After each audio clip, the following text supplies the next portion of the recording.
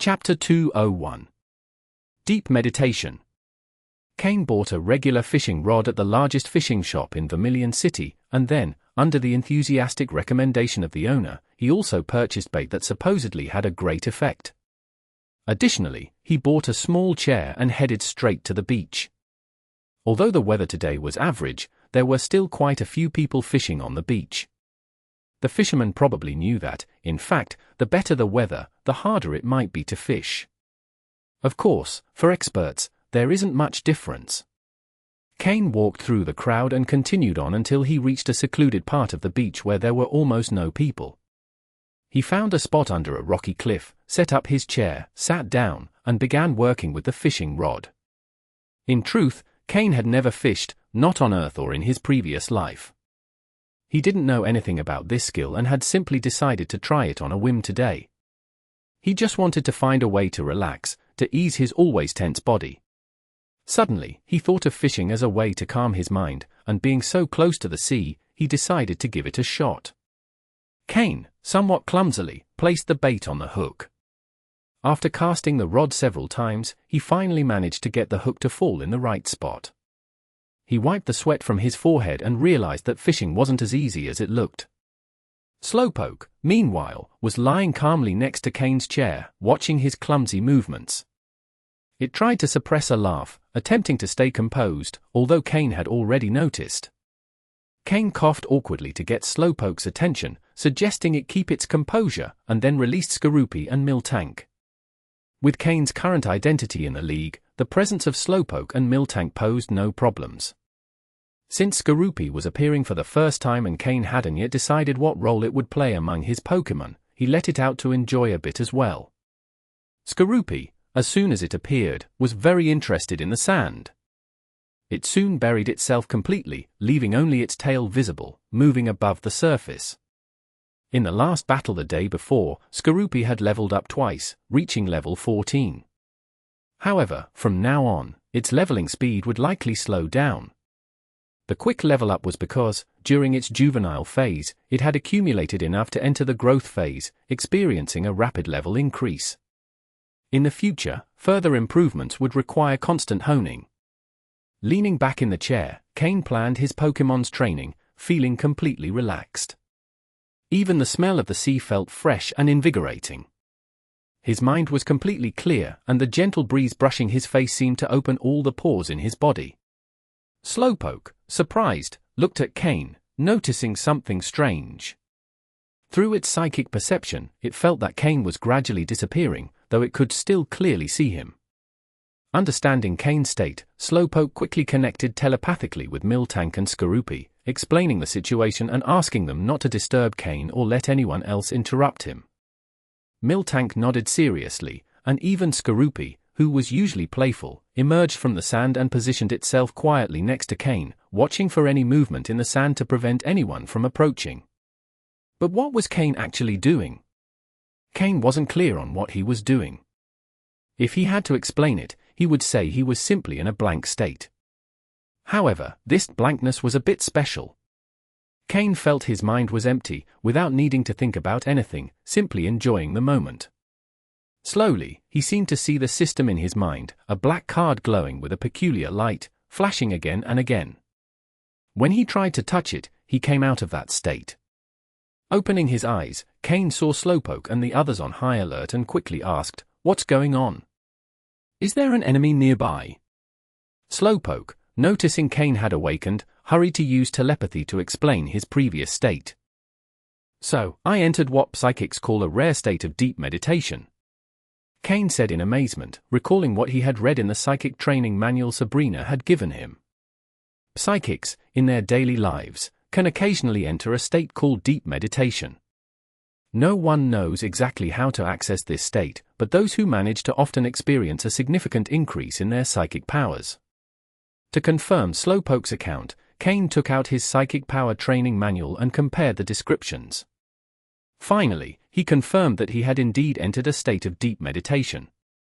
"System, scan my entire body and check if there are any changes," Cain ordered, wanting to know what had changed in his body. And for that, the best option was to ask the system, which constantly monitored his body. Beep! It has been detected that the user entered an unknown state. Brain activity reached 300% of normal and has now returned to normal.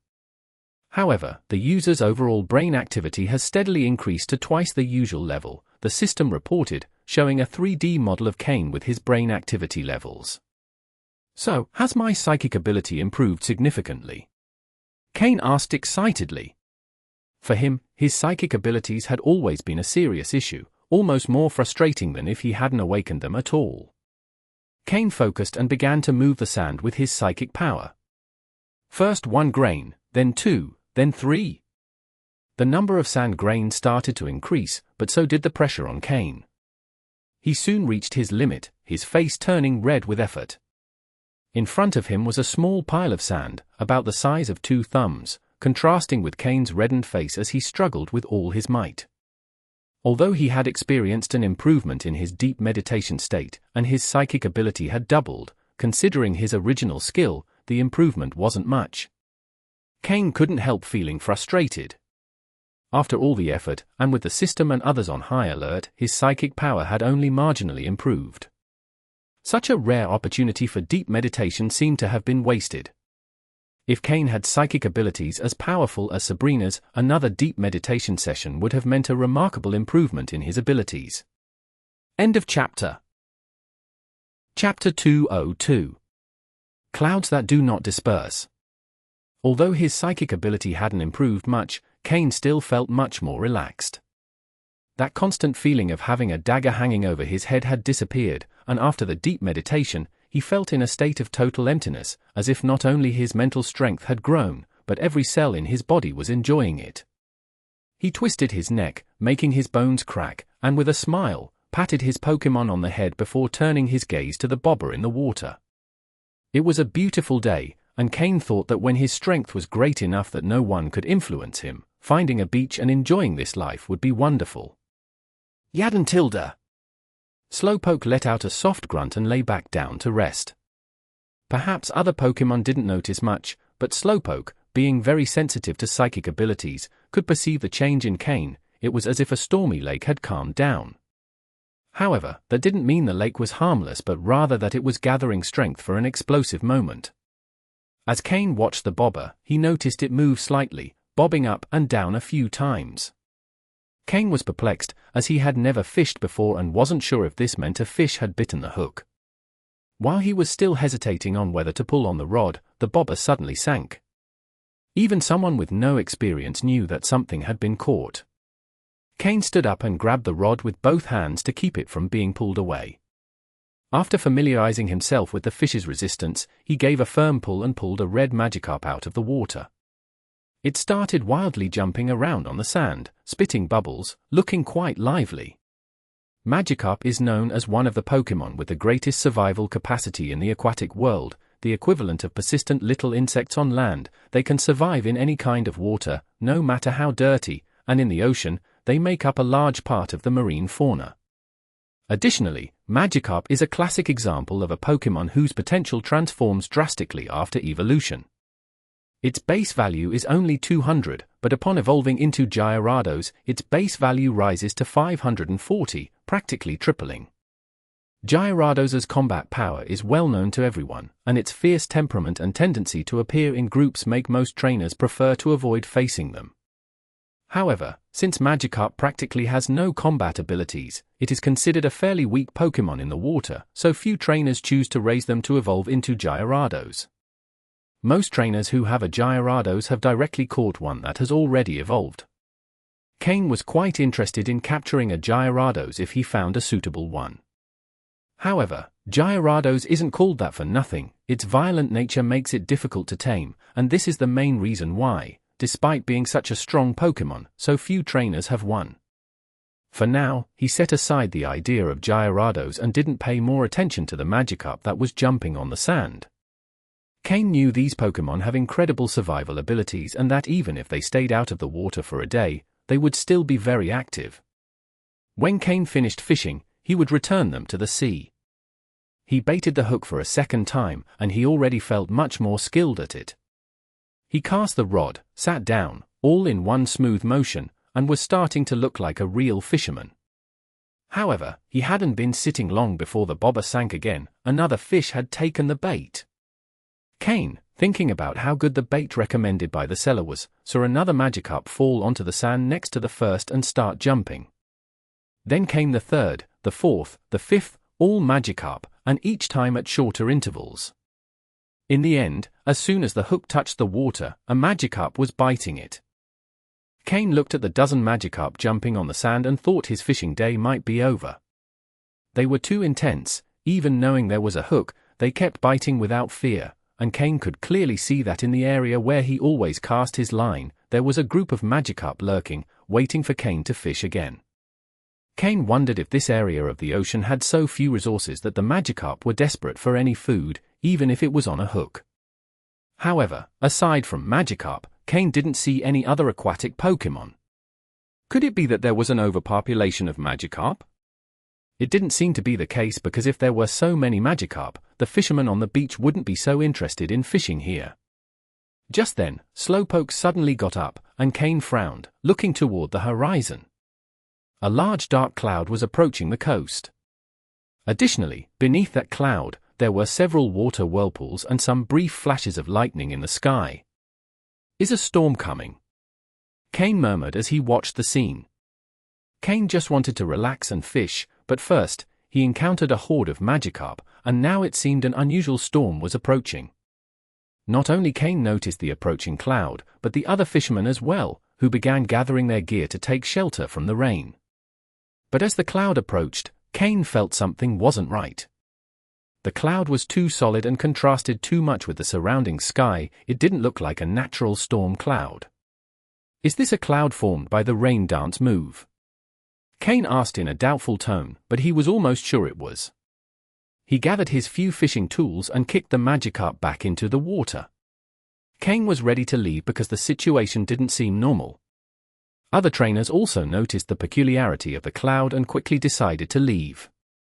Was that cloud formed by the rain dance move? It's huge. Could it be from just one Pokémon? That cloud is getting closer to the city. What are we doing standing around? Let's go to the shelter at the Pokémon Center now. If something happens, someone will handle it. Yeah, hurry, let's leave before it's too late. The trainers on the beach, seeing that the cloud didn't seem friendly, rushed to leave the area. End of chapter. Chapter 203. Gyarados. Just as Cain was about to leave the beach with his Slowpoke, several police patrols stopped on the road beside the beach. From the cars stepped out several uniformed Alliance officers, led by a determined and energetic officer, Officer Jenny. It was clear that everyone wore very serious expressions as they looked toward the distant dark cloud. Officer Jenny took the vehicle's loudspeaker microphone and positioned herself at the front. Attention all beach visitors. The nearby marine area may experience storms and even high waves. Please evacuate in an orderly manner and remain calm and safe. I'll repeat, the nearby marine area may experience storms and even high waves. Please evacuate in an orderly manner and remain calm and safe. Officer Jenny repeated the message constantly, and tourists, following the police officer's instructions, began leaving the beach in an orderly way. Trainers, a Level 2 Alliance mission is now issued. Those who help us resist this Pokémon invasion on the beach will receive Alliance points according to their level of contribution. Officer Jenny organized the trainers who initially planned to leave and informed them of the policy that Vermilion City had established to handle this situation. Alliance missions are designed for Alliance trainers, allowing them to earn mission points by completing tasks. These points can be exchanged for various items or materials useful for Pokémon. Although any trainer can earn points, the ability to redeem certain valuable items varies according to their status within the Alliance. Core members have unlimited access, while trainers like Cain face restrictions. However, whether you're an elite member or a regular trainer, Alliance points are extremely valuable because they represent a key resource for a trainer's development. There are things that money alone can't buy, but Alliance points can. For civilian trainers, earning points can be even more efficient and useful than earning money. Therefore, when the Level 2 mission was announced, many trainers who had planned to leave stayed and joined the police officers in preparing for the storm. Cain, upon reaching the road, noticed the empty beach and the street filled with patrols, police officers, and trainers. Cain frowned upon seeing them and, for a moment, thought they were there to arrest him. But remembering his Alliance identification card and assessing his own strength, he relaxed a little. He chuckled to himself, knowing it wouldn't take such a deployment to catch him. After a brief moment of hesitation, Cain headed toward the group of police officers and trainers. To leave the beach, he would have to pass through them anyway. Officer Jenny, seeing Cain approach with his slowpoke, smiled with interest and walked toward him. After showing her police ID, Officer Jenny said, "Hello, trainer. We've issued an emergency level 2 mission to help repel the Pokémon coming with the storm. From what I see, you seem to be a strong trainer. At the end of the mission, points will be distributed according to each person's contribution. Would you help us?" Cain looked at Officer Jenny calmly. To him, Alliance points weren't particularly necessary. The Team Rocket exchange list didn't impose status restrictions. As long as you had enough mission points, you could exchange for anything. Compared to this, the Alliance's exchange policies weren't as attractive. "Can I exchange them for Pokédollars?" Cain asked. Few people chose Pokédollars over points. As expected, Officer Jenny was a bit surprised by Cain's request, but then she smiled and said, "No problem." For her, making an adjustment and exchanging points for Pokédollars wasn't complicated at all. Although most prefer points, she understood that some, like Cain, might need money instead of points. Cain agreed, and with Officer Jenny's quick approval, he decided not to refuse the offer. Moreover, with so many trainers around, if the Pokémon turned out to be very strong, he could always stay at the end of the line of retreat. And with Slowpoke and his teleport move, Cain wasn't worried at all. As he joined the line of trainers, some tried to start a conversation with Cain. They had seen Officer Jenny personally invite him, which meant he must be a strong trainer or have a special connection, especially with a uniquely colored Slowpoke, suggesting a possible member of the Alliance elite. However, as they approached to greet him, the dark cloud over the sea suddenly sped up, enveloping the beach in moments. Roar! With the arrival of the dark cloud, everyone could see why there were water spouts beneath it. Each of those spouts was, in fact, a Gyarados. Cain counted at least 20 Gyarados under the cloud.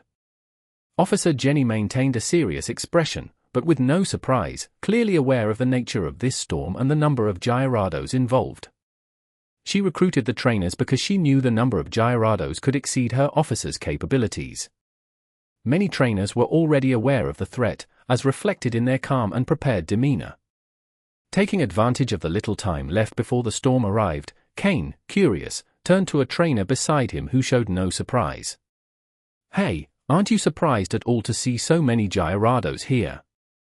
The trainer, who had wanted to speak with Cain, smiled and replied, "It seems you're not from around here. This beach is called Gyarados Beach. These Gyarados raid the beach twice a year. Anyone who has lived in Vermilion City for more than 6 months knows about it because it's their mating season now." At the mention of the mating season, the trainer gave a sly smile, as if recalling something amusing. The trainer's words helped Cain understand why he had only caught Magikarp while fishing. Now that he knew it was the Gyarados mating season, it made sense that so many Magikarp were gathering in these waters. End of chapter. Chapter 204. Blastoise. Although Gyarados is not a common Pokémon, in an area as large as the sea, there can be an uncountable number of them. This beach is clearly a regular spawning ground for a group of Gyarados. If it weren't for how easily Gyarados becomes enraged, such a scene would be an incredible wonder. A group of Gyarados began swirling together as the rain under the dark clouds intensified, falling noisily onto the sea. Several Magikarp started floating at the surface of the water, watching with envy the Gyarados caught in the whirlwind of water in the air. This is a form they have always dreamed of becoming, but of all the Magikarp, very few succeed in evolving into Gyarados.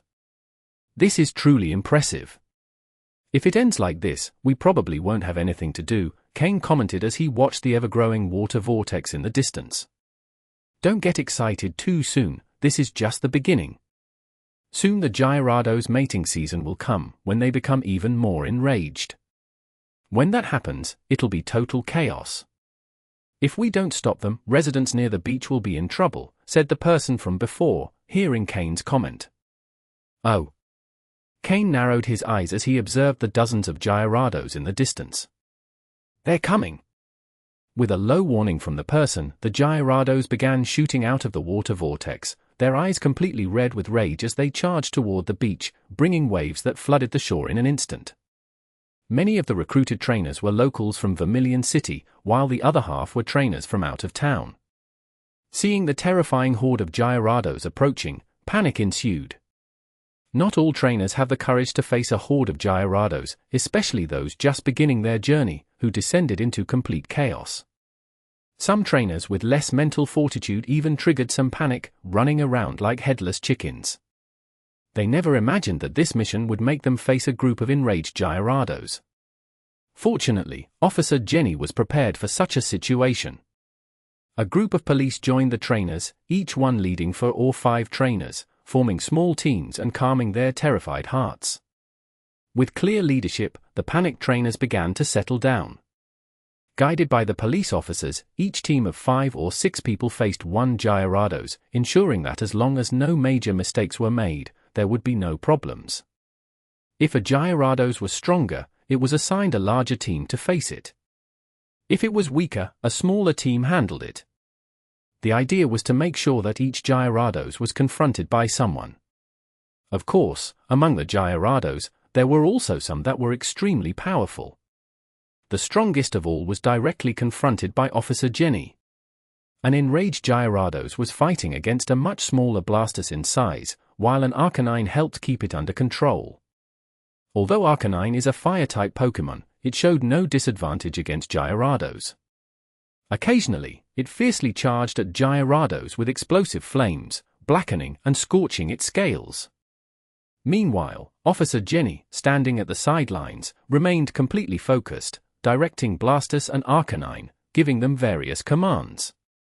Powerful orange beams and huge water jets shot from Gyarados' mouth, creating giant waves on the shore as it mainly targeted Officer Jenny's small figure. However, each time Gyarados aimed its attacks at Officer Jenny, Blastoise would leap with all its strength, using gravity on its descent to strike Gyarados' head hard, sinking it into the sand. But Gyarados, with its size advantage, quickly threw Blastoise away, as its dragon head was one of its greatest prides. At that moment, Arcanine took advantage of the opening created by Blastoise's hit, quickly lunging and biting Gyarados with electrified fangs, causing it great damage. Gyarados, being water and flying type, is extremely vulnerable to electric attacks, taking 4 times the damage. Injured and enraged, Gyarados launched frantic attacks on Arcanine and Blastoise. Thus, Officer Jenny managed to completely hold back the strongest Gyarados, demonstrating incredible power. Cain was also assigned to a team, led by a police officer, to battle one of the Gyarados. Passing by the battlefield where Officer Jenny and Gyarados were fighting, Cain's system automatically activated, obtaining data on some of the Pokémon. Pokémon. Gyarados, green. Gender? Male. Level. 39. Type. Water plus flying. Ability. Intimidate. Held item. None.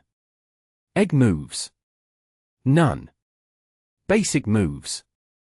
Bite, Thrash, Leer, Twister, Ice Fang, Aqua Tail, Scary Face, Dragon Rage.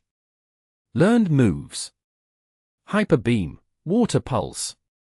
TM moves. None. Pokémon. Blastoise, dark green. Gender? Male. Level. 36. Type. Water. Ability. Torrent. Held item. None. Egg moves. Yawn, Aqua Jet, Brine. Basic moves.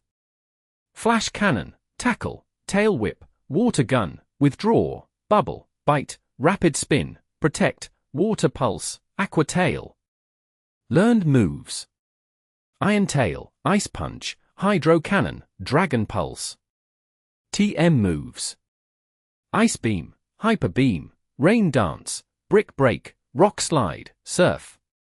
This level 39 Gyarados with green attributes, and the level 36 Blastoise with dark green attributes, are extremely powerful Pokémon. This Gyarados is likely one of the smaller dominants in this ocean area, and Officer Jenny's Blastoise is probably one of her starter Pokémon. Among the Water-type starter Pokémon from the Kanto region, this Blastoise, with dark green attributes and level 36, could outmatch all of Cain's Pokémon with just itself. As for Arcanine, since it was evading Gyarados' attacks, Cain couldn't obtain its data, but it was surely also extremely strong. Otherwise, it couldn't have handled Gyarados so easily despite the type disadvantage. In reality, Blastoise would have no problem facing Gyarados alone. However, with Gyarados in an enraged state, its attack power is much higher, and Officer Jenny cannot allow the shockwaves from its attacks to interfere with other teams, which is why Arcanine is also in the fight. The goal is to stop the strongest Gyarados without causing massive destruction. End of chapter. Guys, I need a favor. I want to change the story's cover photo, but I can't find one I like. Can you help me out? The one that gets the most support will be the image for this volume. For each new volume, we'll hold a vote. What do you think? You can share the image in the auxiliary chapter, story cover. Chapter 205. Solo Battle against Gyarados. Due to the urgency of the situation, Cain didn't stop to observe too much. Under the guidance of the police officer leading the team, he quickly headed toward their target Gyarados. Observe the situation before attacking. I'll have my Pokémon keep Gyarados busy. If possible, use electric or rock-type Pokémon, as they can deal more damage, explained the officer in charge before throwing his Pokeball. A tentacruel appeared in the water, immediately wrapping itself around Gyarados. This Gyarados wasn't as strong as the one Officer Jenny was facing. Its level was 28, and its quality was yellow. However, due to its enraged state, its attack power had increased slightly. Cain, not wanting to stand out, had Slowpoke attack occasionally, ensuring that Gyarados wouldn't escape from the team. While others worked hard to attack, the officer in charge showed signs of exhaustion and a lack of skill in directing the battle, as his forehead was covered in sweat. There were moments when Gyarados nearly managed to break free, but Cain ordered Slowpoke to intervene at the last moment, preventing the team from being defeated. This situation was repeating in various parts of the beach. The gathered trainers had different skill levels, as did the police officers, who were barely managing to keep the Gyarados under control. The ability to defeat them largely depended on the summoned trainers. If a team failed to weaken a Gyarados within a reasonable time, the situation became dangerous. Just as Cain and his team were about to defeat their Gyarados, another nearby team made a grave mistake, allowing their Gyarados to break free and begin attacking wildly, disrupting the surrounding battles. Some people, overcome by fear, stopped directing their Pokémon, watching as Gyarados defeated the police officer's Pokémon on their team. With the biggest obstacle out of its way, Gyarados headed toward Cain's team. The members of Cain's team turned pale, frightened. Facing one Gyarados was already difficult for them. If two joined forces, the consequences would be disastrous, possibly leading to total defeat. Just when they thought the situation couldn't get worse, two nearby Magikarp, stimulated by the battle, suddenly evolved into Gyarados. Once they adapted to their new bodies, they would also join the fight, further aggravating the situation. Cain, frowning, looked at the officer, who was equally surprised and disoriented, and said, "I'll take care of that Gyarados. You continue with this one." Before the others could react, Cain and Slowpoke left the battlefield and headed toward the Gyarados. As they approached, Cain obtained this Gyarados' data. Pokémon. Gyarados, light green. Gender? Male. Level. 28. Type. Water plus flying. Ability. Intimidate. Held item. None. Egg moves. None. Basic moves. Bite, Thrash, Leer, Twister, Ice Fang. Learned moves. Hyper Beam, Water Pulse. TM moves. None. This Gyarados had a light green capacity, which explained why it had managed to defeat the entire team. Not everyone could see a Pokémon's level and capacity like Cain, so the selection of Gyarados to combat was based on the police officer's subjective assessment. Most of the time, it was fairly accurate, but sometimes not, as in the case of this Gyarados. Gyarados, seeing someone in its way, already enraged from the battle, completely lost reason. It opened its enormous mouth, and a yellow light began to concentrate inside it. Hyper Beam. Slowpoke, use Protect. Gastly, Confuse Ray. Faced with Gyarados' most powerful attack, Cain remained calm, giving quick orders to his Pokémon. Gastly, who had been hiding in Cain's shadow, immediately appeared, sending a small light orb toward Gyarados. Slowpoke, on the other hand, created a light green energy shield around its body just as Gyarados' Hyper Beam was about to hit them, fully absorbing the impact of the attack. After releasing its Hyper Beam move, Gyarados was momentarily weakened. Gastly's Confuse Ray affected it, temporarily blinding it. If not for the fact that Gyarados needed time to recover energy after using Hyper Beam, it would probably have launched another devastating attack in all directions, without regard for whether it hit foes or allies.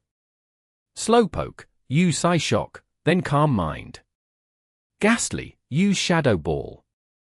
Cain knew that after using Hyper Beam, Pokémon needed time to recover, giving them an opportunity.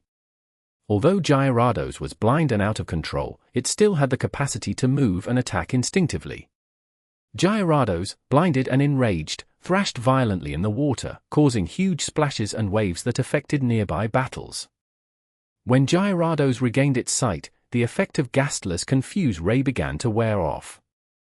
Despite the level difference, it had managed to land a hit, which was surprising. Upon regaining its vision, Gyarados locked its attention on Cain, instinctively identifying him as the weakest, and decided to attack him directly. This time, Gyarados didn't use Hyper Beam but instead concentrated a blue water orb in its mouth and launched it toward Cain, Water Pulse.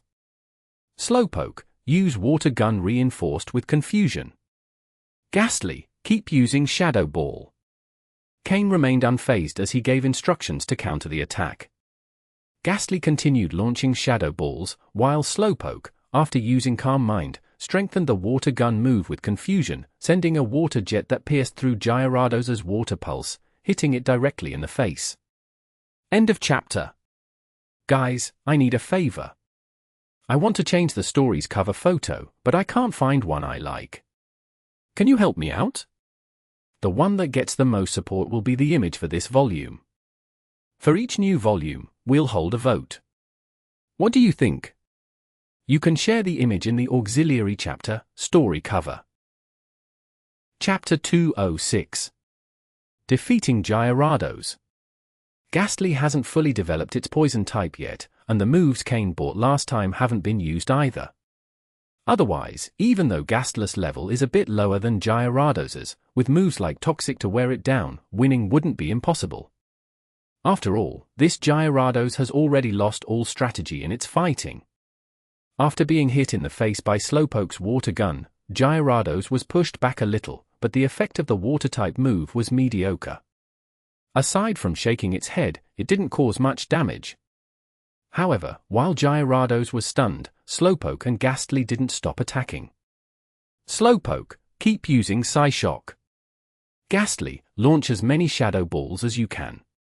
Gyarados, who had been pushed back, tried to get close to use its physical advantage, but Slowpoke and Gastly clearly weren't going to give it a chance to counterattack. Especially Slowpoke's Psyshock, which turned out to be lethal damage for Gyarados, whose brain isn't exactly complex. Gradually, Gastly's Shadow Ball left Gyarados covered in wounds, giving it no chance to react, as Slowpoke's mental force completely dominated it. The already red eyes of Gyarados began to bleed, clearly showing the considerable mental pressure it was under. That's enough. Slowpoke, use Yawn. Gastly, apply Hypnosis. Using his system, Cain observed Gyarados' condition and realized that its body was already at its limit. Additionally, due to Slowpoke's mental attacks, Gyarados was so dazed that even if the attack stopped, it wouldn't be able to move for a while. Following the command, Slowpoke released a yawn from its nose, creating an oval bubble that floated slowly toward Gyarados. As it burst, Gyarados felt its eyelids grow heavy, its initial rage fading, and it was unable to stay awake. At that moment, Gastly used hypnosis, and combined with Slowpoke's yawn, Gyarados fell into a deep sleep. With a loud crash, its massive body fell into the water, sending up a huge splash. Cain pulled out a Pokeball and threw it at Gyarados. Many people were watching this battle since it directly affected the course of the entire fight, as this was the first Gyarados to have broken free from the perimeter. Facing a Gyarados alone was already beyond the expectations of many, and not everyone has the support of a powerful family like Officer Jenny or the status of being a Direct League member. Normally, Cain's defeat of a Gyarados would make everyone feel relieved. However, just then, two Gyarados appeared on the water's surface, quickly approaching the shore. Although these two Gyarados had just evolved and might not be as strong, all the teams were already at their limits. If these two Gyarados joined the fight, the balance would break, triggering a series of chain reactions. Slowpoke carried the Pokeball containing Gyarados to Cain, who shrank it and put it in his pocket. A level 28 light green quality Gyarados holds considerable value, especially considering how hard it is to capture a Gyarados. The value of a light green Gyarados could be equivalent to a green quality Pokémon or even surpass some more common dark green Pokémon. After all, many wealthy people enjoy showing off a Gyarados during outings. The size and majesty of a Gyarados are perfect for satisfying the ego of those with money. After defeating this Gyarados, Slowpoke leveled up, reaching level 26 and becoming the highest level Pokémon on Cain's team. During the stay in Diglett's cave, the poison-type Pokémon drawn in by poison gas made Slowpoke the main attacker, using its moves and psychic abilities. Now, by defeating such a powerful Gyarados, it met the requirements to level up. Slowpoke's level increase was within Cain's expectations, but according to his calculations and system analysis, Gastly should have leveled up as well. This increase would lead it to evolve into Haunter. However, when Cain looked at Gastly, he only noticed that the gas surrounding it was denser, and there were occasional flashes of black light, but there were no signs of it wanting to evolve. Could it be that it hasn't accumulated enough experience? Cain murmured, noticing the changes in Gastly. Officer Jenny, who was fighting the strongest Gyarados, also saw how Cain faced another Gyarados alone and defeated it. She felt fortunate to have invited Cain from the beginning. From the moment she first saw Cain, her police instincts warned her, giving her chills down her spine. That sixth sense, which had saved her life numerous times, indicated that there was something dangerous about Cain. In other words, she sensed a threat from Cain, a feeling she only got from extremely dangerous criminals or experienced trainers who had spent a lot of time in the wild. That's why she immediately assumed Cain was a formidable trainer and didn't hesitate to accept his request to join the mission. Time proved her intuition right. Although Cain seemed to contribute little at first, when the situation got complicated, he was the first to act, which left a strong impression on Officer Jenny. To her, a true league trainer should be like that, taking on more responsibility when strong enough. In Officer Jenny's eyes, Cain was a powerful league trainer with extensive experience surviving in the wild. Especially after seeing how Cain defeated Gyarados without giving it any chance to counterattack, Officer Jenny couldn't help but clench her fist in excitement. The Gyarados that Cain defeated was the first to fall in this battle, and it did so in a quick and efficient manner. Therefore, when Cain put away the Pokeball and murmured to himself, Officer Jenny's voice resonated once again, "Powerful trainer, please help us deal with more Gyarados. Let's try to free up some teams before those two Gyarados arrive." Officer Jenny's words echoed across the field, and many turned their gaze toward Cain. A strong trainer will always be the center of attention, no matter where they are. Cain's thoughts were interrupted by Officer Jenny's words. After hearing all she said, a smile appeared on his face. "You're right, why worry so much? If Gastly hasn't accumulated enough experience, then there are plenty of Gyarados here. We can keep fighting. If one isn't enough, then two. If 2 aren't enough, then 3. After all, if there's anything in excess here, it's Gyarados. End of chapter. Guys, I need a favor. I want to change the story's cover photo, but I can't find one I like. Can you help me out? The one that gets the most support will be the image for this volume. For each new volume, we'll hold a vote. What do you think? You can share the image in the auxiliary chapter, story cover. Chapter 207. Could I be a good person? Determined to have Gastly evolve today, Cain took Slowpoke and Gastly directly toward the nearest Gyarados. It was the level 28, yellow quality Gyarados originally assigned to Cain's team. The others didn't know Cain's intentions, but in their eyes, Officer Jenny's speech had reminded him of the current situation, so Cain decided to attack another Gyarados with full force, attempting to free 2 teams before those 2 Gyarados arrived. Not only did they think this way, but so did Officer Jenny.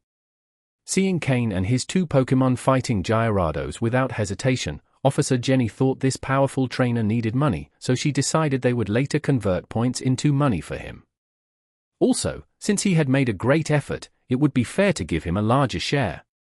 Of course, Cain had no idea what they were thinking. He just wanted Gastly to level up and evolve. Soon, Slowpoke and Gastly's attacks hit Gyarados, freeing the exhausted Tentacruel. The members of Cain's team looked at him again with eyes full of admiration. Across the whole beach, aside from Officer Jenny, only Cain could face a Gyarados alone and even defeat it. The reputation of the Jenny family is well known, so they weren't surprised that Officer Jenny had that level of battle skill.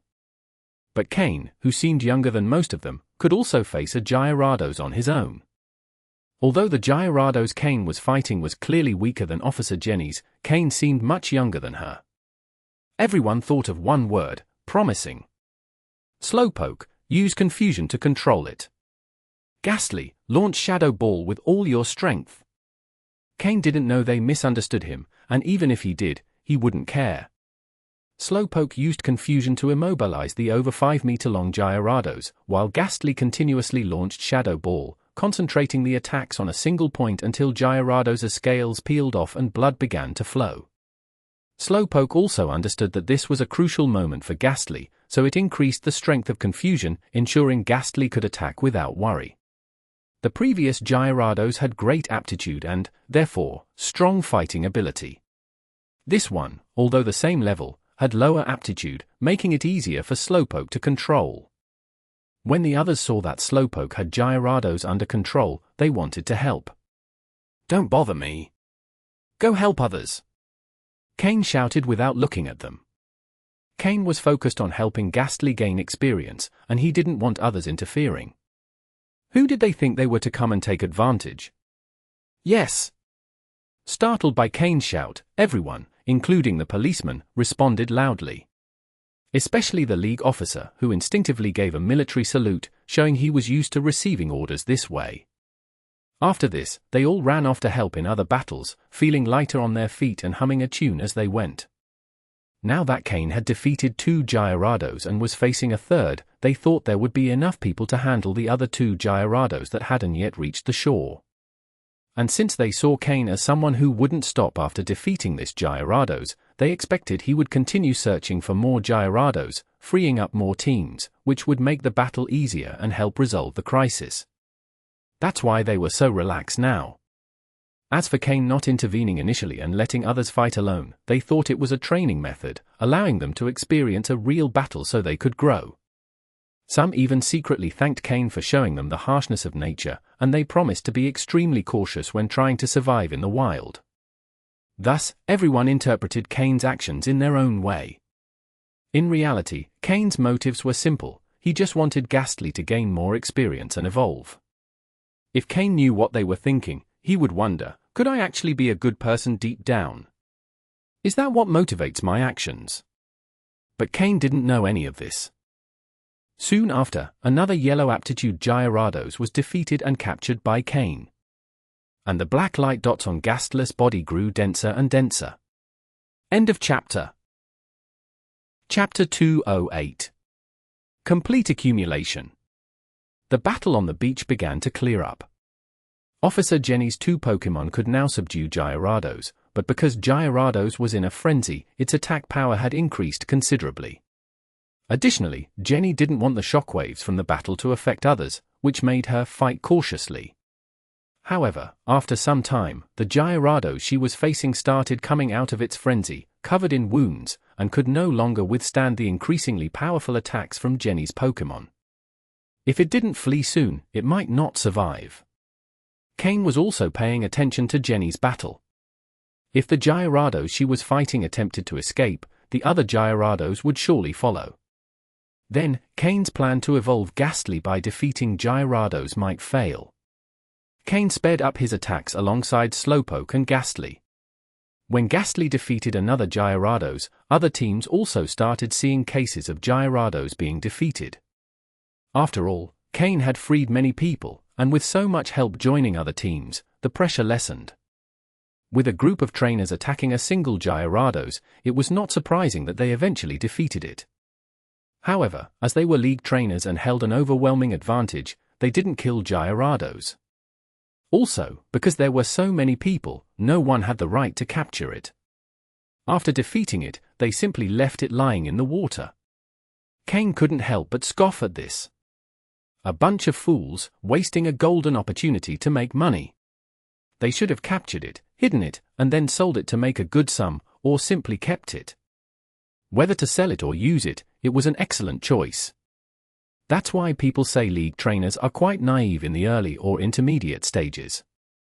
If they were from Team Rocket, they would have already started fighting over that Gyarados.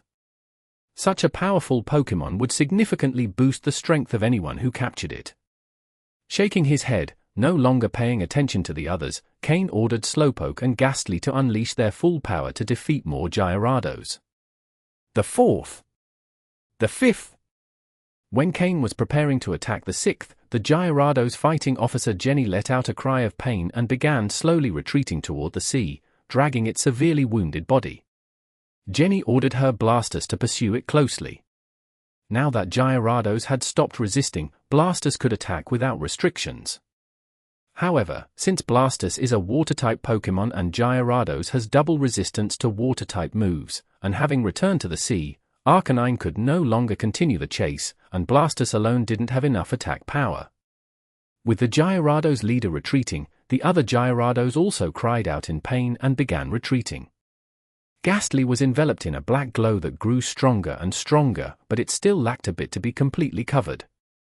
If it managed to defeat one more Gyarados, that would likely be enough. Gastly, just one more. Hold on a bit longer. Use mean look on that Gyarados. Slowpoke, assist Gastly with all your power. Cain ordered, gritting his teeth. They saw how Gastly's small body suddenly projected a huge ghostly face, and from the dark eyes of that face, 2 rays of light shot out, stopping a Gyarados attempting to escape. Slowpoke increased its power in the confusion move once again, with small veins appearing on its forehead. It knew this was the crucial moment for Gastly. Until the black glow completely enveloped it, it couldn't stop accumulating experience. Roar! Gyarados, upon realizing it was blocked by mean look, found it couldn't escape, and though it had come out of its frenzy, it re-entered a state of fury. From a distance, Officer Jenny and the other league trainers who were watching the Gyarados retreat were about to breathe a sigh of relief when they saw Cain stopping one of them. "Won't this cause all the Gyarados to go into a frenzy again?" asked one of the league officers quietly next to Jenny. "It shouldn't. And he probably doesn't have any other choice. Look at his Gastly, it's clearly on the verge of evolving. If he doesn't take this chance to evolve, he won't get many other opportunities like this." Jenny responded, with a sharper insight than the others. Evolve? His Gastly was already so strong before evolving. After evolution, won't it become even more powerful? "He's an incredibly strong trainer," commented another trainer nearby. "Yes, he looks younger than me. I wonder what family he comes from. He must come from a very powerful family. Otherwise, at such a young age, to have so much strength and courage. Look at how he faces Gyarados, without a hint of fear." Hearing these comments, Officer Jenny frowned before saying, "He's a civilian trainer. She then ignored the others' exclamations. Truth be told, she was also surprised. A civilian trainer of that age with such a level of power and determination was very rare. Although there's no shortage of geniuses in this world, she had met many who were even more talented than Cain, but few were like him, a civilian genius. Trainers require a large number of resources to raise their Pokémon, and a civilian trainer can hardly afford it without exceptional luck. With Jenny's words, the others pondered. Why was there such a big difference between civilian trainers? While they discussed, Cain and his Pokémon were already in the final phase of their battle against that Gyarados. Gastly, use Shadow Ball and end this battle, Cain gave the final attack order. After using the Shadow Ball move so consistently, Gastly had improved significantly with it. Not to mention other things, its speed in using it had become much faster. Gastly launched Shadow Ball one last time at Gyarados, completely knocking it down onto the sand. With the Gyarados retreating, the water that had covered the beach also receded, leaving the sand exposed once again. Cain threw a Pokeball, no longer paying attention, keeping his gaze fixed on Gastly. He saw how the black glow that was already enveloping Gastly began closing the final gap, fully covering it in a sphere of black light. With Cain's system, he could see how all of Gastly's stats fluctuated wildly, going up and down without stopping. Cain knew he had finally completed the last gap of experience, and Gastly was about to evolve. But this wasn't the right place for an evolution. Cain took the Pokeball that Slowpoke passed to him with its psychic powers, in which he had captured the Gyarados, and prepared to leave. End of chapter. Chapter 209. One step from evolution. With the Gyarados retreating, the dark clouds in the sky, now without a Pokémon to sustain them, quickly began to disperse. Perhaps because it had rained enough already, after the clouds dissolved, the sun emerged, painting a vibrant rainbow over the beach. But none of this mattered to Cain at the moment. Now that Gastly was about to evolve, it wasn't the right place for it, and besides, he had some preparations for Gastly's evolution that he couldn't carry out there. Gastly, hold on a bit longer, keep steady, evolve when we get back, Cain said to the black orb, unsure if Gastly could hear him. Keiki. Kek. Gastly responded, indicating that it could hold on a bit longer. Cain returned Gastly to its Pokeball and quickly headed to the Pokémon Center. As he passed Officer Jenny and the others, he stopped briefly and said, Officer Jenny, I have something very important to do. I'm staying at the Pokémon Center, my name is Cain.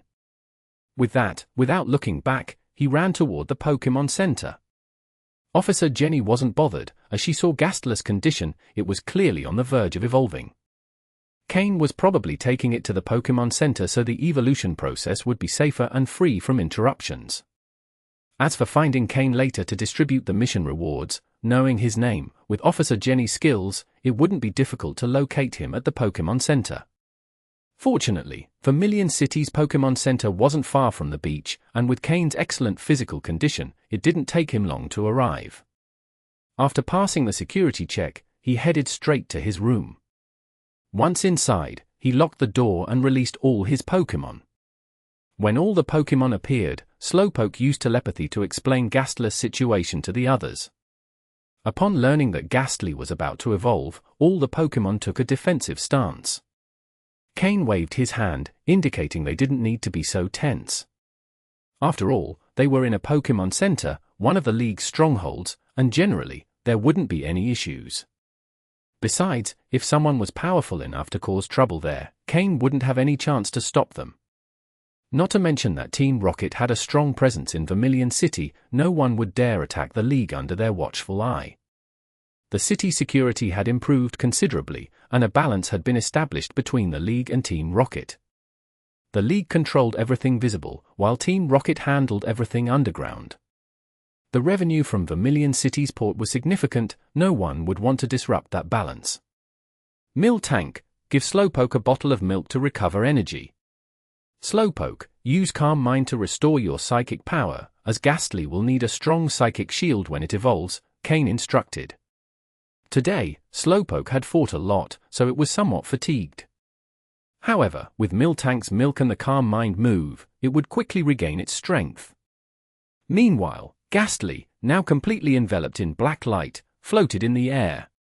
Cain watched the data on his system, showing that Gastly's stats were still fluctuating, indicating it hadn't fully entered the evolution state yet. They could wait a bit longer, and Slowpoke also needed time. Taking the towel Miltank offered him, Cain wiped the sweat from his forehead and then took out 6 Pokeballs. These were the 6 Gyarados captured today. The one with the highest potential was the light green Gyarados that Cain defeated first, the others had yellow or dark orange potential. However, one of them, although with yellow potential, was at the highest level, reaching level 30. Even without the rewards officer Jenny mentioned, the value of these 6 Gyarados already represented a substantial gain. Moreover, Slowpoke had leveled up, and Gastly was about to evolve. What started as a relaxing day had turned into a highly productive one, even surpassing what he'd obtained in Diglett's cave. Soon after, Slowpoke finished its meditation, and its eye shone brightly. Cain nodded, impressed by Slowpoke's growing efficiency in the Calm Mind move.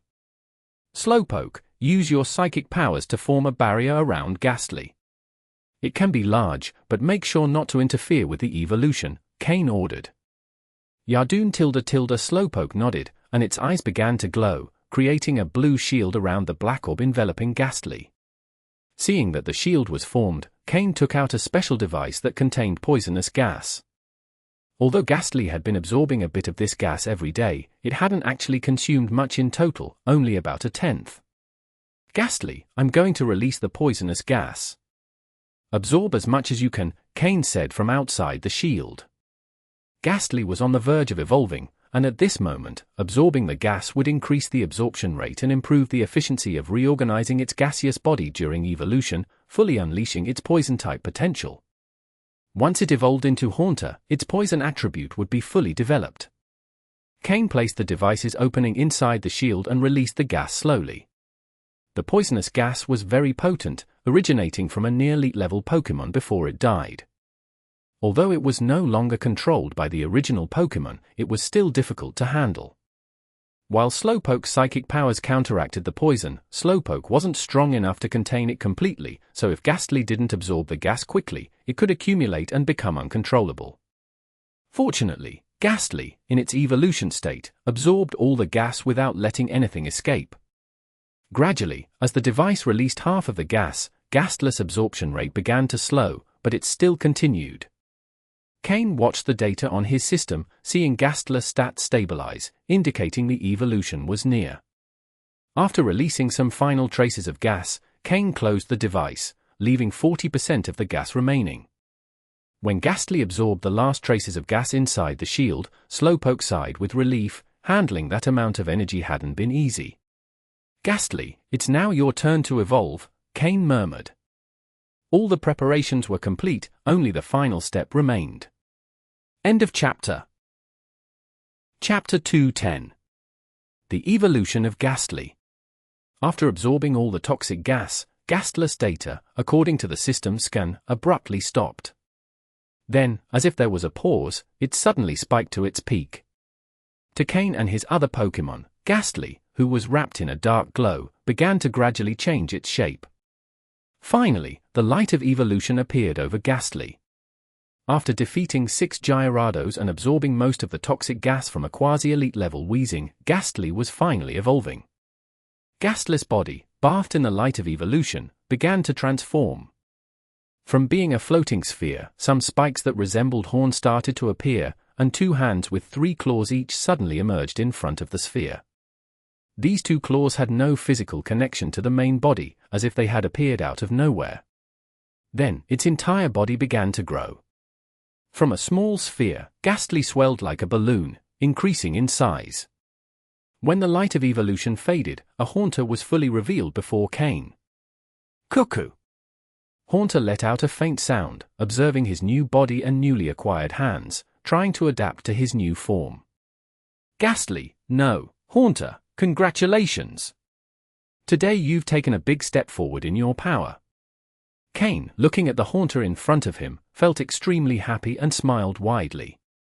Although Haunter was not much different in size from other Haunters, his color was noticeably more purple than usual, indicating that his poison type had developed effectively. Haunter was Cain's first Pokémon to evolve, and the other Pokémon, who had been watching attentively, looked at him with great envy. Evolution has always been a longed-for goal for Pokémon. Seeing one of their companions evolve first, they couldn't help but feel a deep envy. Especially Skorupi, whose eyes sparkled intensely, almost with little stars reflected in them. Haunter's evolution was also a validation of Cain's progress as a trainer. Although his strength had already far surpassed that of a beginner-level league trainer, he was still a bit away from being an intermediate-level trainer. However, with Haunter's evolution, Cain was one step closer to that goal. It could be said that Cain was now at the potential level of an intermediate trainer. He only needed Haunter or any of his Pokémon to improve a bit more, and being an intermediate trainer would be within reach. In the Pokémon League, an intermediate-level trainer is equivalent to a captain in Team Rocket, while an advanced trainer is comparable to an officer in the organization. However, the officer position in Team Rocket encompasses a wide range of abilities, meaning that, generally speaking, a regular officer is comparable to an advanced league trainer, while senior officers are comparable to quasi-elite league trainers. When a quasi-elite level trainer advances a bit more in their power, they reach the level of an elite level trainer. Generally, an elite level trainer in Team Rocket holds the position of elite officer, a rank between senior officer and executive, with much greater authority than that of a regular senior officer. In summary, in Team Rocket, when a member becomes an officer, they truly reach middle management within the organization, and when they reach the elite level, they already have one foot in upper management, only a step away from becoming an executive. According to Umbra, this final Team Rocket test involved both officers and executives. However, regular officers were not even privy to it. Those officers who wished to challenge the executives at least needed to have the power of an elite-level trainer. Though these individuals held the title of officer, their power and authority were far greater than those of a regular officer. That is why only a few had been selected for the test, as their level of power and authority far exceeded the others. They could be considered elite officers. Currently, Cain held the rank of captain, although his power already exceeded this rank.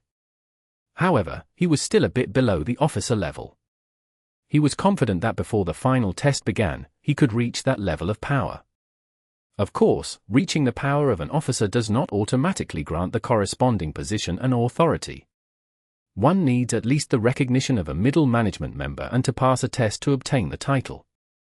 At that point, one could command at least 3 squads. However, if a high-ranking figure in Team Rocket, such as Umbra, intervened, some procedures, like the test, could be skipped.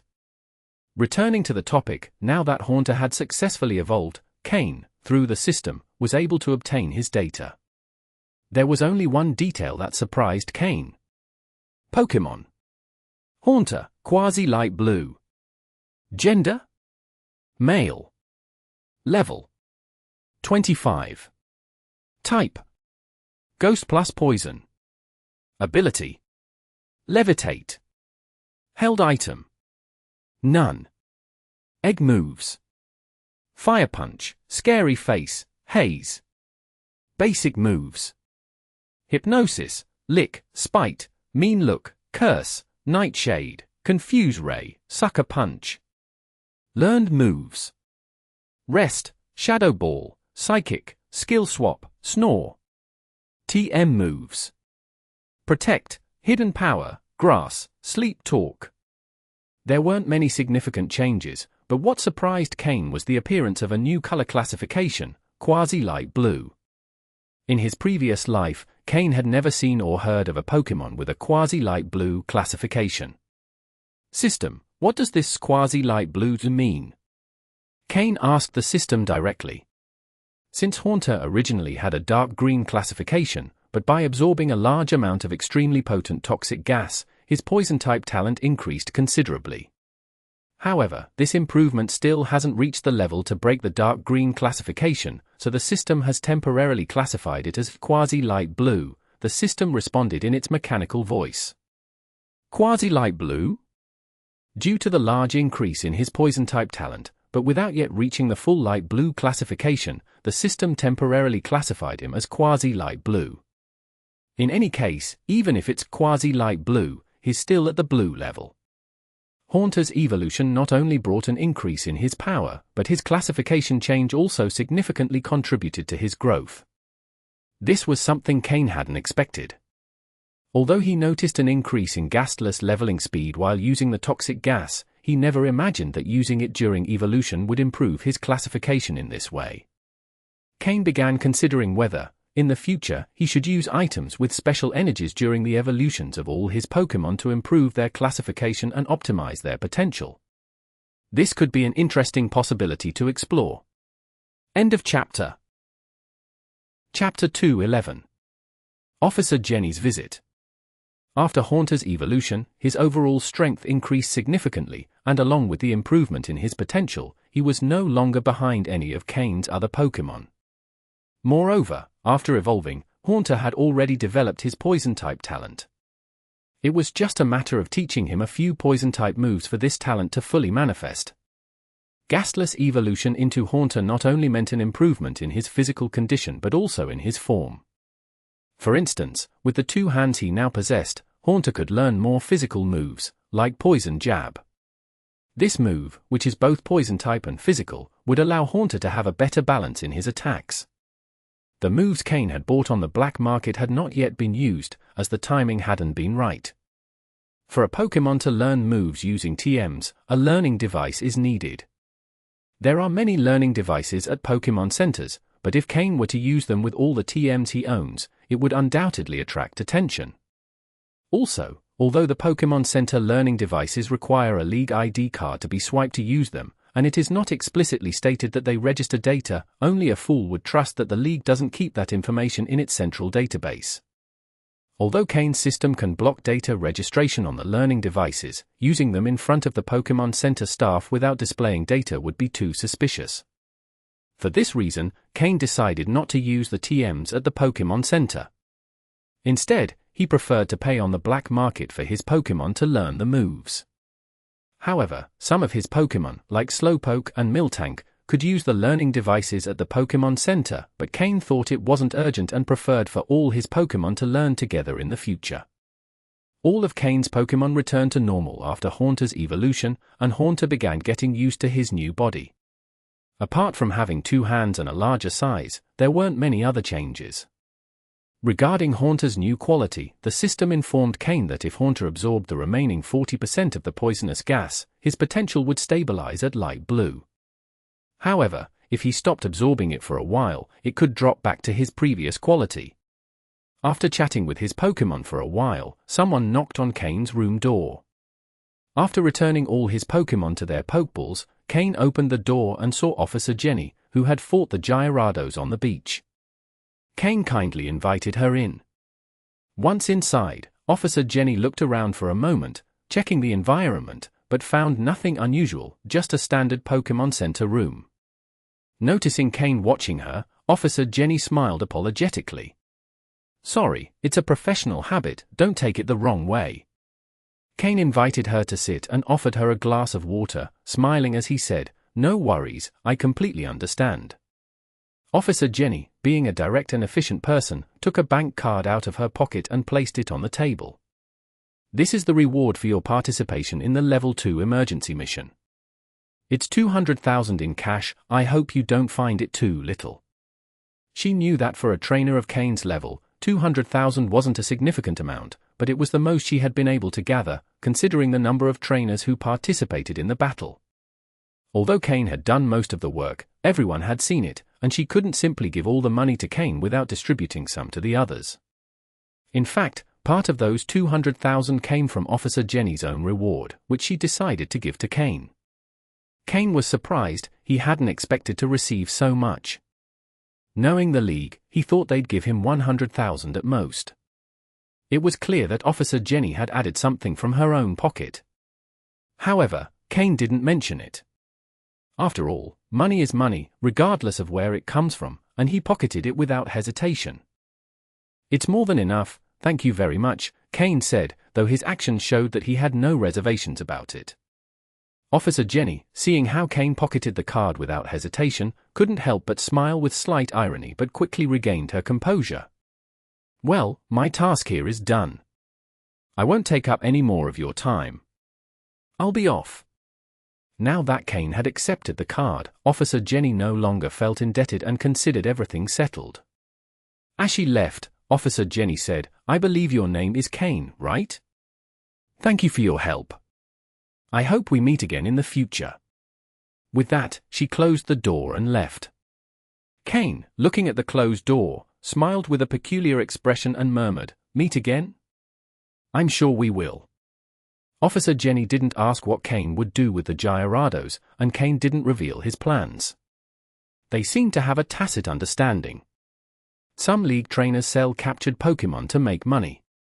Not all have the support of large families, so selling Pokémon from time to time is a way to obtain resources.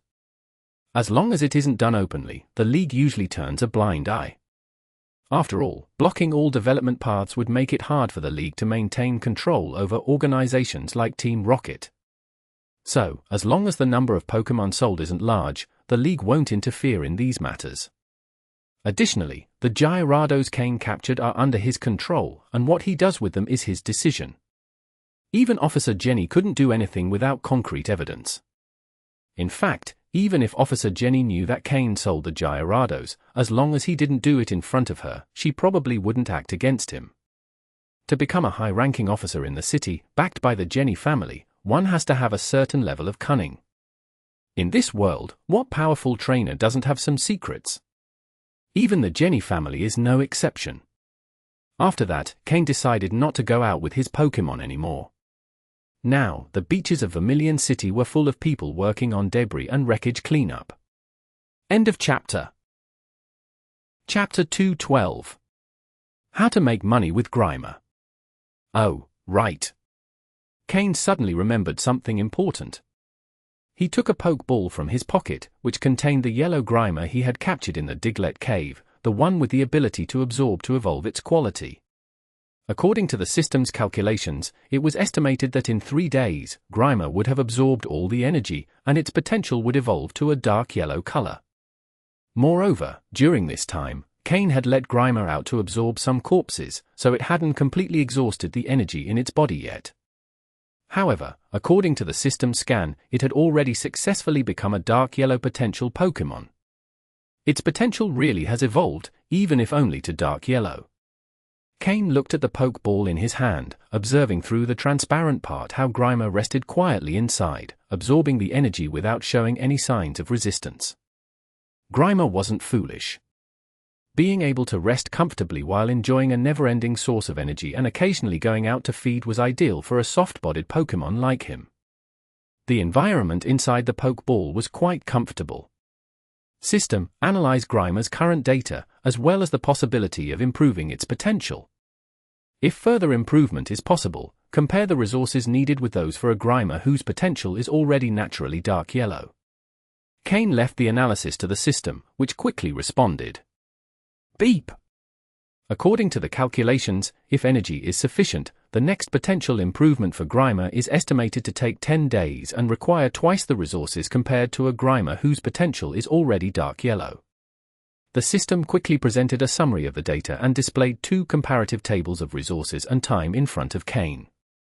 With this direct comparison, Cain realized that Grimer, which had just reached dark yellow potential, would require more than double the resources and time for a new improvement. And once its potential improved, the cost to continue upgrading would increase exponentially. This meant that, theoretically, Grimer had unlimited potential to improve, but the cost would be astronomical. Cain didn't even want to imagine what that would entail. Perhaps if one eliminated all the Pokémon in a region and let Grimer absorb their bodies over hundreds of years, it could reach blue potential. However, this only applied to a Grimer whose initial potential was yellow or even lower. If its initial potential were higher, it might be feasible. For example, if he captured a Grimer with dark green potential and provided it with a large number of Pokémon corpses along with plenty of time, it might evolve to blue potential. But the time and resources needed for this process didn't appeal to Cain. Therefore, it was more convenient to capture several Grimer with yellow or dark yellow potential, let them absorb energy to evolve into a Grimer with light green or even dark green potential. This would be much more cost-effective in terms of time and resources. He could make a good amount of money.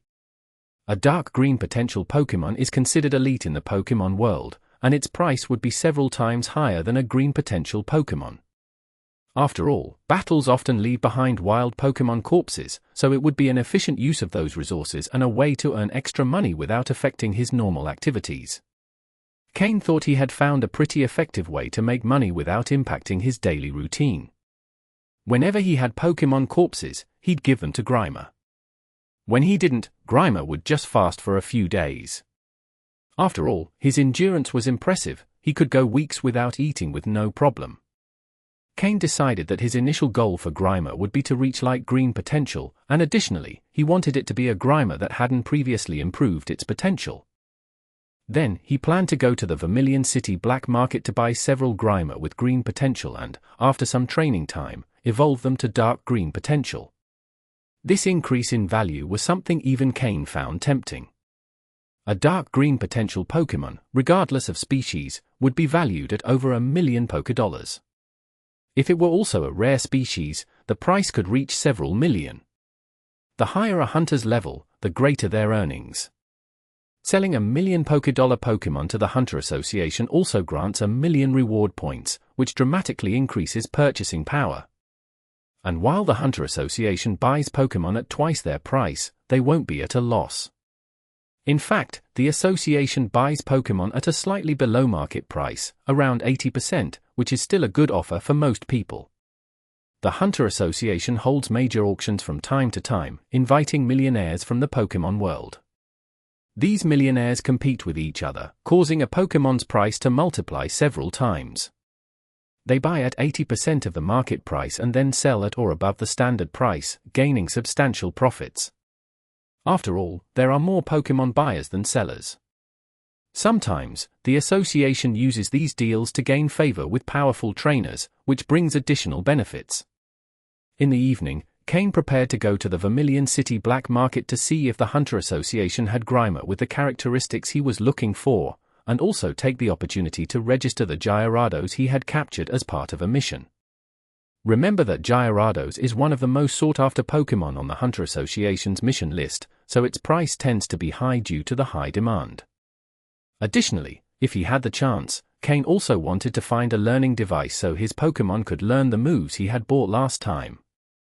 Now that Haunter had developed his Poison-type skill, learning the move Toxic would diversify his combat style. With the time he had left, Cain rented a training field at the Pokémon Center. He chose one of the most secluded areas and released Haunter. Cake tilde. Haunter happily emerged, spinning around Cain. He had just evolved, but his personality was still that of a mischievous Gastly, which made Cain smile. All right, Haunter. Now that you've evolved, it's no longer enough to just train your body. You need to get familiar with it, especially with the 2 extra hands that will become one of your main attack weapons. You need to learn to use them well, Cain said. Cake. Haunter listened to Cain and calmed down, looking at his new hands, moving them clumsily. For Haunter, it was a strange feeling. He suddenly had a new pair of limbs, and he used them with ease, as if he had always known how. There's still some time left. Do you see those weights over there? I want you to do 1,000 lifts before eating. End of chapter. Chapter 213. Disheartened Murkrow. After Haunter's training ended, Cain made him return to his shadow. Then, he reserved a private room in the Pokémon Center cafeteria and enjoyed a large meal with his Pokémon, especially Slowpoke, who had worked all day and was eating almost as much as Miltank. During the meal, Miltank looked at Slowpoke in surprise, as if wondering, "Since when do you eat this much?" Slowpoke simply replied with a sound and continued eating, which, in turn, increased Miltank's appetite. Due to these 2 big eaters, Cain's meal cost almost twice as much as usual. After dinner, Cain discreetly headed to Vermilion City's black market. Strictly speaking, Vermilion City is one of the cities under Team Rocket's control. Although they only control the dark side of the city, that's enough. After all, one of the 3 top executives is the Vermilion City gym leader. Therefore, Vermilion City's black market is also under Team Rocket's control, and as one of Team Rocket's business partners, the Hunter Guild enjoys a very high position here. Cain was wearing a black cloak, almost identical to the one he wore before, and Murkrow was perched on his shoulder. However, for some reason, Murkrow didn't seem to be in a good mood. Despite looking imposing on Cain's shoulder, the latter, who knew him better than anyone, understood what he was really feeling. Murkrow, every Pokémon has its own role, and you've done yours in the best possible way. It's just that there haven't been suitable battles for you recently, which is why you feel this way. Cain understood that Murkrow had always taken on the role of older brother in the team, looking after the other Pokémon. However, as he watched the other Pokémon surpass him one by one, Murkrow began to feel a bit uneasy. Slowpoke, who was once his equal, had now completely surpassed him. If it weren't for the Dark-type advantage, he probably wouldn't be able to beat him in a fight. Sneasel, who joined the team later, initially didn't get along with Murkrow, but after several attempts by the latter to befriend him, both Pokémon now got along well. After all, they were both dark types and could share many things. Sneasel also understood Murkrow's feelings and respected his dedication to the team. However, Murkrow couldn't deny that Sneasel was stronger than him. Even after gaining a level during the battle in Diglett Cave, reaching level 24, the gap between him and Sneasel hadn't closed, as Sneasel had mastered 3 Ice-type moves and improved his synchronization with Cain. All of that was fine, as both Slowpoke and Sneasel were originally stronger. But now, Gastly had evolved into Haunter and reached level 25, surpassing him in power. Additionally, Haunter had also developed his Poison-type attribute under Cain's guidance, meaning that Murkrow could no longer beat him in a battle. Although Murkrow was genuinely happy for Haunter's evolution, the little Pokémon who used to ask him everything when he joined the team had now surpassed him. And then there was Skorupi, who had just hatched from his egg. Murkrow could also see that Skorupi had great potential, and he knew it was only a matter of time before he would surpass him too. This was why Murkrow felt disheartened. He felt that his presence in Cain's team was becoming less relevant, as if his absence wouldn't make much of a difference. Cain, understanding Murkrow's thoughts, assured him that he had fulfilled his role in the best possible way and that he didn't need to compare himself to the other Pokémon. Furthermore, his training pace had been slower because he'd had fewer opportunities to battle lately. Murkrow, you just need to keep accumulating experience. I'll make sure you grow stronger, Cain said as he gently petted Murkrow's head. For Pokémon, getting stronger is a responsibility that falls on their trainer, and Cain was determined to do everything he could to help Murkrow reach his potential. Although Murkrow's initial capacity was a bit lower than that of the other Pokémon, Cain knew there were still ways to compensate for that, though these plans were still in development. Murkrow understood Cain's words and gently rubbed his head against him, indicating that although he felt downhearted, it didn't affect his loyalty to Cain or his joy for Haunter's evolution. After comforting Murkrow, Cain stepped firmly into the Hunter Guild, already starting to plan the next step in Murkrow's development. First, he went to the Hunter Guild task counter, where he handed over a light green quality Sandshrew and 5 Gyarados, all of low quality, to complete some missions. Under the strange gaze of the staff, he managed to match all these Pokémon with the appropriate missions. He was lucky, as Sandshrew matched a well-paying mission. As for the Gyarados, Cain wasn't worried in the least. This highly coveted Pokémon sold for high prices, even if its quality wasn't the best. And so it was. The purchase price for the light green quality Sandshrew was 300,000 Pokédollars, while each low-quality Gyarados sold for 250,000 Pokédollars, only 50,000 less than Sandshrew. Of course, level was also an important factor, as all the Gyarados were above level 25, while Sandshrew was only a little over level 10. That was a big difference. The 5 low-quality Gyarados earned him a total of 1 million Pokédollars and 1 million points from the Hunter Guild. The higher-quality Gyarados sold for 350,000 Pokédollars, surpassing even the purchase price of the Sandshrew. This shows how popular Gyarados is in the market. As for the light green quality Gyarados, Cain decided not to sell it immediately. Considering he would soon spend a long time traveling by sea, Cain thought that, in case of an accident, although Slowpoke and Fearow could help him move a certain distance, neither of them could do so for very long. If the distance were too great, neither Slowpoke nor Fearow could carry Cain safely. After all, there were many wild Pokémon in both the water and the air, so battles would be inevitable. However, if he had a Gyarados, the situation would be completely different. So, although this Gyarados only had light green quality, Cain didn't plan to keep it as his own Pokémon. He would only use it temporarily and then sell it once he arrived in Slateport City. He wouldn't lose much money in the process. End of chapter. Chapter 2:14. Buying Grimer. This is how Cain's fishing trip, originally meant for relaxation, ended with him being recruited to resist a group of Gyarados, ultimately earning 1.55 million, not counting the light green quality Gyarados. That Gyarados is worth at least 500,000 Pokédollars, so Cain made over 2 million on this trip, going from almost being out of money to a more comfortable financial situation. As expected, no matter what happens, strength is always the most important thing. Once you have strength, you can earn more money. Now Cain has a total of 3.5 million hunter points.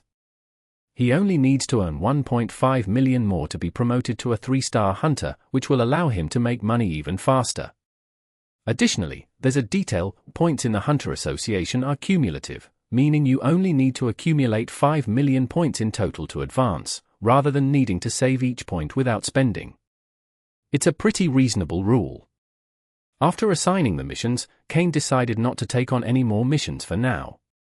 2-star missions still mostly offer tasks with yellow quality Pokémon, and green quality ones are rare. Moreover, Cain will be spending time on a cruise, which means he won't be able to capture many Pokémon.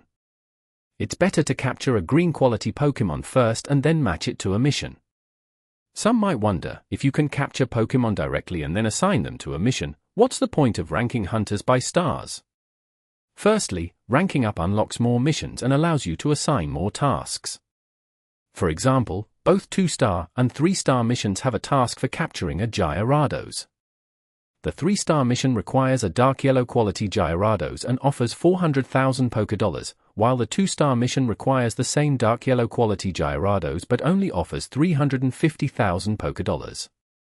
So, if you're a 2-star hunter, you'll only be able to assign it to a 2-star mission and receive less money for the same work. Not only that, but the missions assigned to 3-star hunters have a lower percentage of fees retained by the Hunter Association. Although these fees are extracted from the mission sponsor, this percentage is also reflected in the total price.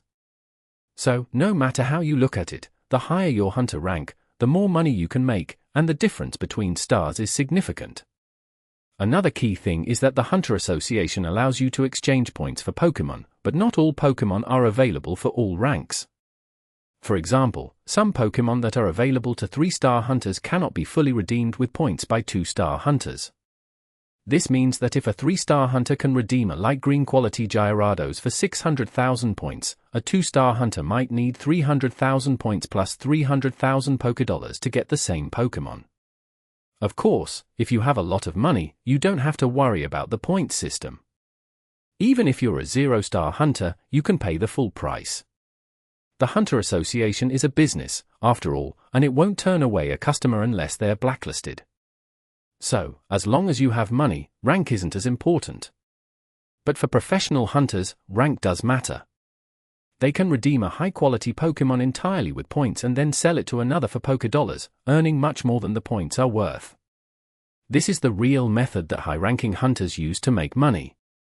In his previous life, Cain reached 5-star rank and also used this method to make a lot of money. At the same time, Cain used many hunter points to upgrade all his Pokémon to better quality. Thanks to the quality advantage and the accumulation of money, he managed to become a quasi-elite level trainer. Cain went directly to the Pokémon point exchange room. The staff greeted him with an indifferent expression as Cain asked if they had any Grimer available.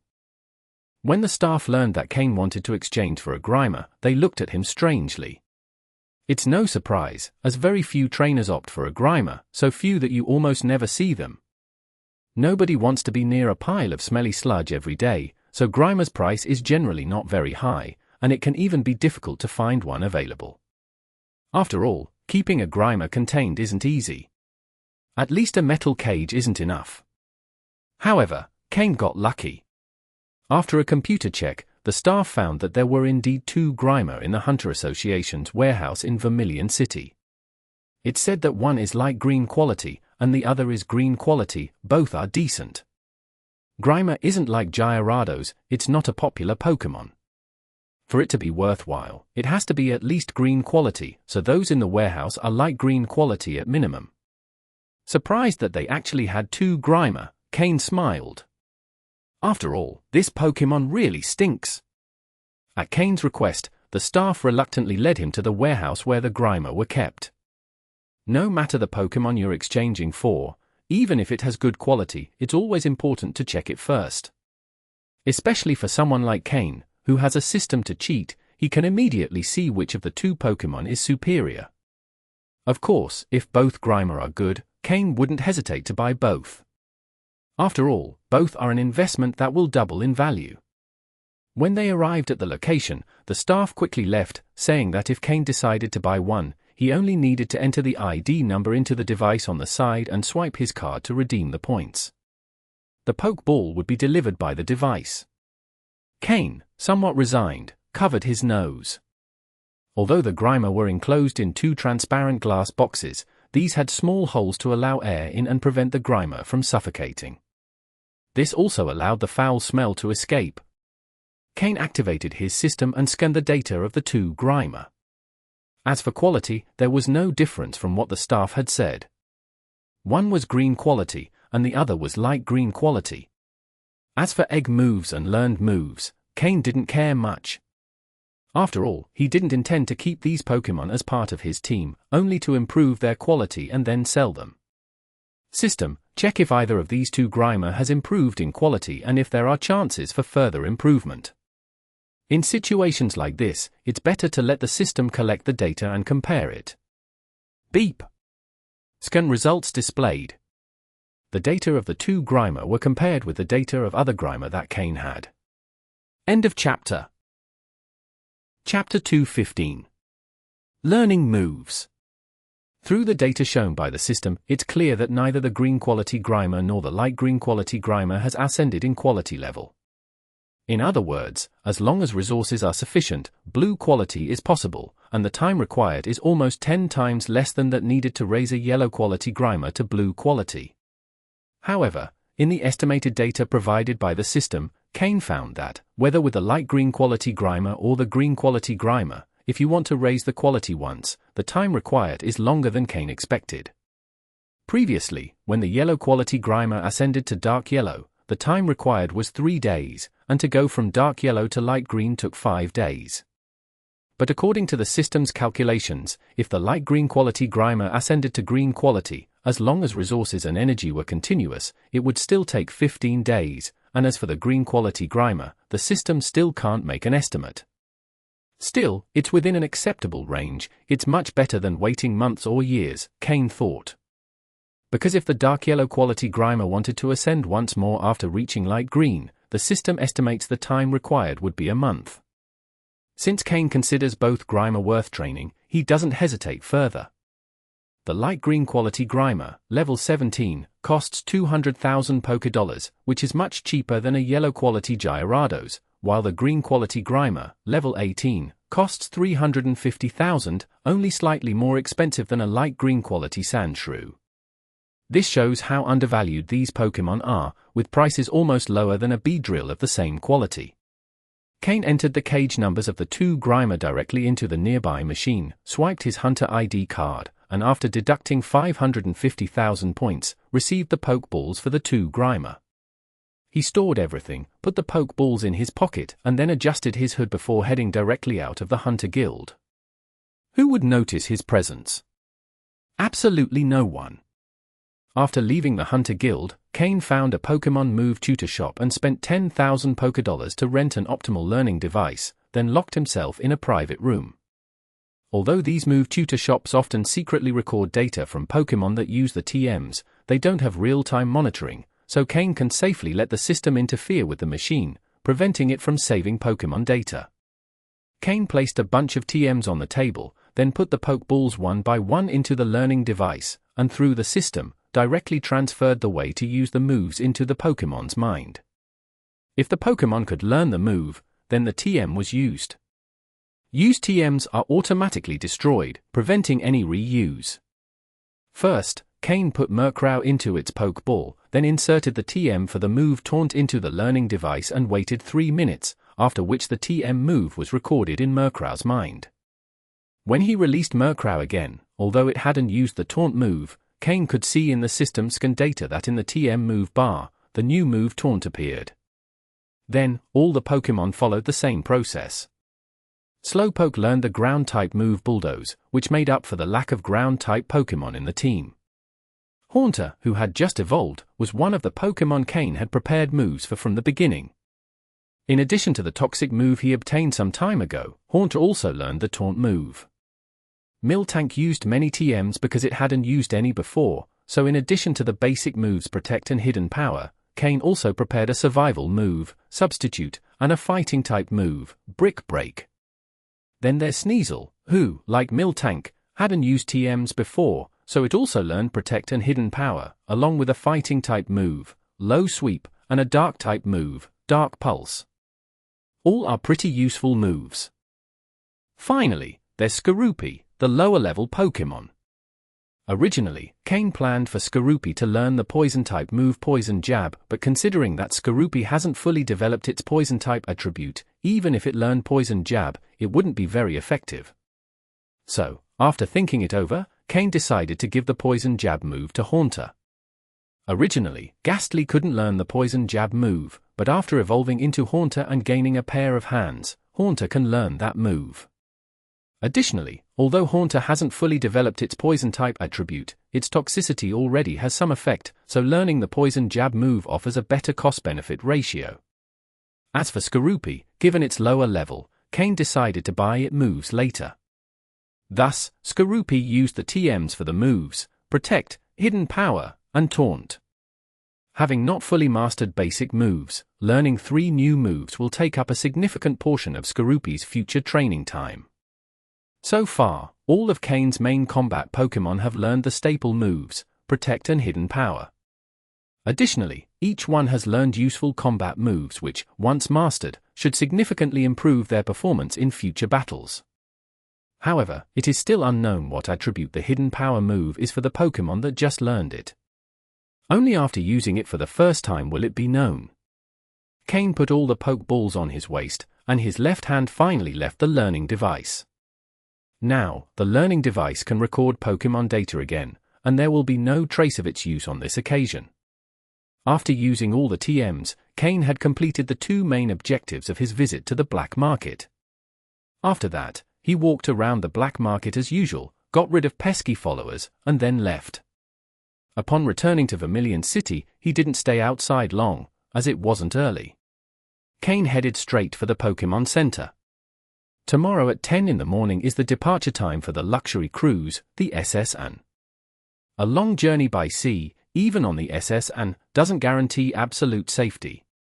Although Cain has Slowpoke and Fearow, he can't guarantee there won't be problems.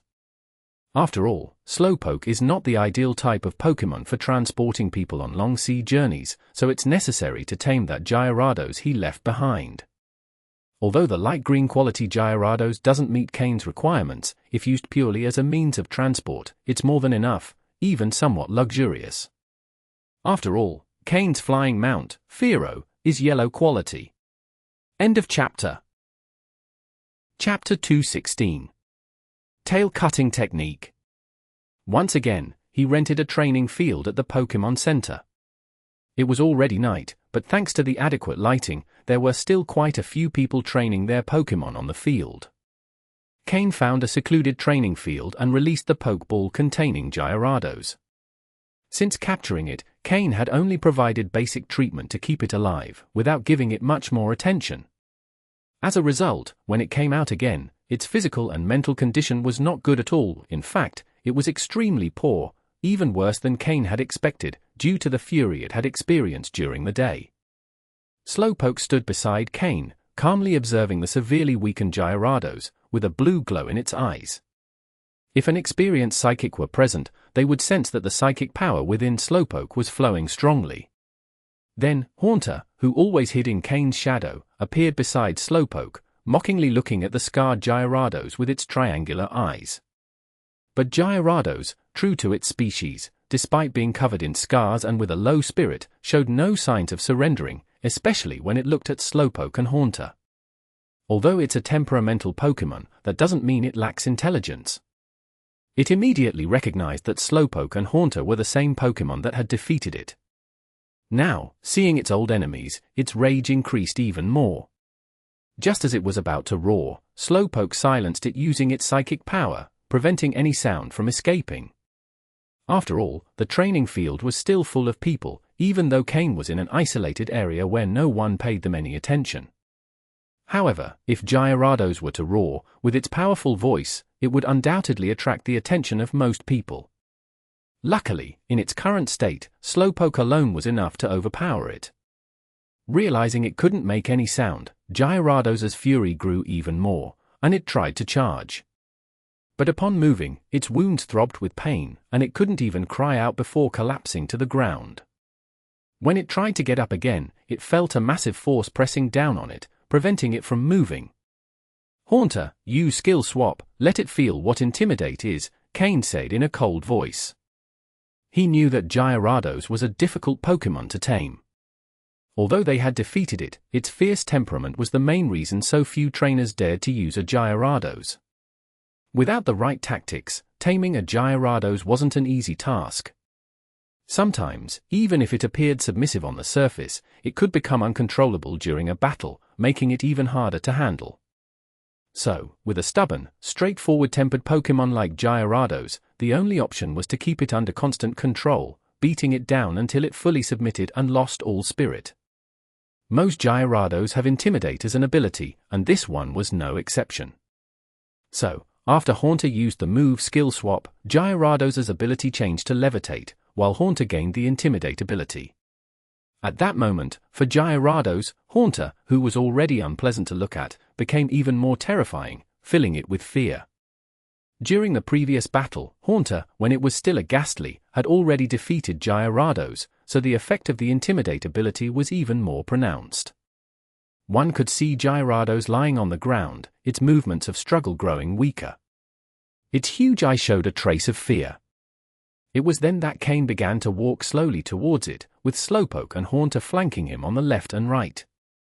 Even lying on the ground, Gyarados' head was much larger than Cain's entire body, though in height, Gyarados' head didn't reach Cain's.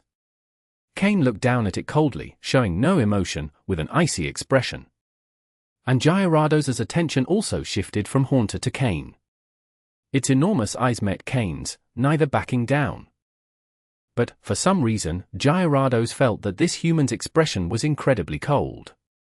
The look in his eyes was not one usually directed at a Pokémon, but rather as if he were looking at a worthless object.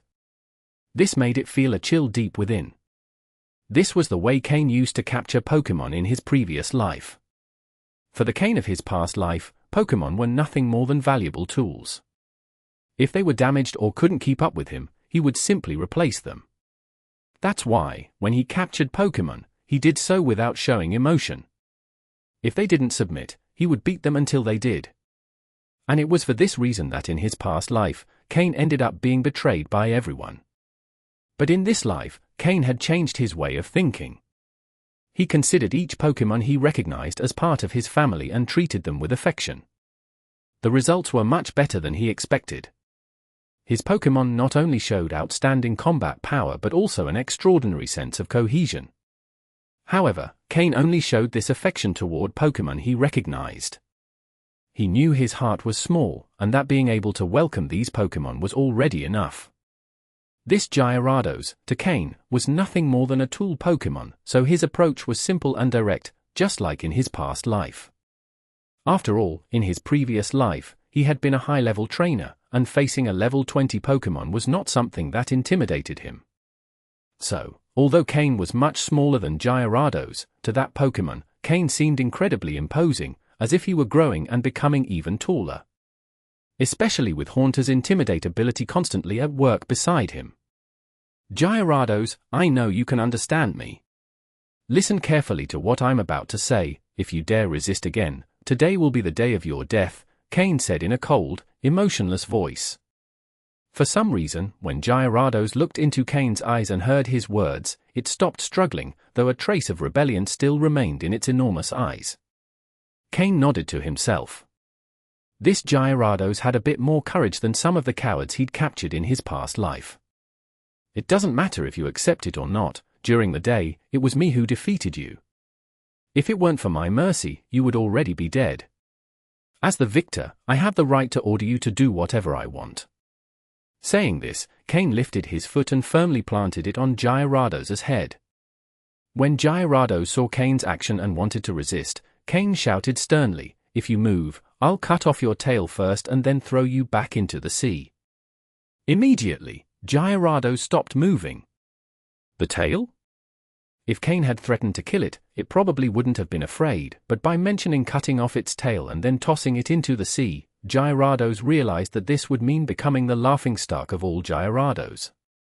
It would probably never be able to return to its group, as a tailless Gyarados would have no face to see its companions. Most importantly, Gyarados had something very important in its tail. Was Cain referring to that something when he talked about cutting off its tail? End of chapter. Chapter 217. First talks on Mega Evolution. Finally, under the pressure of Cain, Slowpoke, and Haunter, Gyarados chose to surrender. It's unclear if this was due to Cain's threat to cut off its tail, but the fact remains that in the end, Gyarados obeyed and allowed Cain to stand on its head.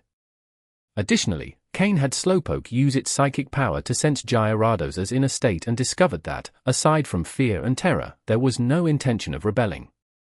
After temporarily subduing Gyarados, Cain returned with his Pokémon to the Pokémon Center and headed to his room to rest. They would set sail the next day.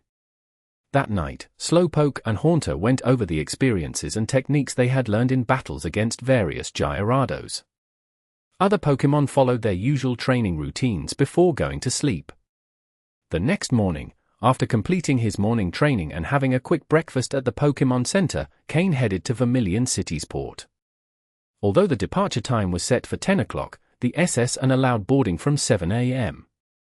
With a large number of passengers, many of whom were traveling as families, time was needed to stow luggage and find rooms.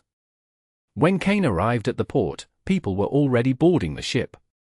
With his ticket for a luxury suite, Cain was treated as a distinguished guest, and although he didn't carry many belongings, several attendants respectfully escorted him to his room. Though the SS is known for its high prices, few can afford a luxury suite, which costs hundreds of thousands. Once he dismissed the attendants, Cain toured the entire room. Yes, he toured it. The room was extremely spacious, with a total area of 300 square meters, including a large bedroom and living room, and the remaining space was dedicated to an indoor training field. This training field was made of special materials capable of withstanding moderately strong attacks. However, as a precaution, there was a monitoring device that would trigger a red light if the power of attacks reached 70% of the allowed limit. Although breaking the field wouldn't cause the ship to sink, any damage would result in exorbitant compensation, beyond the reach of most people. After inspecting all the facilities, Cain was quite satisfied with the room. Although the price was high, it matched the value of what it offered. As a precaution, he asked Haunter to check the room for possible dangers. Although it was unlikely that a prestigious ship like the SS would risk damaging its reputation, Cain preferred to be safe. After thoroughly inspecting every corner and wall, Haunter confirmed that the room was free of issues. Satisfied, Cain summoned all his Pokémon. Of course, he didn't release Pokémon like Muk or Gyarados in the room. Muk could make the room uninhabitable, and although the room was large enough for Gyarados, it would only be able to lie down without moving, which was less comfortable than staying in its Pokeball. Additionally, these Pokémon weren't considered Cain's companions but rather useful tools. Cain sank into the living room sofa, feeling his body sink into the softness of the furniture. He watched his Pokémon playing and showed a relaxed smile. It's been a month and a half since I returned to this world, and now I have 6 main Pokémon, all with great potential. Cain watched Skorupi and Sneasel, who were playing together, and noted that these two were the highest quality among his current Pokémon. Although Haunter had evolved and its quality was close to light blue, it still needed to absorb the remaining poison gas to stabilize. When that happened, Cain would have 3 light blue quality Pokémon, which would greatly enhance his future power. Additionally, though Slowpoke had a dark green quality, its talent in psychic powers was exceptional. Cain remembered how Sabrina had tried to take Slowpoke, claiming that he couldn't unlock its true potential, but she could. This suggested that Slowpoke had hidden potential that Cain had yet to unlock. Lastly, Murkrow, though of green quality, wouldn't be discarded as in his past life. Cain knew that a Pokémon's quality could improve, and when Murkrow evolved with the right Duskstone, its quality could rival the others. Acquiring a superior quality Duskstone wouldn't be easy, but it wasn't impossible either. Cain planned to approach Stephen Stone, the young heir of the Devon Corporation, to help him find a superior quality Duskstone. The Devon Corporation, a giant that even the League respects, could be a crucial key for Cain. Additionally, Stephen, an avid stone collector, might have the Duskstone that Cain needed. With his knowledge and resources, Cain was confident he could obtain it. Cain also had another advantage, knowledge about Mega Evolution. Although he didn't plan to share it for now, he could eventually use this information to negotiate with Stephen. After all, Metagross can also Mega Evolve. However, Cain preferred not to use this resource until he had collected some Mega Stones himself. End of chapter. Chapter 2:18. Setting Sail. There's still a solution for Murkrow's quality, but as for Miltank, to be honest, Cain feels a bit worried. Miltank was an impulsive acquisition in this life, originally intended only to provide milk for Skorupi and the other Pokémon, as well as to help recover energy after battles. However, Miltank was soon accepted by the Pokémon, and her effort was recognized by Cain. Though Miltank only has a light green quality, Cain included her on his main battle Pokémon list. While Miltank is primarily designated for a support role and isn't expected to make major contributions in battle, sometimes it's inevitable for her to face certain opponents. Right now, the gap with other Pokémon doesn't seem that wide, but as levels rise and Cain's Pokémon continue to grow in strength, the difference will widen. Miltank might not think much of this, but as a Pokémon acknowledged by Cain, he won't allow her to fall behind. However, Miltank doesn't have the ability to evolve, and Cain doesn't know of any special items that could increase her potential, which leaves him a bit concerned. Cain asked Stephen to sell the exclusive mid-level Pokeblock to Whitney's family, hoping they might find a way to improve Miltank's quality. Cain doesn't have the solution, but the Miltank Ranch, home to thousands of Miltank, might have one, as long as the cost isn't too high. Stephen promised to give an answer within 3 days, and with him mediating, there might be a chance. For now, this is the only solution Cain has come up with. Setting this issue aside for now, as Cain's Pokémon grow stronger, the differences between them also become more pronounced. Slowpoke, Sneasel, and Haunter are essentially Cain's first team of Pokémon, followed by Murkrow and Miltank, with Murkrow being much stronger than Miltank. Skorupi is still in the growth phase, so its strength doesn't impact Cain's overall team. Cain's overall strength now surpasses that of a Team Rocket soldier, though it's still somewhat below that of a captain. So Cain has 2 ways to increase his strength. One is to concentrate resources on developing one or several first-team Pokémon, while still training the others, but with greater focus on the first team. The other option is balanced development, treating all Pokémon equally. In truth, Cain leans toward the first method, but considering his Pokémon's opinions, he hasn't rushed to make a final decision. However, one thing is certain, since Cain is traveling under a League identity, he will likely spend 1 month of the next 6 weeks with that identity. Even without prioritizing Pokémon training, their growth speed will vary. For example, if Cain travels with Slowpoke, it's likely to be the first Pokémon to fight against opponents. Slowpoke will grow faster than other Pokémon. But with a focus on resources, Slowpoke will grow even faster and could surpass other Pokémon by a step. The benefits are clear. Slowpoke will become a symbol of Cain's League identity, and as Slowpoke improves, Cain can fight for more resources for his Pokémon, accelerating their growth. this is a clear example of how the growth of some can drive the growth of others. Moreover, this is a situation Cain cannot avoid. Using the league identity means it's best to use Murkrow and Sneasel as little as possible. Unless he decides to abandon his league identity when he rises within Team Rocket after holding onto it for a long time. Since Slowpoke's growth is inevitable, Cain will adjust resources to make it the strongest for now.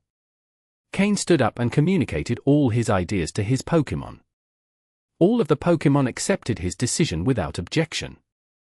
Focusing resources doesn't mean the other Pokémon will receive nothing, they will simply receive a bit less. The Pokémon also have a broad view and understand that the growth of one Pokémon can bring many benefits to them all. As for Slowpoke, any opposition would have no effect. So, with unanimous agreement between the trainer and Pokémon, Slowpoke will focus on improving, striving to obtain more resources.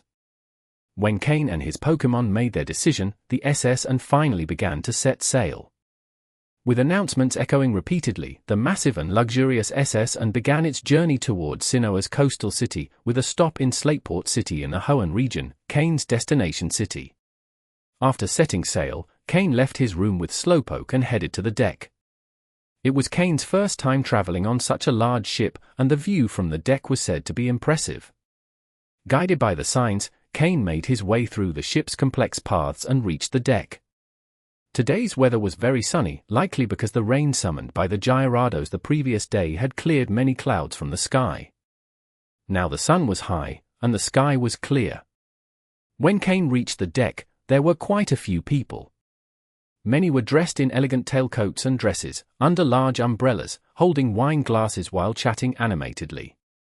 There were also many people dressed more casually, clearly distant from the wealthy, gathered in small groups, chatting among themselves.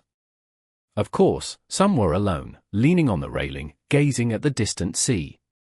Both the wealthy and the commoners could be seen with various Pokémon.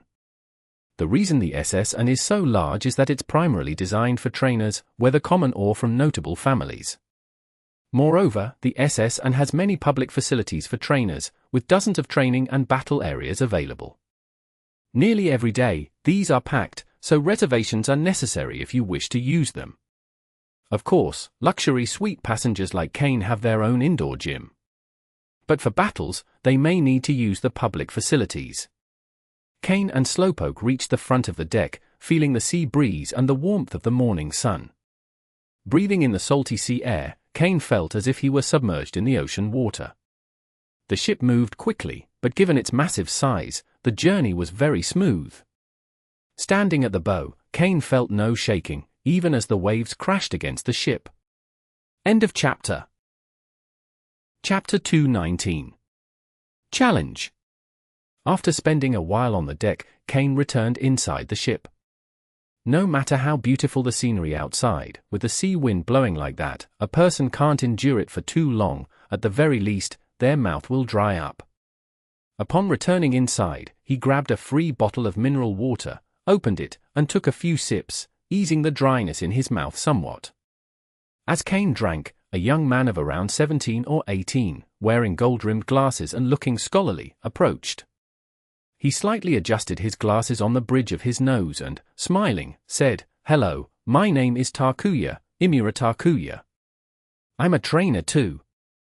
Are you interested in a Pokémon battle?" Hearing his words, Cain was slightly surprised.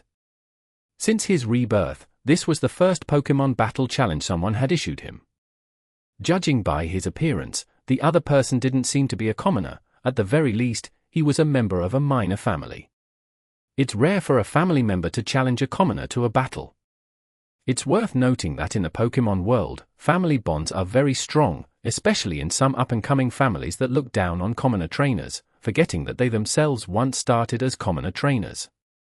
However, when it comes to those old, powerful families, they tend to be very cultivated. Even if they're dealing with commoner trainers, they won't show obvious disdain. After all, it's unwise to underestimate young, impoverished people. Cain glanced at him briefly and, out of the corner of his eye, noticed two youths not far behind him, leaning together and pointing at Cain and the young man in glasses, with mocking expressions on their faces. "Sorry, I'm not interested at the moment," Cain said, taking another sip of mineral water before walking away without paying further attention. He wasn't here to play with kids. Cain's words left him frozen in place. As a family member, challenging a commoner trainer was, in his view, an act of great courtesy. Shouldn't commoner trainers accept enthusiastically? Wasn't that the attitude expected of them? As Cain passed by the two who were about to laugh at his expense, he noticed that their faces had also stiffened. A slight smile appeared on his lips. They were nothing more than pampered kids. Did they really think having a few Pokémon and spending a bit of resources on them made them powerful?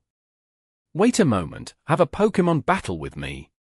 Whether you win or lose, I'll give you a good reward, said Takuya, who, recovering from Cain's rejection, ran up to him, grabbed his clothing, and raised his voice, losing all his earlier refined demeanor. His loud voice drew the attention of others, and slowly, people began to gather around them. Cain gently released Takuya's hand from his clothing, turned, and looked at him with indifference. All right, if I win, I want a TM for the move Flamethrower. The mere request for a Flamethrower TM, worth tens of thousands, surprised the crowd around them. Even on the SSN, where people have some money, not everyone can afford such a valuable item. Cain's demand stunned Imura Takuya. It was true he had some money, but not enough to waste it recklessly. However, he couldn't back out now. After all, he was the one who mentioned rewards, and Cain simply asked for what he wanted. Originally, Takuya just wanted to impress his friends by showing off the Pokémon he'd recently bought, challenging a random commoner trainer to boast after winning. But he hadn't expected Cain to refuse him at first. Wouldn't he lose face as a family member if he didn't accept the challenge? Those two idiots would probably mock him for weeks for being rejected by a commoner trainer. So he ran up to Cain, stopped him, and promised a decent reward regardless of the outcome. In his mind, he thought that, at worst, he'd only have to spend a few thousand Pokédollars, and any commoner trainer would be thrilled even if they lost. But Cain wasn't playing by the usual rules. He asked for a Flamethrower TM. Takuya didn't have that TM, but he'd heard his father mention it, saying it cost at least 80 or 90,000 Pokédollars and was very hard to obtain. As more people gathered around, pointing and whispering, Takuya, who initially just wanted to show off, found himself in an awkward position. He wanted to agree, but he didn't have the Flamethrower TM or enough money. As the glances and murmurs around him increased, Takuya, who had only wanted to flaunt his skills, became more and more uncomfortable. Suddenly, an idea occurred to him. If Cain wanted the Flamethrower TM, Takuya would ask for something Cain couldn't provide, forcing him to abandon the challenge, thus letting Takuya off the hook. If I win, I want your Slowpoke, said Takuya, who hadn't paid much attention to Cain's Slowpoke at first, but upon closer look, noticed that its color was different from that of regular Slowpoke. The possibility immediately came to mind, could it be an alternate-colored Pokémon? Also known as a shiny Pokémon. He couldn't imagine that a commoner trainer could have a shiny Pokémon. At that moment, Takuya stopped considering rejecting the challenge and firmly demanded that if Cain lost, he'd have to hand over his Slowpoke. If he managed to take that Slowpoke, none of his friends would dare compare themselves to him. He'd be the only one in his group with a shiny Pokémon. His previous view of Slowpoke as slow and clumsy faded completely. Now, owning a shiny Pokémon, even just for display, filled him with pride. The crowd also began focusing on Cain's Slowpoke. Is that a shiny Slowpoke? Yes, it looks like a shiny Slowpoke. How lucky that kid is. It's a pity that those rich kids have already set their eyes on that Pokémon.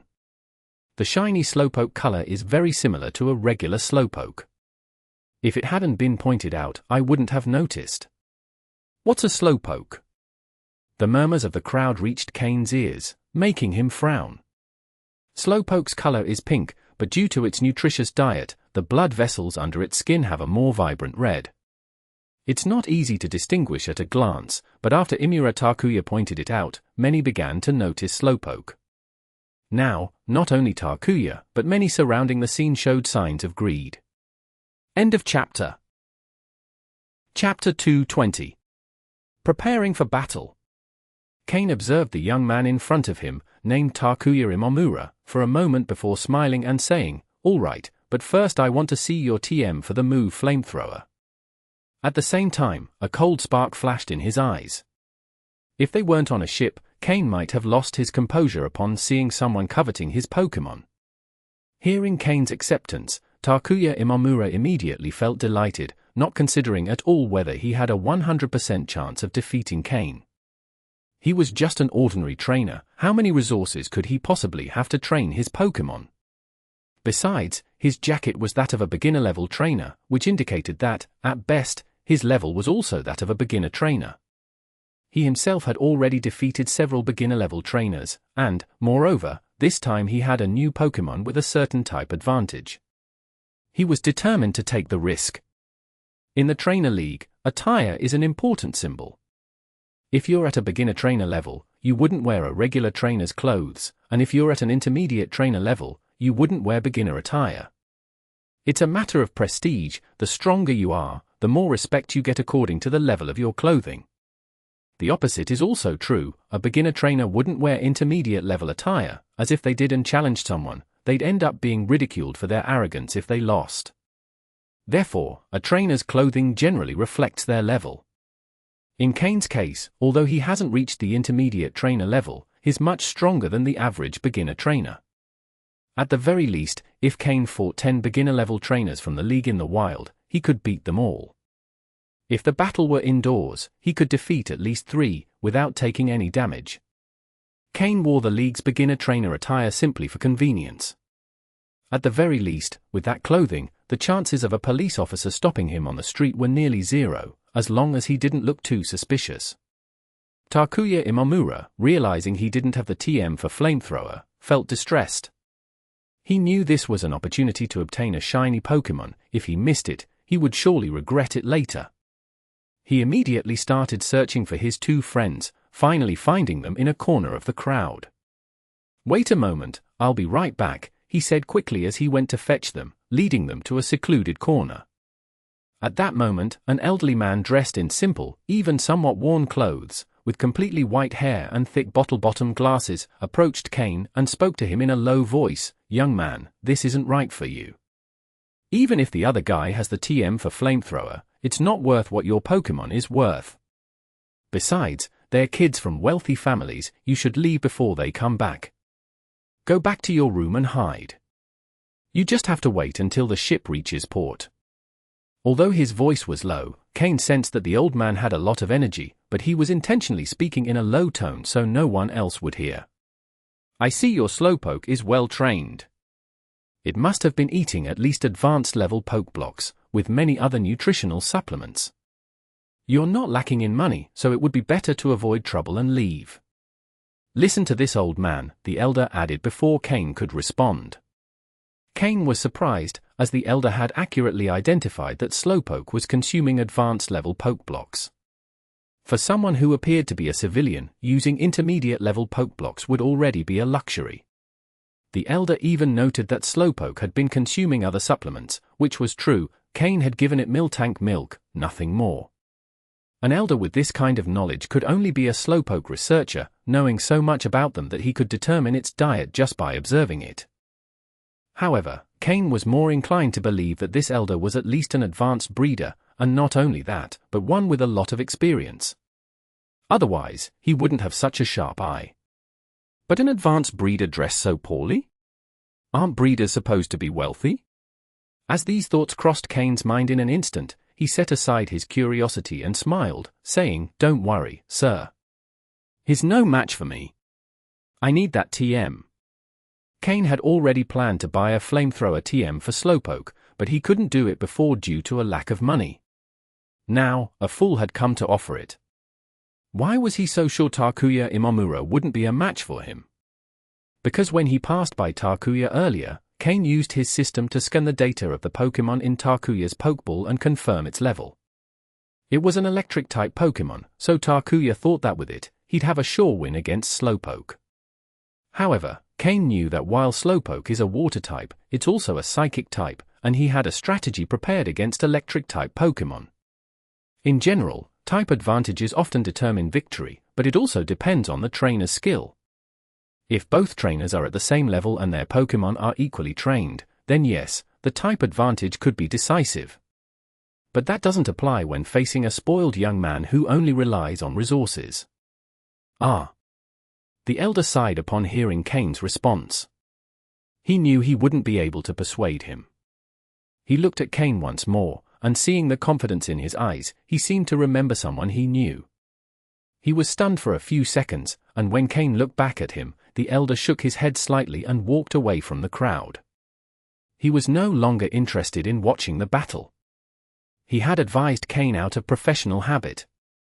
Cain watched the elder walk away, frowning, with dark thoughts crossing his eyes. Just as the elder turned around, Cain instinctively used his system to scan the data of the 3 Pokémon in the elder's Pokeballs. That elder was definitely an advanced breeder. And one with extraordinary strength. This he knew from the Pokémon the elder carried with him. End of chapter. Chapter 221. The Terrifying Elder. What did Cain see through the system a moment ago? An Aerodactyl at level 78, along with other Pokémon with levels between 60 and 70. What does this mean? It means that the elder who had just spoken is at least an elite 4-level trainer, and not a newcomer, but an experienced veteran. However, by his attire, he looked like a typical village grandfather. He probably didn't want to attract attention, so Cain decided to act as if he knew nothing. He shook his head and stopped thinking about it for now. Regardless, this elder was someone not to be provoked. If an opportunity presented itself, Cain could try to build a good relationship with him. Shortly after, Takuya Imamura, who had left dragging his 2 friends, returned to the group. He looked quite pained as he pulled out 3 bank cards and placed them in front of Cain. Here's 1 million Pokédollars. It's more than enough to buy the flamethrower TM. I won't argue about the difference.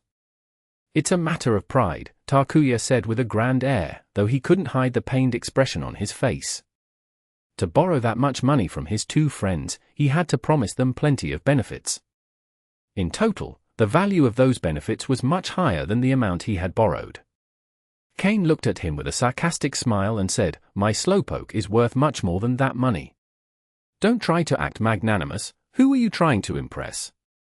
Takuya, overwhelmed by Cain's response, was left speechless, his face reddening, unsure of how to reply. Finally, he exclaimed, "Let's go to the battlefield." Hearing his words, many of those watching couldn't help but show expressions of disdain. Cain said nothing more and headed directly to the public battlefield.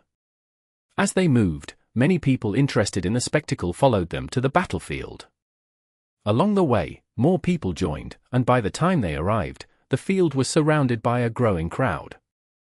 The interest was high because the stakes were quite large, attracting onlookers. The public battlefield had a referee designated by the cruise ship. He stood on a high platform outside the field, holding 2 flags and wearing a red whistle around his neck. After explaining all the rules, the referee instructed both to place their bets on the corresponding sides of the judges' table. Takuya placed 3 nameless league bank cards, while Cain placed Slowpoke's Super Ball on the other side of the table. Slowpoke had no objections to this, it trusted Cain completely and had confidence in its own fighting ability. Cain was so sure that even if he lost, he wouldn't hand over Slowpoke. In the worst case, he'd have Slowpoke use teleport, and they'd both leave the ship immediately.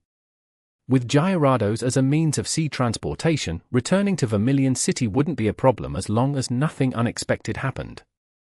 As for leaving a bad reputation, he didn't care. After all, it would only be an accusation of not paying a bet, something Cain wasn't worried about at all. If necessary, he would simply change his identity in the league. After all, he hadn't invested much in his current identity. Besides, Cain had already scanned the data of Takuya Imamura's Pokémon. With his level of combat, Takuya had no chance against him. "Go, Raichu!" Takuya shouted, throwing his Pokeball to summon the Pokémon he would use in battle. Pokémon. Raichu, light green. Gender? Female. Level 25. Type: Electric. Ability: Static. Held item: None. Egg moves: Double Slap, Charge. Basic moves: Tail Whip, Thunder Shock, Growl, Play Nice, Quick Attack, Electro Ball, Thunder Wave, Feint, Double Team, Thunderbolt. Learned moves: Snore, Knock Off. TM moves: None. Takuya wasn't foolish, he was confident in his victory because he had his newly acquired Raichu, hoping to show off in front of his friends. Originally, he just wanted a battle where he could crush his opponent to demonstrate the strength of his Pokémon, and by extension, his own strength. However, he didn't know that Cain already knew he planned to use Raichu. This Raichu's level was only 25. Although it was fully evolved, it was clear that it hadn't fully developed its potential as a Pikachu. This forced evolution might even have reduced its quality. It's likely that this Raichu had green potential as a Pikachu, but by forcing its evolution, possibly with a low-quality Thunder Stone, not only did it fail to increase its strength, but its potential was also reduced. Forced evolution is a way of wasting a Pokémon's potential. That's one of the reasons why Cain has yet to evolve Murkrow. Its potential hasn't fully developed, and evolving it now would harm its future growth. Pokémon like this are usually bought cheaply by stores and then sold to wealthy but uninformed trainers, who think they've found a great deal. Takuya was exactly one of those trainers. Although he came from a family of trainers, his position within it was not very high, as he had 3 older brothers who outperformed him. When he saw Raichu and how cheap it was, he couldn't resist buying it. In his mind, a fully evolved Raichu, at just the cost of a Thunder Stone, was a steal. So when Cain saw the Pokeball on Takuya Imamura's belt, he already knew what to expect from him. A Raichu ruined by forced evolution, and a trainer without the skill to direct it, relying solely on type advantage. For Cain, defeating him would be like crushing a fly. Slowpoke, when you go up, use Calm Mind immediately, Cain ordered calmly. Slowpoke also saw its opponent.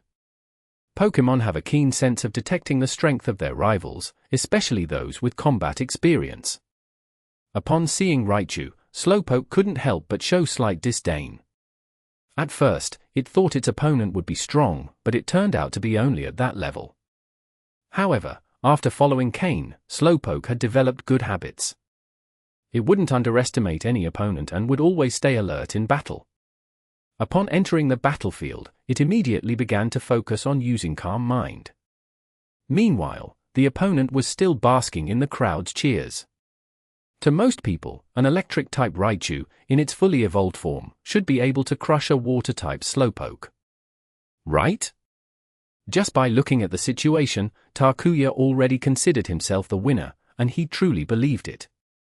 Seeing Slowpoke use Calm Mind instead of attacking immediately, Takuya Imamura sneered and looked at Cain with disdain, arrogantly saying, "Raichu, Thunderbolt.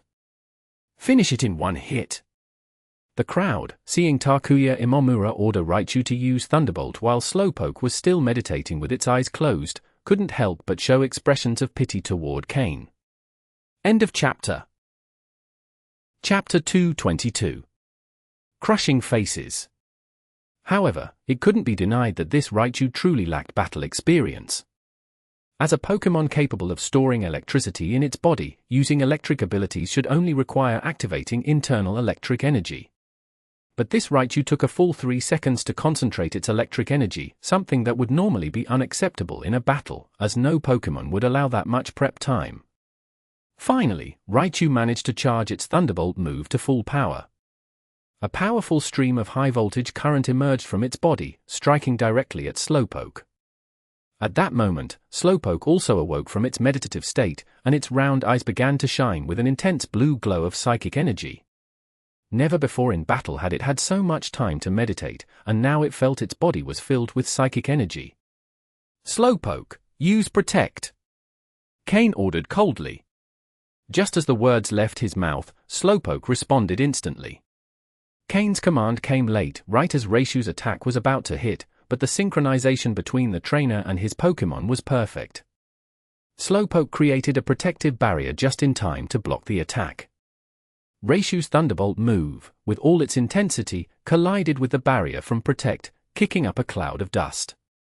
The electricity struck with such force that most of the crowd thought the attack had reached Slowpoke undefended. Slowpoke, confusion! Then use Teleport to get close and finish it with Bulldoze, Cain calmly ordered. Before the others could react, Slowpoke was already in action. With a flash from its eyes, it unleashed a powerful psychic wave that struck Raichu's mind directly, leaving it dazed.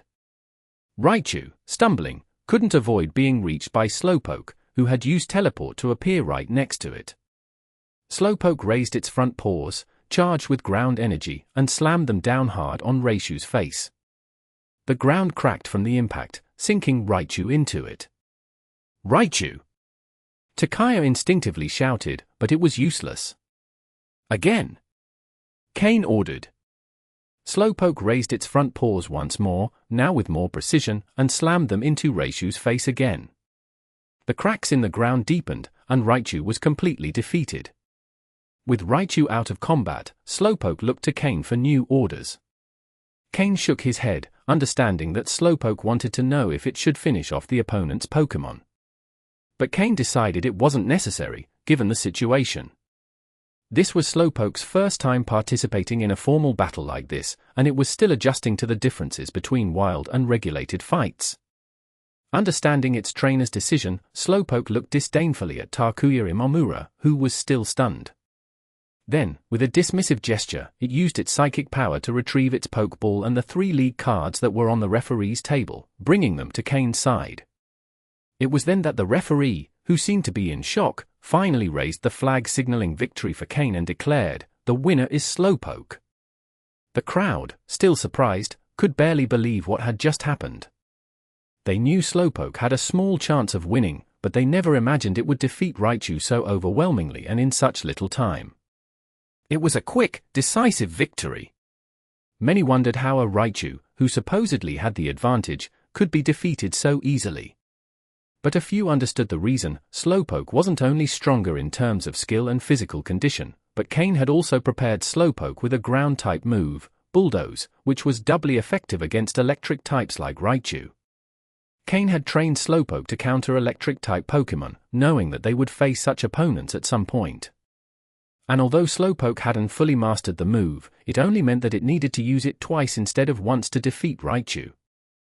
Taking the Pokeball and the card Slowpoke brought him, Cain ignored Takuya Imamura's expression and calmly pocketed his prize.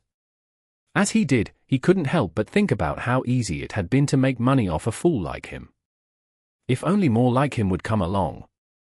However, after this battle, it's likely that those who had their eyes on Slowpoke might start reconsidering their plans. End of chapter. Chapter 223. Tournament in the Arena. Clap, clap, clap. A sudden applause echoed through the crowd. Who's there? Startled by the sound of clapping, Takaya Imamura, with bloodshot eyes, looked furiously towards where the applause was coming from. Originally, he had already decided that, though he lost this time, he would investigate Cain's identity when he returned, to make him understand, once he disembarked, what it meant to face a family of trainers. Although his family was just a medium-sized family in Vermilion City, they should have no trouble crushing a novice trainer like Cain. After all, if necessary, they could handle him as they pleased. Of course, Cain couldn't care less. Just looking at Imamura's attire and that nouveau riche appearance made it clear he was nothing more than an insignificant member of an upstart family. In his past life, Cain had eliminated many families of that caliber. Imamura, he didn't even remember a surname like that, so if he became an enemy, Cain had no qualms about facing him. In fact, he might even gain something from them.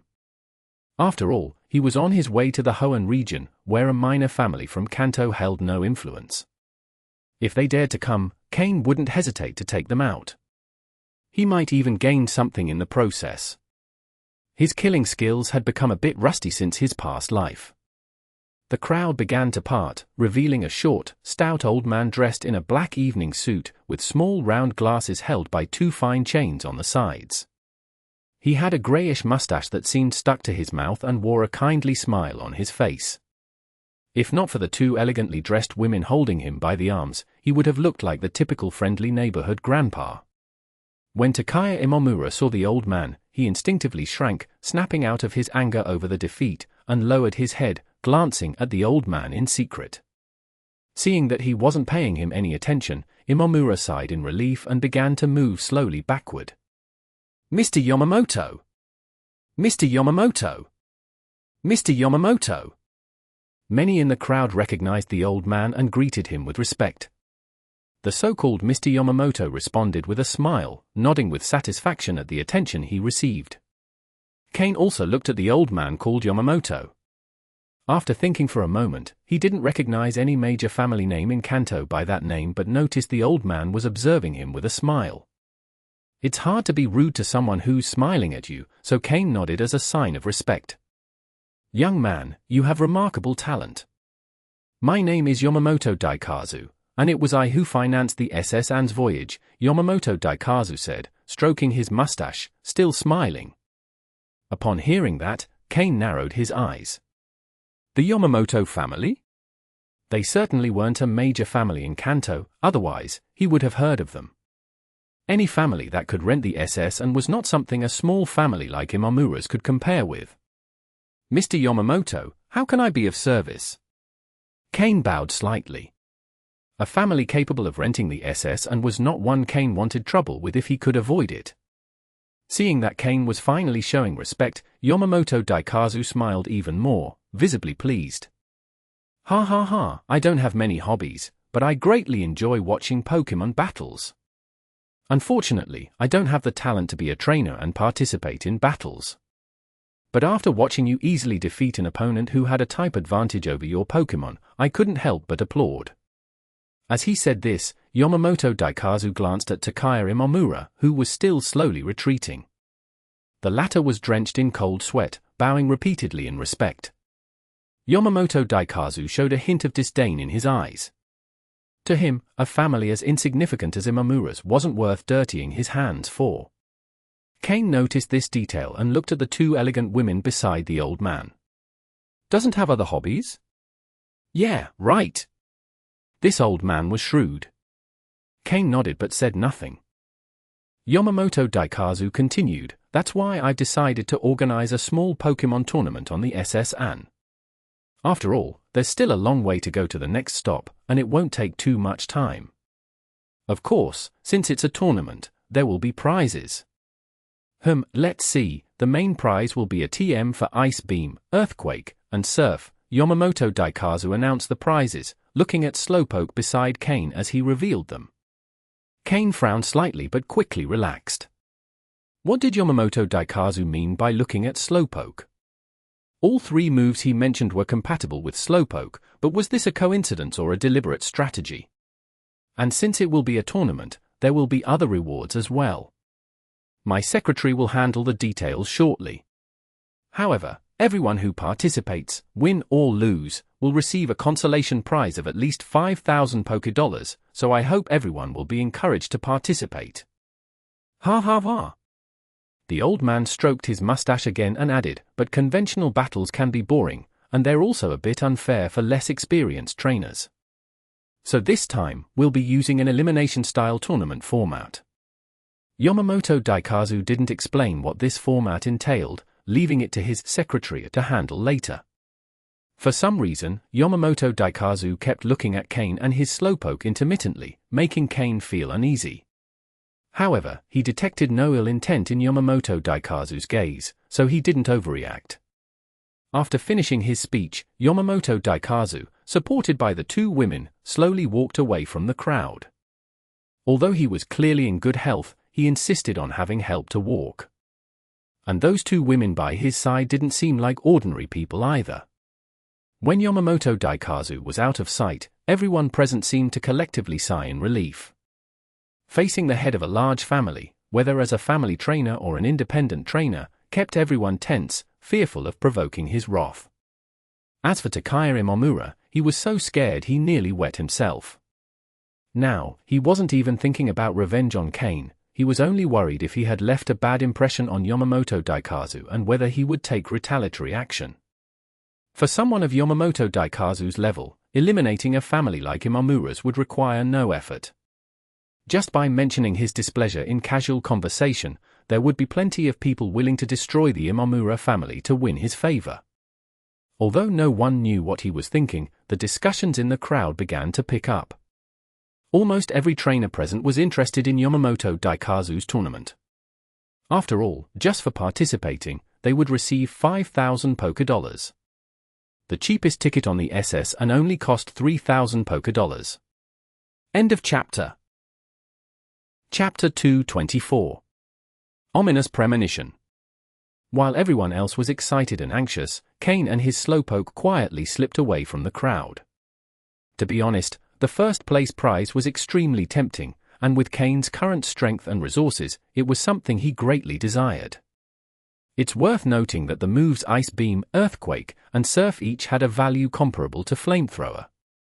Due to their rarity on the market, the combined value of these three TMs could reach up to 2.5 million or even more.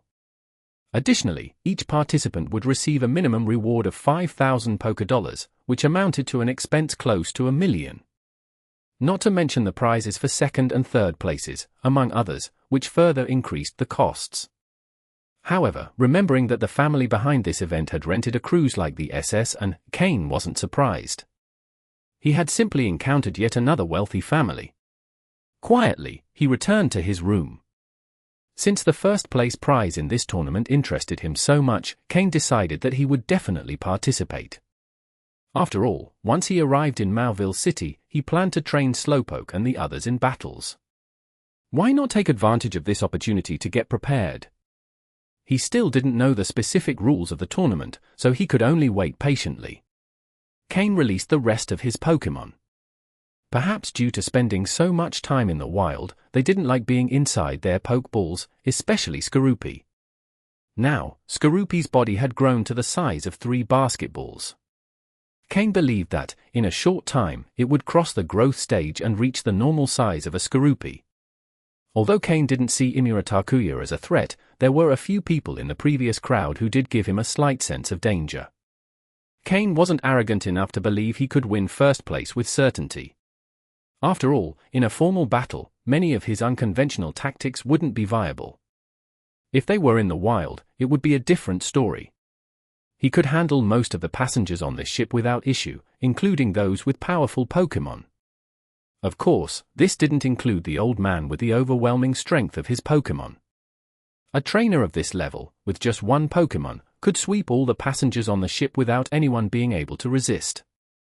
Since he had to wait for the rules to be announced, Cain wouldn't waste time. He took his Pokémon to the indoor training area to begin their practice. Each of his Pokémon had learned new moves, so they all needed to train. Fortunately, the training field was very sturdy, unlike the previous battle area. Here, the ground was covered with resistant metal. Sneasel scratched the floor but left no mark. Seeing this, Cain felt reassured, allowing his Pokémon to freely train their moves. The move Murkrow had learned was Taunt, but it didn't require physical training. Both Haunter and Skorupi had also learned Taunt. Luckily, Sneasel had learned the move Taunt at a lower level. Although he hadn't perfected it, he could explain to Murkrow and the others how to use it properly.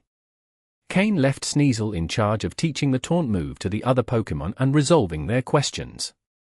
Slowpoke had only learned the ground-type move Bulldoze. With no other Pokémon on the team knowing that move, Slowpoke had to figure it out on his own. Fortunately, Cain had some knowledge about the Bulldoze move and gave Slowpoke some suggestions before letting him practice on his own. Bulldoze was an area move that could inflict damage within a certain range and reduce the opponent's speed, making it very useful. Since Cain's team didn't have many effective moves against electric-type Pokémon, the Bulldoze move was essential. Haunter had learned Poison-type moves, Toxic and Poison Jab. It only needed to activate the poisonous energy in its body to make good use of them. The rest was just practice until mastering these skills. Cain again asked Slowpoke to create a psychic energy field for Haunter, allowing it to absorb 2 more threads of poisonous gas. Now, Haunter could absorb the poisonous gas at a much faster rate. Cain believed it wouldn't take long before it absorbed it completely, thus stabilizing its potential at a higher level. Miltank could also be a key Pokémon in the tournament since it was unknown how many Pokémon each person would be allowed to use, so Cain had to be prepared for everything. Of course, the ideal scenario would be for Slowpoke to be able to defeat all opponents on its own. But regardless of whether Miltank participated or not, it needed to train its moves. Miltank had learned the move Brick Break, and it could train alongside Sneasel, who was practicing the move Low Sweep. The training field had a single target for combat moves. Miltank attacked the upper part while Sneasel attacked the lower part, complementing each other.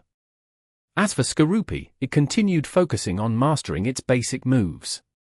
Since it entered its growth stage, not much time had passed, but it had learned many moves. However, it still had a long way to go to master them. So, besides strengthening its body, Skorupi had to concentrate on perfecting its basic skills. Once all his Pokémon were training, Cain sat on the ground, preparing to train his psychic abilities.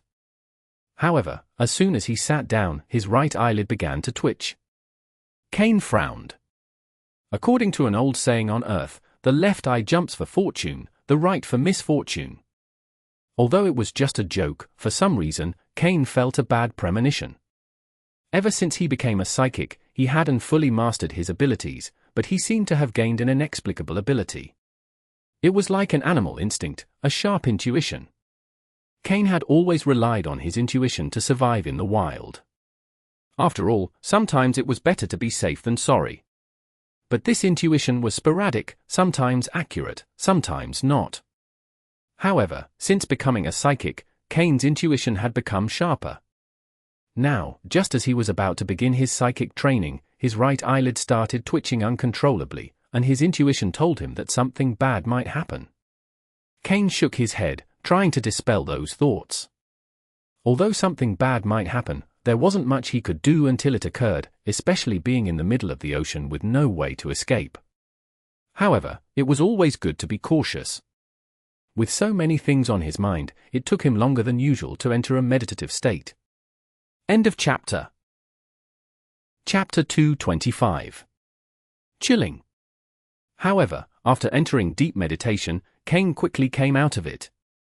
What's going on? Cain showed a look of doubt, muttering to himself. As if wanting to verify something, Cain went back into a meditative state, but this time much faster than before. Not even 5 minutes had passed when Cain opened his eyes again. But this time, there was no doubt in his gaze, in fact, his eyes showed a hint of joy. Is this another effect of deep meditation? Why isn't this mentioned in the Psychic Abilities Training Manual? Cain thought to himself. The reason he quickly woke up after entering meditation was that he noticed his psychic training speed was now several times faster than before. In simple terms, if his previous meditation training speed was 1, Cain's speed had now increased to 3. A threefold increase. Although he wasn't sure if this was because his psychic foundation was low or if everyone experienced a threefold increase when entering deep meditation. System, explain the changes in my body. The system was always monitoring his body.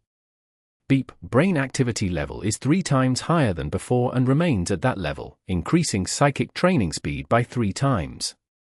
The system also displayed a data graph in front of Cain, divided into 2 sections, one representing his previous state and the other his state in deep meditation. It was evident that brain activity had increased nearly 3-fold. Additionally, the system kindly displayed an estimate, time projected to become a basic level psychic, 10 years. All that joy disappeared in an instant. Yes, his psychic training speed had tripled, but Cain's foundation was still weak. Even with this improvement, he had only ceased to be among the psychics with the poorest talent. However, at least now, Cain had a bit of hope to reach the basic level of psychic ability. 10 years. Cain was now 15, so in 10 years, he'd be 25. 25 years old is still young for a trainer, and by then, he could use telepathy. After giving himself a little boost of confidence, Cain went back into meditation. 3 quiet hours passed, and then the SS and filled with noise again. Yamamoto's secretary finally published the tournament's content and rules. On every screen aboard the vessel, the tournament rules and prizes were displayed in a loop. It could be said they were organizing the tournament with great fanfare.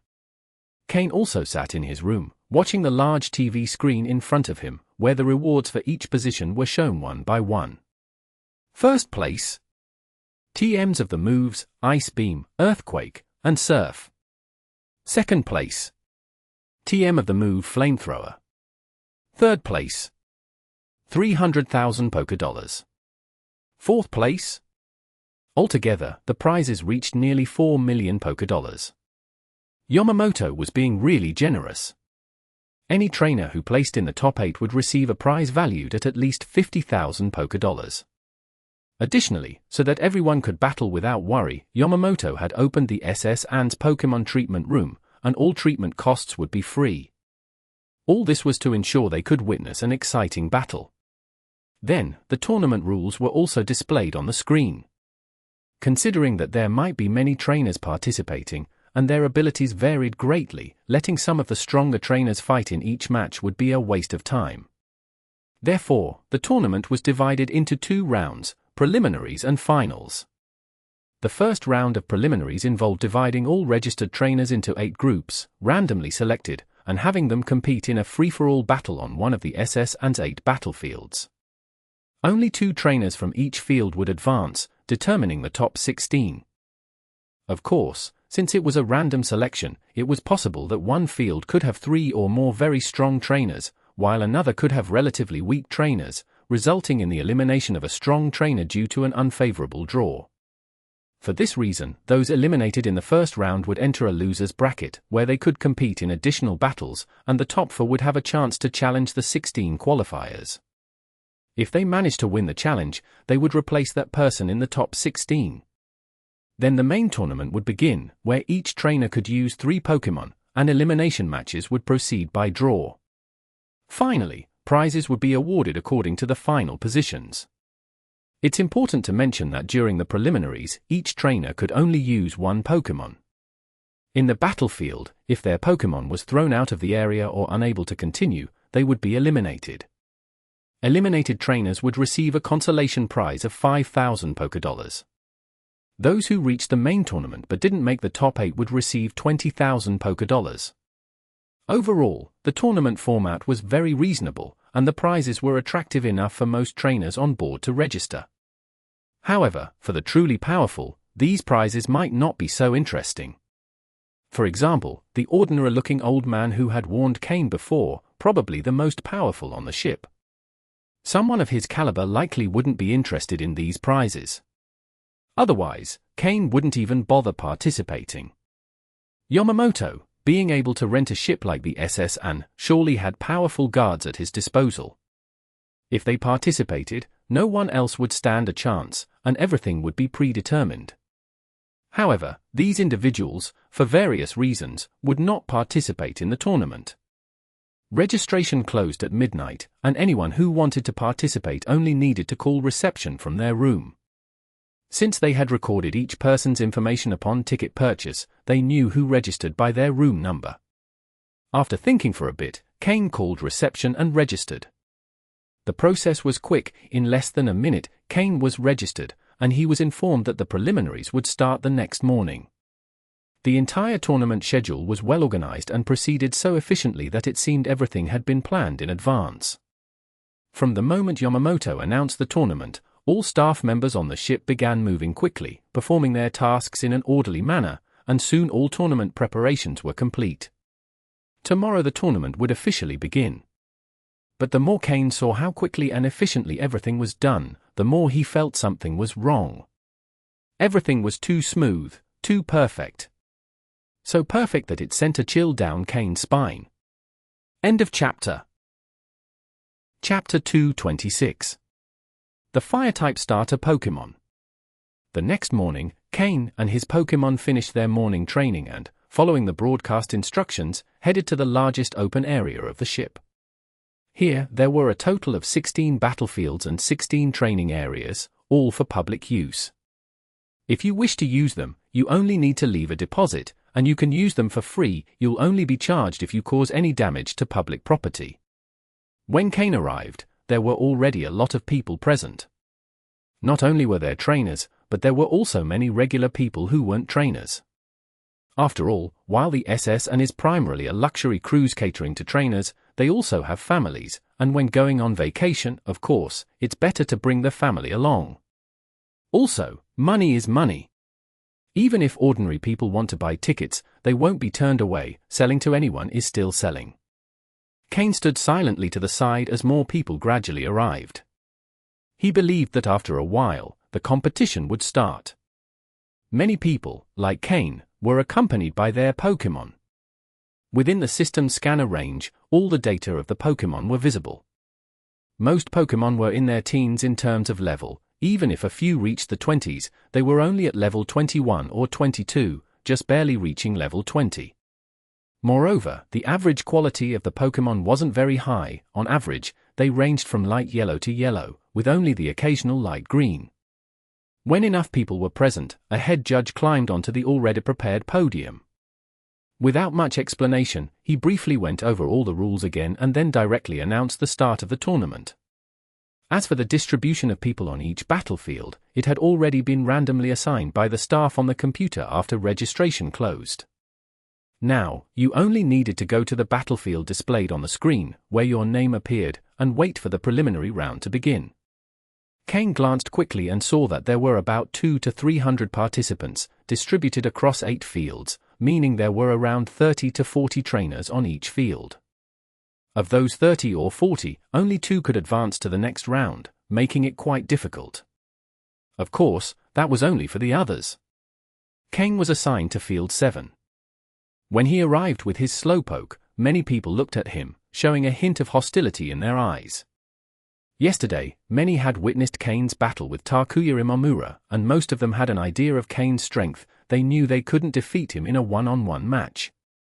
So, upon learning that Cain was in their same field, many showed hostility.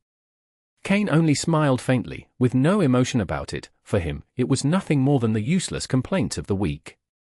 When Cain positioned himself in his designated spot, a young man, appearing around Cain's age, quickly approached him. Instead of showing hostility or displeasure, the young man smiled cheerfully and said, Hey, you're the trainer who used Slowpoke to beat up that trashy Raichu yesterday, right?" Cain glanced at him sideways, without saying a word. But Cain's silence didn't mean the young man wouldn't continue. He moved even closer to Cain, almost touching him. "You're definitely him. Too bad I had other things to do yesterday and couldn't watch your battle. I didn't expect to be in the same field as you today. Lucky me. So, the spots for advancing in this field are already decided, you and me." Cain frowned and shifted his foot slightly, distancing himself from the overly friendly young man. The young man, seeing Cain's movement, didn't notice the lack of manners and took another step closer.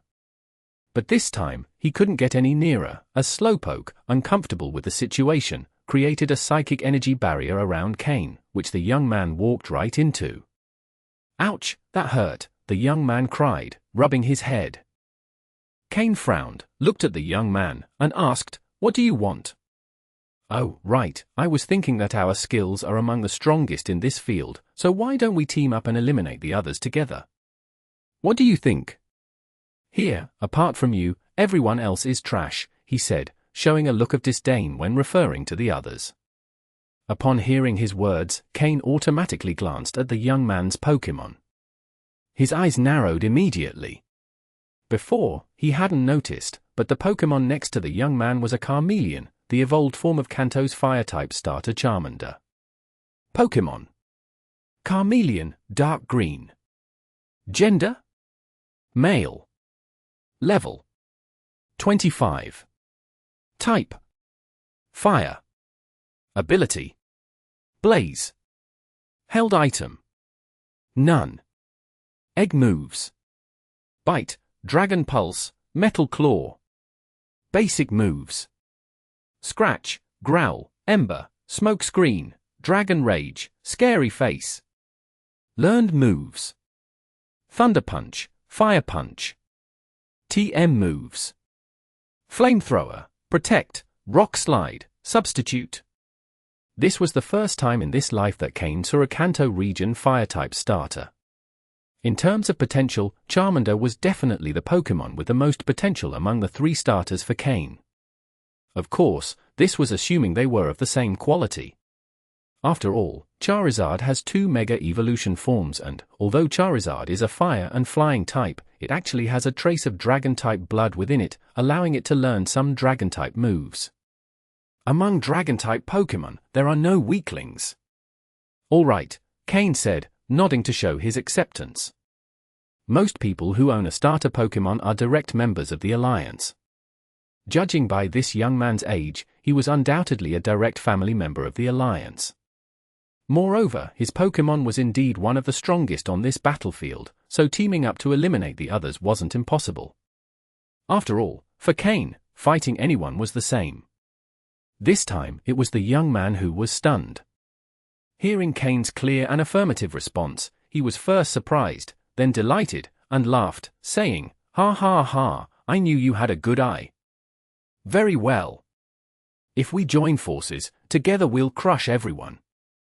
But no matter what the young man said or thought as he tried to get closer to Cain, Slowpoke's psychic energy barrier did not disappear.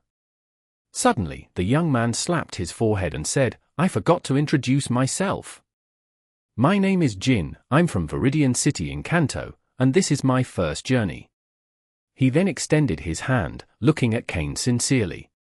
To him, Cain's easy acceptance to fight alongside him meant that Cain trusted his strength and character. So, for someone who trusted him so much, Jin also showed great trust, directly revealing his personal information. Cain extended his hand, shaking his, and calmly said, "Cain." End of chapter. Chapter 227.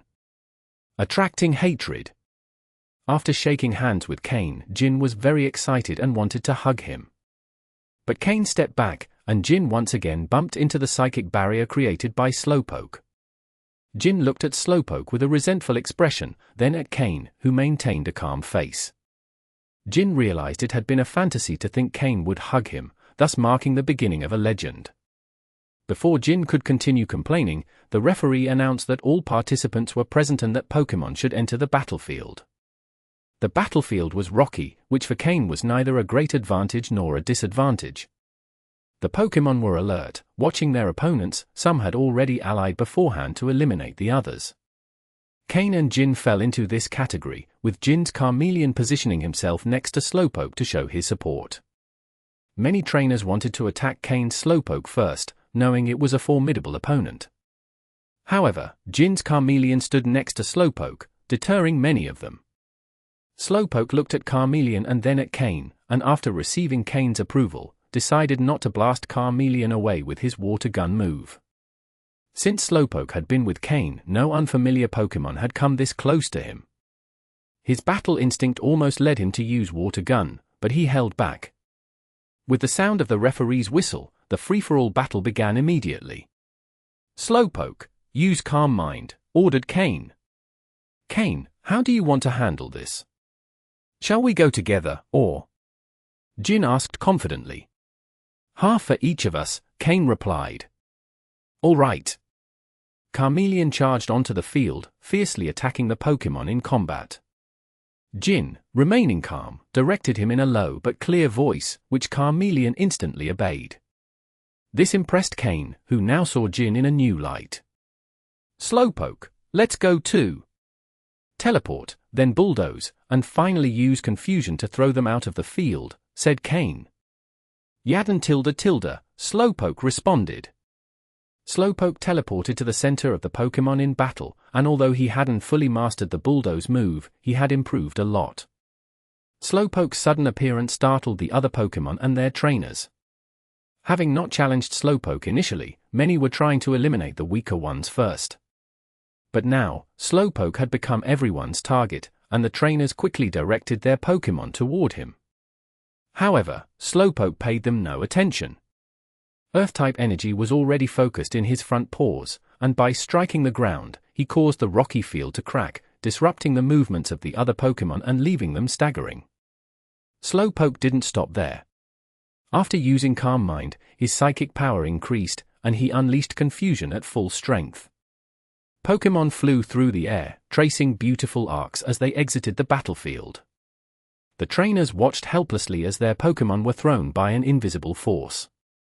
Although they all knew Slowpoke was responsible, they could do nothing. Fortunately, the eliminated Pokémon were unharmed. They were simply disqualified for leaving the field.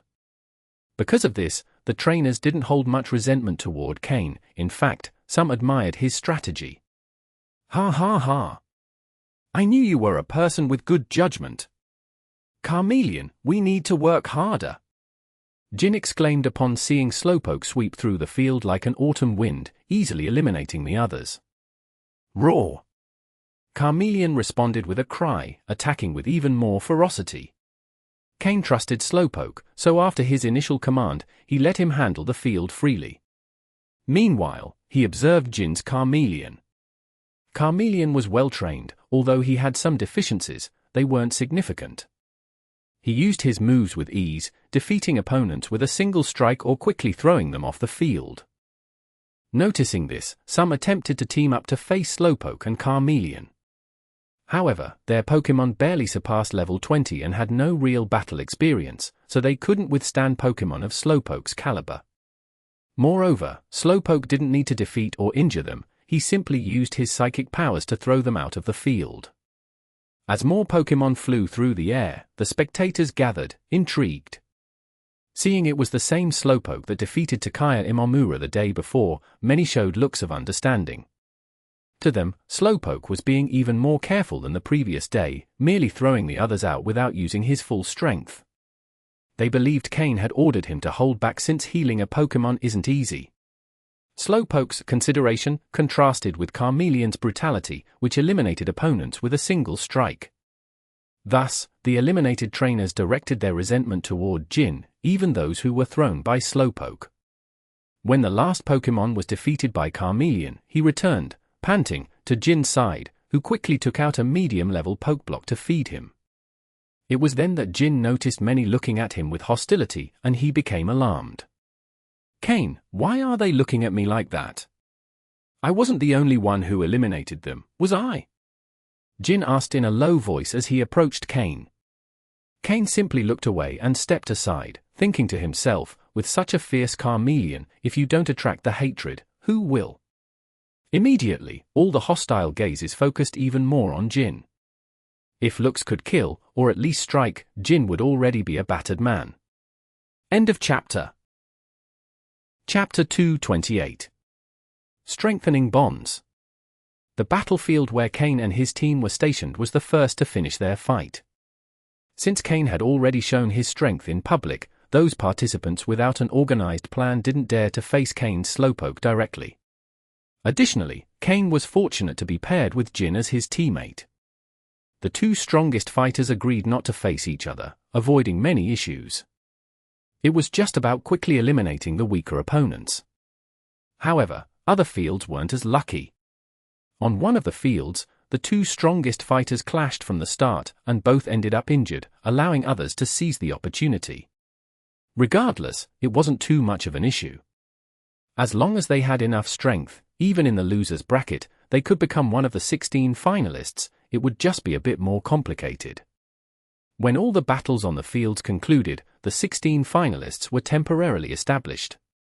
In total, the process took only about 2 hours, which meant that Cain and Jin waited for over an hour.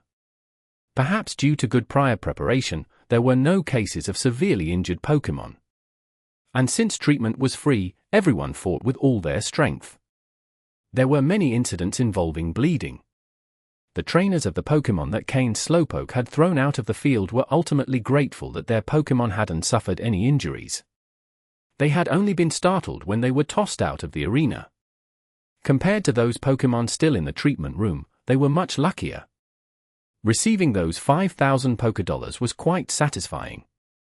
Some trainers even began to feel grateful toward Cain, as without comparison, there would be no resentment. Meanwhile, those who had looked at Jin with hostility also started to calm down, accepting the situation in which their Pokémon were hurt, as they were surrounded by others in similar situations. In short, thanks to the orderly and quick treatment, the participants' Pokémon recovered quickly. At that moment, the head referee announced that the 16 finalist trainers had been decided. In the afternoon, the losers bracket would be held, where 4 trainers would be chosen to have a chance to challenge the 16 finalists. This led many who were defeated in the strong matchups to prepare to reclaim their spots. On the other hand, those who had reached the 16 finalists through luck couldn't help but wipe the sweat from their brows, well aware of their situation. The good news was that, even if they were eliminated, they'd earn 20,000 Pokédollars, far more than the 5,000 earned by others. When Cain learned the result, he returned to his room with his Slowpoke. Jin wanted to accompany him, but was blocked by a psychic barrier created by Slowpoke 5 meters away. Eventually, he abandoned the idea with a look of disappointment.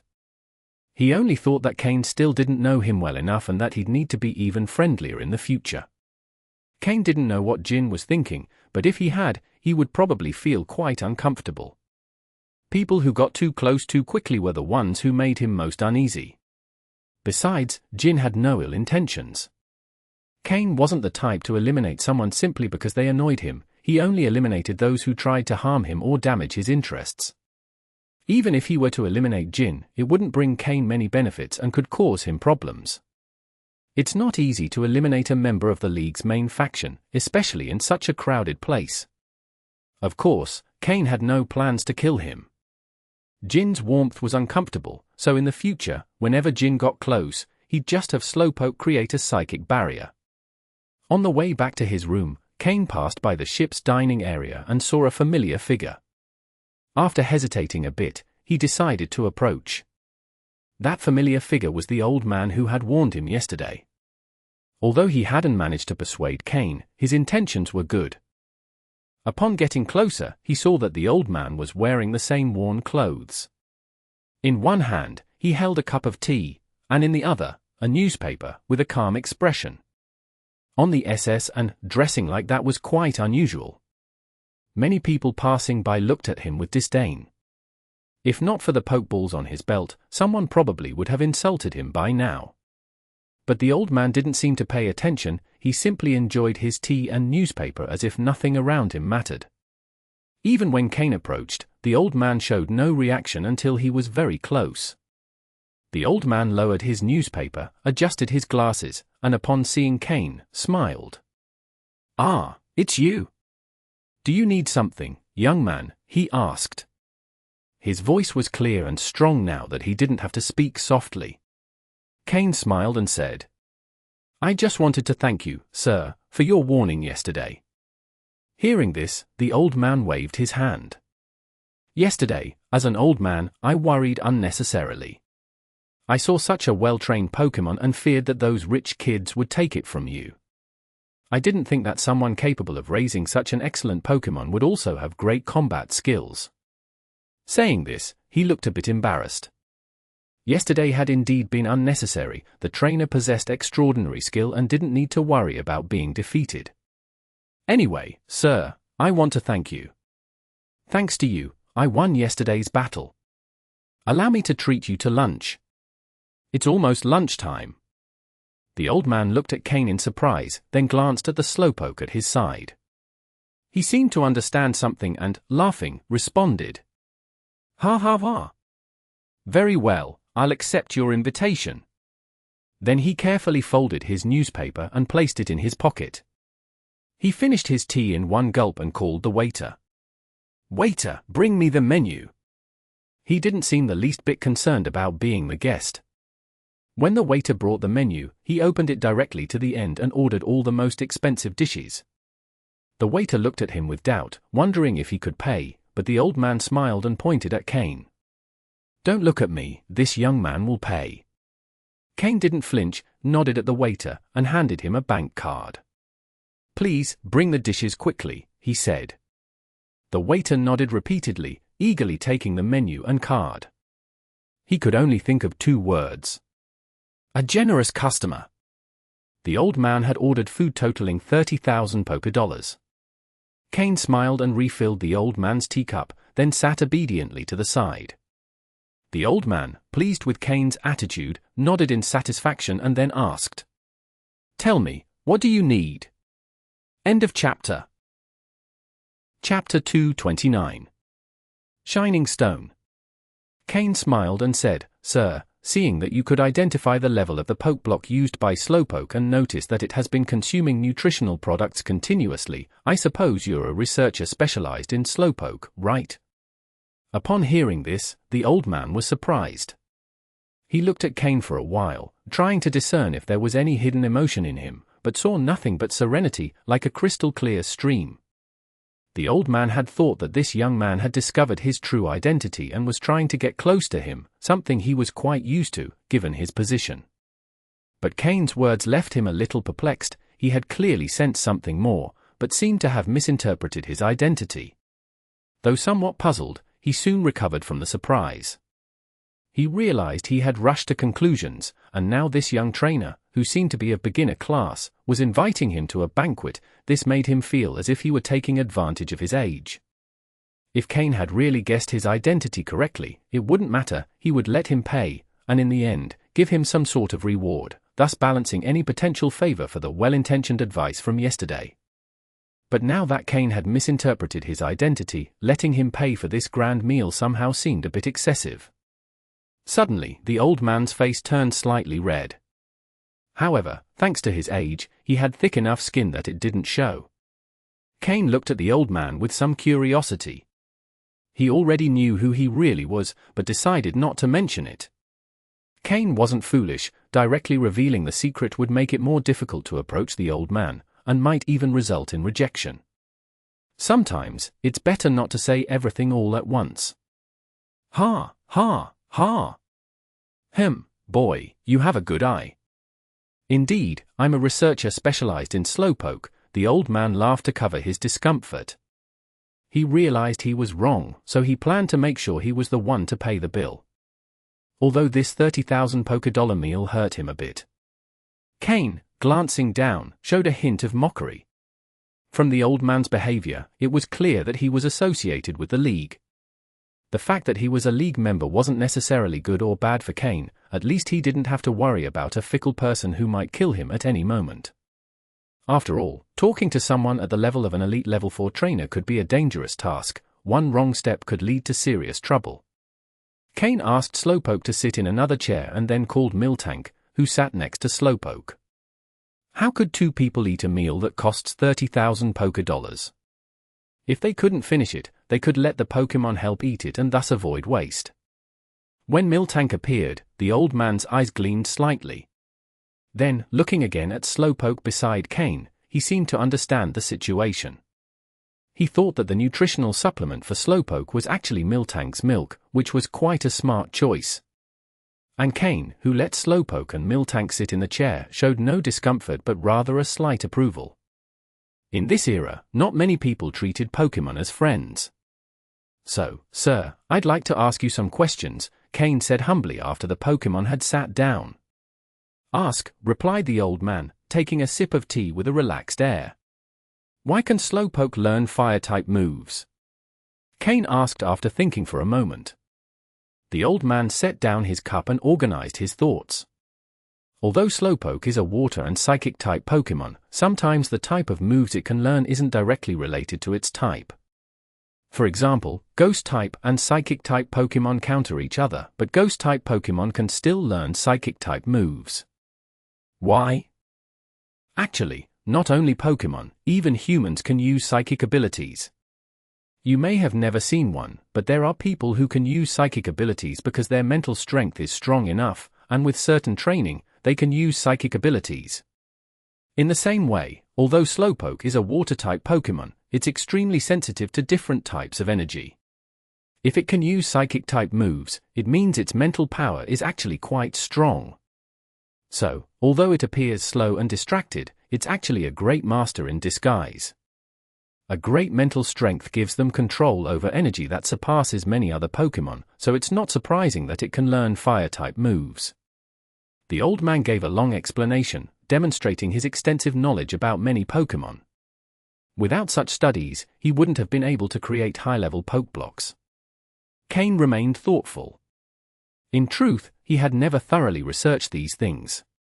He knew that Slowpoke could learn fire-type moves, but didn't exactly understand why. And the system didn't offer a detailed explanation on these topics either. For him, it was only necessary to know how to use the moves. Why those moves existed wasn't his priority. But the old man's words made him ponder. If Slowpoke can only learn certain fire-type moves like Sunny Day, Flamethrower, and Fire Blast, does it mean that if its control is strong enough, it could also learn other fire-type moves? Then, driven by curiosity, he asked, "So, how can you increase a Slowpoke's psychic power? If a Slowpoke has very weak psychic power from the start, is there a way to improve it quickly?" This question doesn't only apply to Slowpoke, many psychic-type Pokémon face the same problem. It's a more general question, how to quickly improve psychic abilities. The old man took some time to think, sipping his tea several times before answering. "I haven't researched much on how to quickly improve psychic abilities, but..." He hesitated a little, then continued, "But I've heard that some psychic-type Pokémon can form a kind of stone in their brain called a Shining Stone. However, Pokémon that can form the Shining Stone are extremely rare, and there doesn't seem to be a clear pattern. There might be a very low-level psychic-type Pokémon that has it, and an elite-level psychic-type Pokémon that doesn't. Anything is possible. Of course, this is just something I've heard, I've never seen it, so don't take it as a certainty." Shining Stone? Upon hearing this, Cain recalled that when the system analyzed conditions for rapidly improving psychic abilities, it had mentioned an item called the Shining Stone, but the system didn't provide further details about it. End of chapter. Chapter 230. Stephen's Call. In his previous life, Cain had defeated many psychic-type Pokémon, but he had never seen anything called a Shining Stone. Although, it could also be because he'd never opened their heads to look. After all, he didn't know such a thing existed, and doing so would be rather gruesome. Moreover, since the system had no data on this, even if it had detected something during a scan, it would have considered it a normal component and not raised any alerts. While Cain was lost in thought, the dishes he had ordered began arriving one after another. During the meal, he didn't ask the old man any more questions, they just chatted about everyday matters. Through the conversation, Cain discovered that the old man's surname was Matsuda, although he didn't know his full name. He shared his last name just so Cain would stop calling him sir all the time. Old Matsuda thoroughly enjoyed the meal, probably because it was quite expensive. Although he planned to pay, he realized toward the end that Cain had already paid with his bank card from the beginning, which made him feel a bit embarrassed. But everyone was so focused on eating that no one noticed. Especially Slowpoke and Miltank, who were big eaters. Cain had brought them out to avoid wasting the excess food, so they ate with great enthusiasm. Old Matsuda, being older and having a smaller appetite, didn't eat much, but seeing Slowpoke and Miltank enjoying the meal made him feel satisfied. After finishing the meal, old Matsuda prepared to leave. As he stood up, he hesitated for a moment and finally said to Cain, "Be careful." It seemed he wanted to make up for the embarrassment he'd felt earlier. After all, he believed that Cain was just an amateur trainer interested in Slowpoke and hadn't discovered his true identity. Since he felt a bit guilty for taking advantage of Cain, he offered him some advice to be cautious. But he didn't explain what he meant by "be careful." When Cain wanted to ask, the old man had already waved his hand and disappeared down the hall. Be careful? It seems he knows something. This journey on the SS and won't be so simple, Cain thought as he returned to his room and sat on the couch, lost in thought. He had sensed something strange on the ship before, but he couldn't pinpoint exactly what it was. The warnings from his psychic intuition and old Matsuda's comment confirmed that there was definitely danger. The sailors. Suddenly, Cain thought of something, and a sudden realization struck him. Since boarding the ship, Cain hadn't seen a single sailor.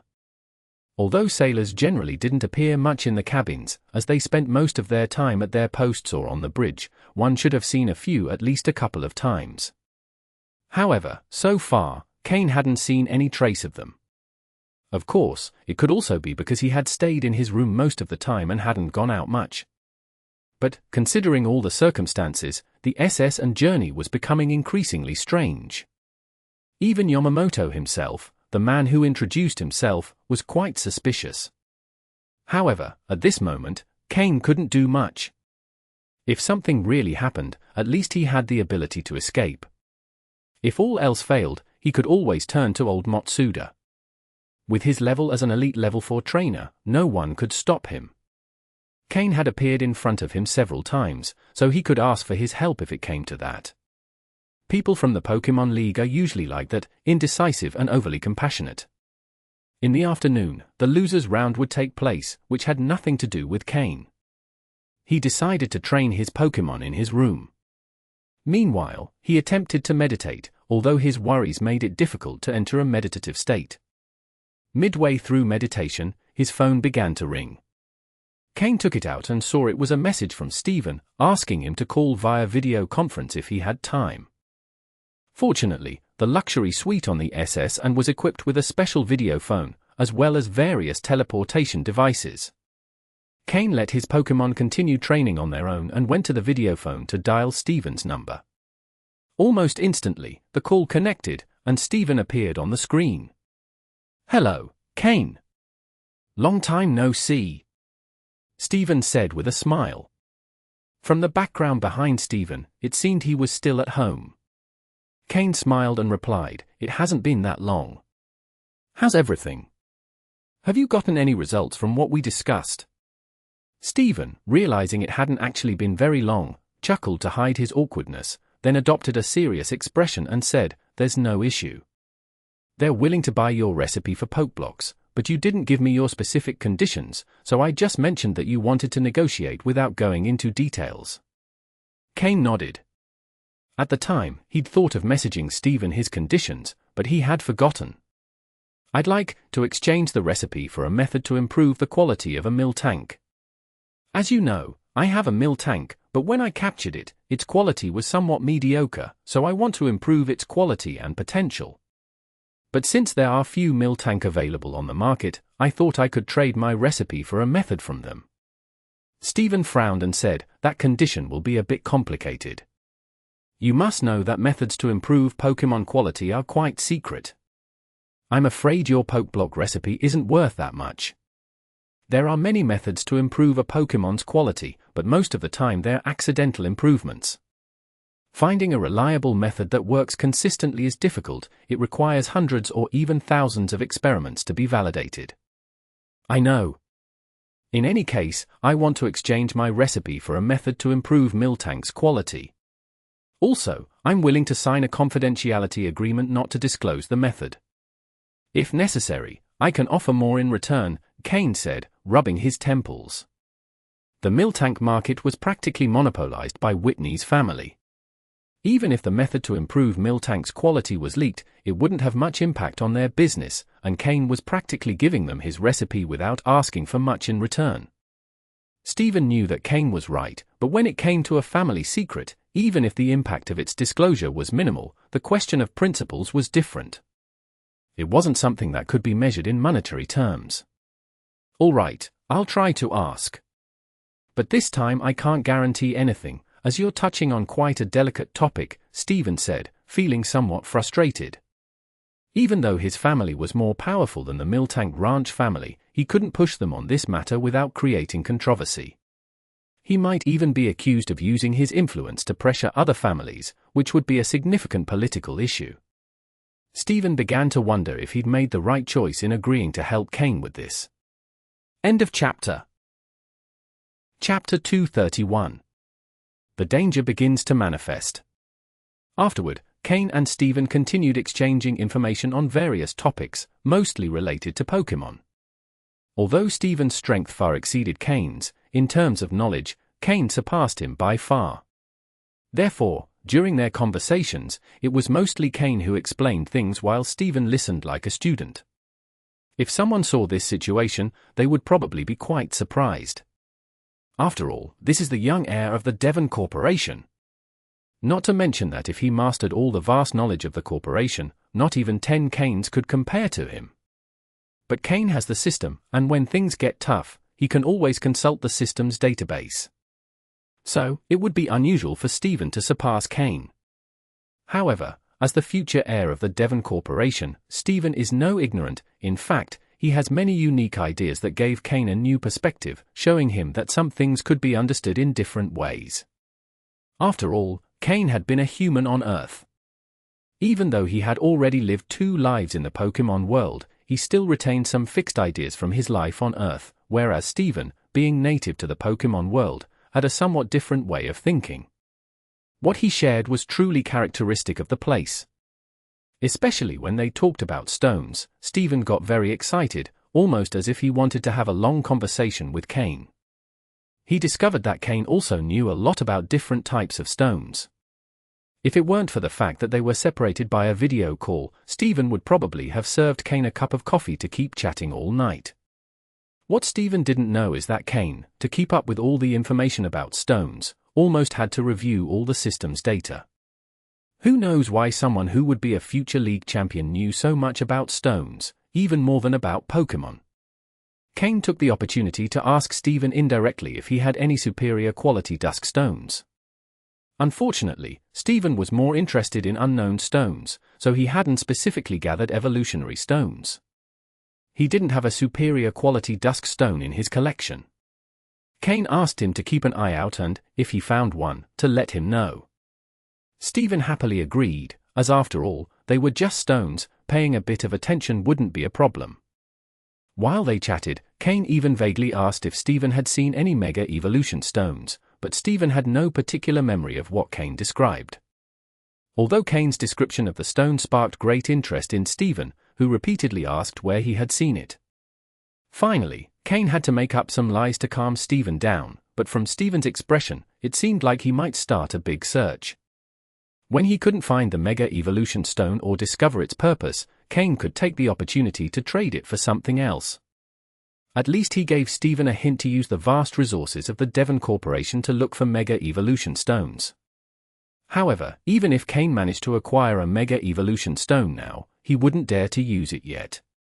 It's an object that could attract too much attention, so it shouldn't come to light at the moment.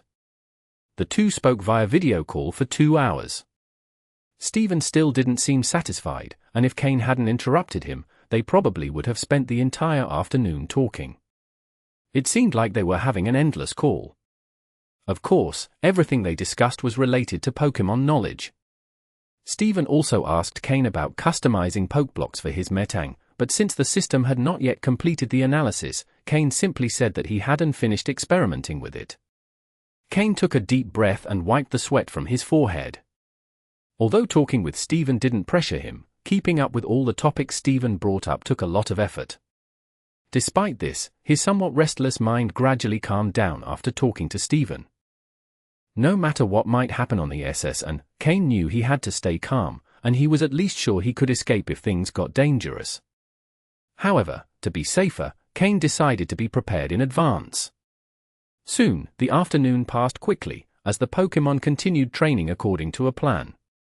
The most noticeable progress was with Haunter. Its poison type, which had already been developed, was now complemented by very characteristic moves of that type, greatly improving its control over poison-type energy. Additionally, Cain occasionally allowed it to absorb the poison gas. Only about 20% of the gas remained in the special container.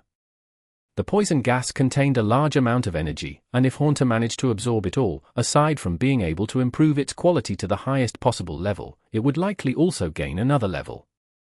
Even though it wasn't as fast as when it was Gastly, the effect was still quite good. After dinner, Cain left his room and found a bathroom. He had Slowpoke set a teleportation coordinate and then returned to the room. He changed clothes and also put on a new face mask. Then, with Slowpoke's help, he teleported back. He opened the bathroom window, and together with Slowpoke, they jumped directly out. At that moment, in the highest room of the SS, Yamamoto held a wine glass, looking seriously at the video call in front of him. Everything has started as planned. When do you intend to come? Yamamoto asked, taking a sip from his wine glass. On the video call, only darkness was visible. If it weren't for the device's blinking light, anyone would have thought there was no communication. After a moment, a hoarse voice replied, "Wait a bit longer. I think someone from the League has infiltrated. Be careful." Upon hearing this, Yamamoto's hand holding the glass paused for a moment. Then he brought it to his lips again, this time taking a big gulp of wine. Someone from the League? What a hassle. Can't they deal with their own internal rats first? They always find out everything. The interlocutor remained silent for a moment before changing the subject. Is the material this time good? Not bad, some things surprised me. And by the way, could you be more efficient with your work? I'm tired of having to clean up your messes. If this continues, there will be no more cooperation, Yamamoto said, with a fierce expression and eyes full of murderous intent. Don't try to challenge our limits. After this time, we will probably hide for a while. We just hope you continue to develop properly, replied the hoarse voice, emphasizing the words develop properly. Ah. You don't need to worry about us. But doesn't your leader intend to come in person? They always send the usual ones. End of chapter. Chapter 232. Locating the island. Jumping out of the window, just before hitting the surface of the sea, Slowpoke used its psychic powers to suspend them above the water. Cain took out a regular Pokeball and threw it. A large Gyarados appeared in the sea.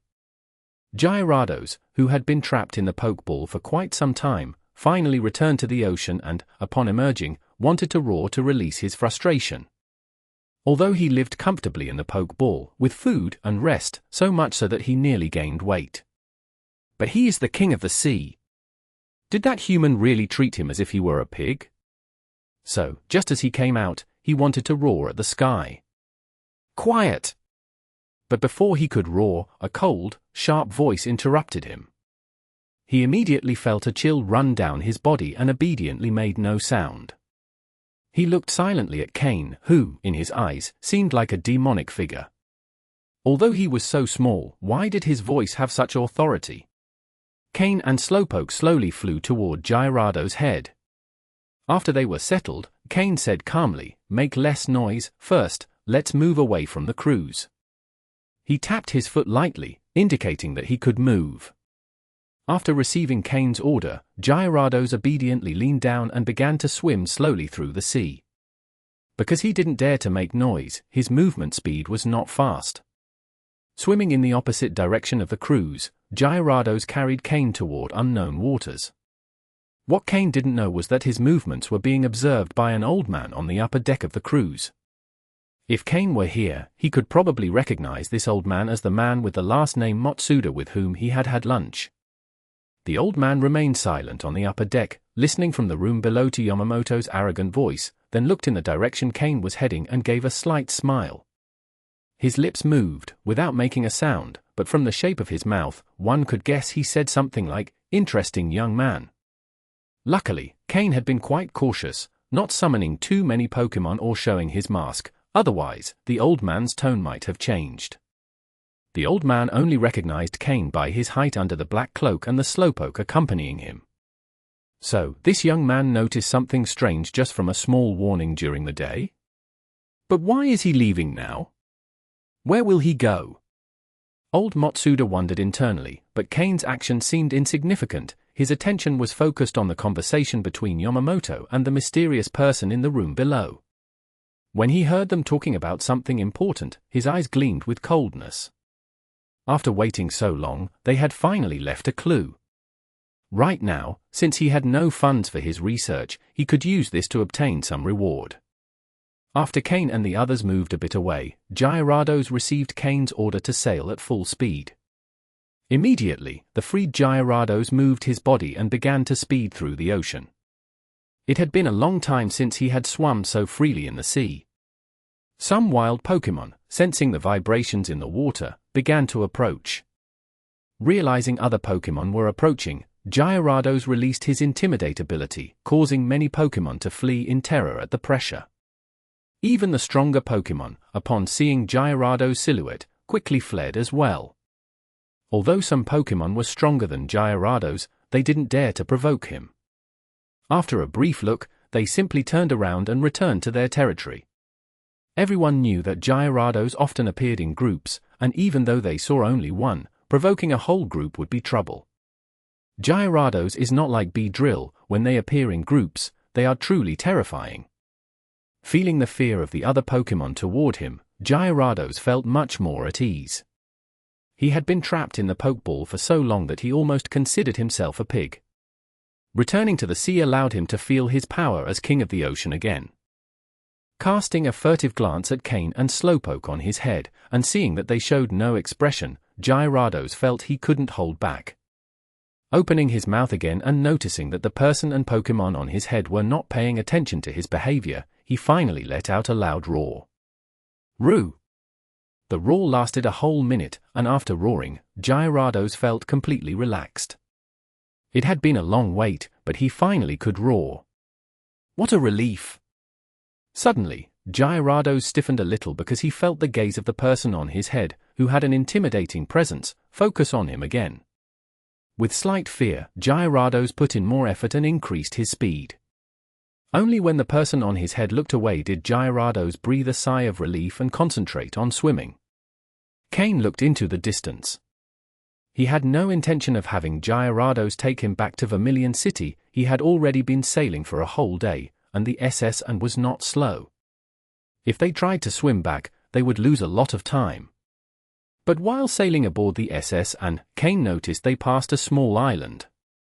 He decided to leave a psychic marker there with Slowpoke. If anything happened on the SS and he could have Slowpoke teleport him immediately, thus avoiding being stranded in the sea without a course.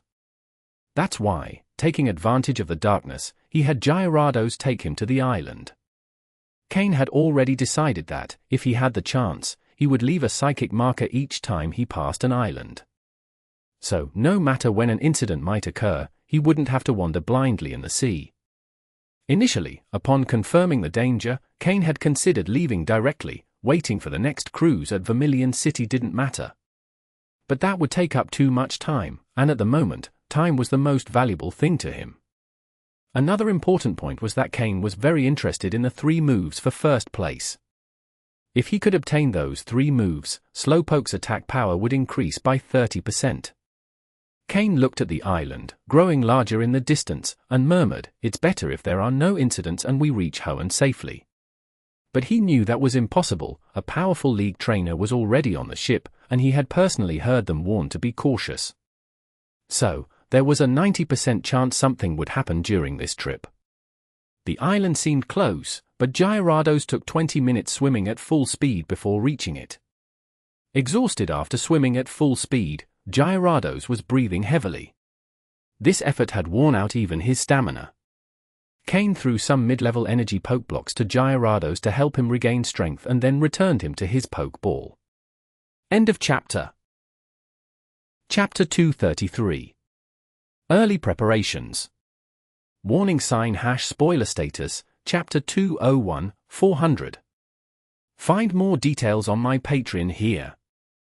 Visit. Posts PKCL stage 201-1171071002. This island, both from afar and up close, is very small, with only a few trees and no signs of life.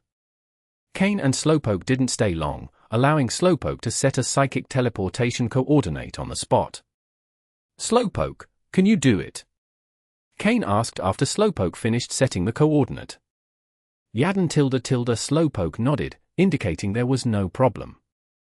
Cain placed his hand on Slowpoke's back, channeling his small amount of psychic energy to communicate with Slowpoke's psychic abilities. This would make using teleport a bit easier on Slowpoke's energy. Slowpoke's body began to glow with a soft blue light, enveloping both Cain and himself. After a sudden increase in light, they instantly disappeared from the spot. Cain and Slowpoke reappeared in the cabin of the ship. Cain was confident that his actions had gone unnoticed by others. Due to the considerable distance, Slowpoke was somewhat fatigued after using teleport. After drinking a glass of Miltank milk, Slowpoke entered a meditative state. Cain took off his clothes and released all his Pokémon. They had been training all afternoon, and sometimes even sparred with each other, as certain moves couldn't be effectively trained alone, like the move Taunt. Overall, the day's training had been quite effective. This time, Cain didn't give them evening massages or ask them to continue training. Instead, he asked them to gather around him. Once Slowpoke recovered, he sat down next to Cain. Cain petted Slowpoke's head and said, "Slowpoke, create a psychic barrier and wrap us all in it." Upon hearing this, Slowpoke activated his psychic power, enveloping Cain and all the Pokémon with a barrier. Cain took out a small glass bottle from his ring, containing a milky white liquid. It was the geocentric cleansing milk he had obtained on Challenge Island. Although he had sold half of the elixir, keeping about 200 drops, Cain didn't regret having done so. Although he had earned a lot of money, he did it out of necessity, otherwise, he would never have chosen to sell it. Carefully, he opened the bottle, and a fresh aroma filled the psychic barrier, without escaping. As they inhaled the scent, all the Pokémon felt their fatigue melt away, instantly revitalized. They all looked expectantly at the small bottle in Cain's hands. Murkrow and Slowpoke already knew about the geocentric cleansing milk, but the other Pokémon did not. This is the geocentric cleansing milk. Although you can't fully utilize its effects, it's very effective in healing any internal injuries or hidden damage in your bodies, Cain explained. Although his Pokémon didn't show signs of internal injuries, some of these could be difficult to detect, even with League technology. However, consuming the geocentric cleansing milk could greatly prevent these issues from emerging. This was especially true for Pokémon like Sneasel, who had lived and fought alone for a long time. He likely had some injuries or scars that hadn't fully healed, some of which might be hard to detect or treat. Cain administered 2 drops of geocentric cleansing milk to each of his Pokémon, then asked them to go to sleep. The milk would begin to work slowly in their bodies throughout the night. Even Haunter could benefit, as the milk was essentially a concentrated form of energy. That night, except for Haunter, who was on watch, all the other Pokémon quickly fell asleep, allowing their bodies to naturally absorb the milk's benefits. The next morning, with an amused smile, Cain watched as his Pokémon lined up to go to the bathroom, showing signs of discomfort. The scene made him laugh a lot. That day marked the start of the tournament's final phase, but first, the original 16 qualifiers had to face the 4 who had made it through the losers round. Due to time constraints, battles began as soon as Cain received notification of his turn. Why didn't they wait for Cain? Because no one had challenged him. Once the judge was present and both the challenger and challenged were on the field, the battle began. So, when everyone arrived, they realized that the 4 trainers who had advanced from the losers round had already finished their matches. Many were disappointed to have missed those exciting battles. Of the 4 trainers who emerged from the losers round, 3 managed to defeat the original qualifiers. This showed that if one had enough strength, they could advance, even if they hadn't won in the first round. Soon, the final phase officially began.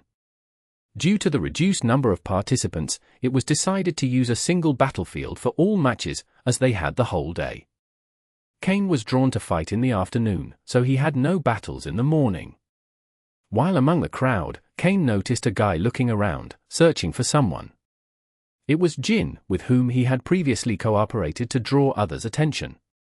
Upon seeing Cain, Jin ran toward him, visibly excited, but Slowpoke stopped him half a meter away. Jin had his match in the morning, but since he wasn't up in the first round, he had been looking for Cain the whole time. Finding him, he wanted to give him an enthusiastic hug, but Slowpoke stopped him. With a resigned look, Jin glanced at Cain, who pretended not to see him, calmly watching the battle on the field. Realizing Cain was ignoring him, Jin gave up and joined him to watch the match. Once he focused on the fight, Jin completely forgot about Cain's presence, showing how much he enjoyed battles. Cain took advantage of the calm and approached the judges' area. To motivate the participants, Yamamoto had ordered the prizes for the top 3 places to be displayed on the judges' table. Unlike Takumi, who had offered money after losing, Yamamoto was prepared and had placed the 4 TMs as prizes, along with a stack of bills totaling 300,000 Pokédollars, forming a small pyramid to the side. The shiny cash pyramid was even more eye-catching than the 4 TMs. Although most transactions were made with cards nowadays, seeing such a large amount of cash was still quite impressive. Cain and Slowpoke stealthily approached the judges' table, where Slowpoke left a new psychic teleportation coordinate, then returned to Jin's side without him noticing. Jin didn't show any reaction, completely engrossed in the battle. End of chapter. Chapter 234. The Blue Handkerchief. Warning sign # spoiler status, Chapter 201, 400. Find more details on my Patreon here. Visit. Posts PKCL stage 201-1171071002. The two trainers on the battlefield had similar skills, and their match was intense. In the end, they each had only one Pokémon left, and after a fierce battle, one of them managed a hard-won victory. After the battle ended, Jin snapped back to reality and showed Cain a wide smile, displaying 2 rows of teeth. "Cain, just wait and see how I win 3 in a row." Without waiting for a reply, he quickly left, as his next battle was about to begin. Cain observed the battlefield for a moment. When the battle began and he saw his opponent's Pokémon, Cain immediately walked away. The opponent was too weak, only slightly stronger than Takuya Imamura. Jin would probably win all 3 fights in a row, or at most, he'd need to use a second Pokémon to finish the battle. Cain wasn't interested in watching such a predictable match. Furthermore, this kind of fight reminded Cain of a children's game, which he found uncomfortable. It was as if 2 people were fighting, both armed with guns, but instead of shooting, they used the weapons as melee weapons, hitting each other until one fell. A waste of time. Cain took a walk around the ship's deck but didn't find the old man Matsuda he had seen the day before. Originally, Cain had wanted to chat with him to strengthen their relationship, but since he couldn't find him, he decided to return to his room. However, he didn't stay in the room for long. Judging by the progress of the battles, even though his turn was in the afternoon, Cain estimated he'd still have a long wait. So, Cain changed clothes, stored his Slowpoke, and left the room. Slowpoke was too recognizable, making it easy for others to guess his identity. Cain carefully avoided the staff while heading to the lower part of the ship. Since he boarded, he hadn't seen any sailors, which might seem exemplary behavior, as sailors shouldn't enter passenger areas. But to Cain, this was a problem. There was no completely clean water. Even if the sailors were very respectful, Cain didn't believe they could resist the temptation of entering the passenger zone, even if only in passing. This situation was unusual. Cain slowly descended the stairs, firmly holding Slowpoke's Pokeball in his hand. His mind was alert, prepared to summon Slowpoke to use teleport at the slightest hint of danger. Fortunately, he didn't encounter anyone on his way down. When Cain reached the sailors' quarters, he saw the first sailor through a window. Nothing seemed unusual. The sailor didn't notice Cain's presence and was focused on his tasks. Cain observed for a moment, but detecting nothing strange, he cautiously moved inside. Seeing a single sailor didn't mean there wasn't a problem. Cain entered the sailor's locker room, and after making sure no one was around, he began searching for anything out of the ordinary. Enduring the bad smell, he used his weak psychic ability to open the lockers one by one, looking for something suspicious. Just when Cain was about to give up and search elsewhere, he found a clue in the last locker. Underneath several dirty clothes in the last sailor's locker, Cain discovered a blue handkerchief. Upon seeing the emblem on the handkerchief, Cain's hand trembled. His pupils, which had dilated in the darkness, sharply contracted. Cain, visibly shocked, stared at the handkerchief in the locker. After making sure he hadn't mistaken it, he quickly put the clothes back as they were. He closed the locker door and called Slowpoke. Under Slowpoke's inquisitive gaze, Cain didn't explain anything, simply asking him to take him back to his room. Back in his room, Cain sat silently on the sofa. What he had seen earlier left a deep impression. If it weren't for his strong adaptability, he might have cried out in surprise. Cain felt deeply unsettled. The blue handkerchief he had seen bore a white emblem. Although an ordinary person might not give it any importance, Cain knew well what that emblem represented. In the current timeline, that organization should be in its inactive phase. So why had he seen their emblem here? If that organization was involved, then the SS and was truly in grave danger. Suddenly, Cain thought of something else. Could it be that Yamamoto and that organization are collaborating? But Yamamoto? I'm not sure that's his real name. However, when I saw him the other day, many people called him by that name. Seeing how scared Takuya Imamura was, it doesn't seem fake. Cain began organizing his thoughts in his mind. Then he remembered the elite-level league trainer named Matsuda, who had appeared on the ship dressed humbly. What was his real purpose? Was his warning to be careful a reference to that organization or a warning about Yamamoto? Why, the first time Yamamoto saw him, did Cain feel his gaze was strange, but he couldn't say exactly why. Why did the first rewards Yamamoto offered include 3 moves that Slowpoke could use? Why was this competition organized so suddenly and with such generous rewards?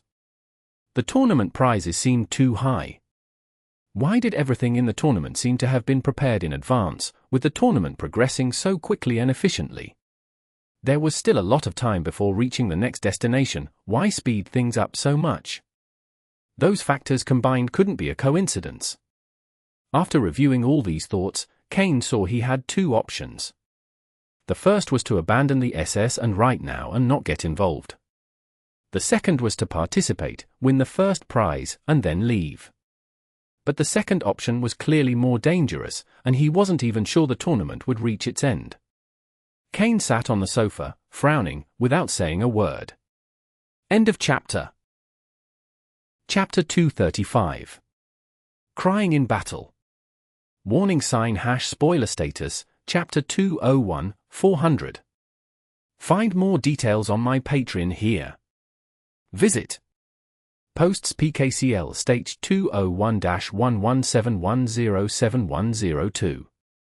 In the afternoon, after being notified by the loudspeaker, Cain headed back to the battlefield. Seeing the prizes for the top 3 on the referee's table, Cain thought those items were extremely tempting. If he didn't genuinely want to compete for those prizes, he might have already withdrawn. If he left now, all the danger would have nothing to do with him. But after returning from the sailors' quarters, Cain had thought for a long time and finally decided to stay. The first reason was that the tournament prizes were indeed attractive. Additionally, those items were displayed so blatantly that anyone would feel tempted to look at them. This was a very clever strategy on Yamamoto's part. However, if it were only about the prizes, it wouldn't have been enough for Cain to decide to stay. The main reason was the old man Matsuda with whom he had shared a meal. With his presence, at least Cain wouldn't have to worry about facing an enemy so powerful that he couldn't defend himself or escape. Moreover, Cain didn't believe that if the League had detected something, they would only send a single elite level for trainer. What Cain didn't know was that Matsuda's actions were completely voluntary and that the League hadn't actually sent any combatants on board. Most of the League trainers on the ship were fairly weak. Even someone like Jin was considered one of the stronger ones among them. If Cain had known this, he probably would have reconsidered his decision. The League usually won through sheer numbers, which had given Cain the false impression that there would always be additional support. The second reason he decided to stay was that the group to whom the blue handkerchief he found belonged, while powerful, was not as threatening as Team Rocket. But that wasn't the important part. The crucial thing was that, as Cain recalled, that organization shouldn't have revealed itself to the world at this point in the timeline. If they caused a big commotion, they might attract the League's attention before they were fully prepared. Therefore, Cain thought the leader of that organization, if they had any common sense, wouldn't do anything that would draw too much attention from the League. So Cain only needed to stay on guard against the crafty Yamamoto. Cain took his position. When he arrived, both the audience and his opponent had already been waiting for a while. If he had arrived a few minutes later, he would have been disqualified from the tournament. Cain's opponent was a young woman in her 20s with a black ponytail and an ordinary appearance. Cain had no memory of her. Only after the referee introduced her did Cain learn that the young woman was named Kyoko. The battle began immediately. Cain sent out his signature Pokémon, Slowpoke. Kyoko, clearly having studied Cain, sent out her grass-type Pokémon, Gloom, to take advantage of the type advantage over Cain's water-type Pokémon. Under Cain's system analysis, Gloom had a dark yellow aptitude, was level 22, and was a fairly standard grass and poison-type Pokémon. Cain had bet on the Flamethrower TM in his battle against Takaya Imamura, so Kyoko assumed Slowpoke hadn't learned any Fire-type moves, allowing her to make full use of the type advantage. But she clearly hadn't considered that Gloom, also being a Poison type, was vulnerable to Psychic-type moves. Slowpoke, don't hold back. Use Psyshock and go all out. Aware of the possible danger on the ship, Cain wasn't in the mood to play childish games with these novice trainers.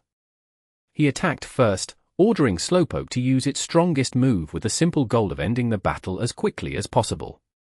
Gloom, use Stun Spore, Kyoko ordered without hesitation. Gloom, a Pokémon that quickly learned powder techniques, could be quite effective in battle if its moves were used correctly.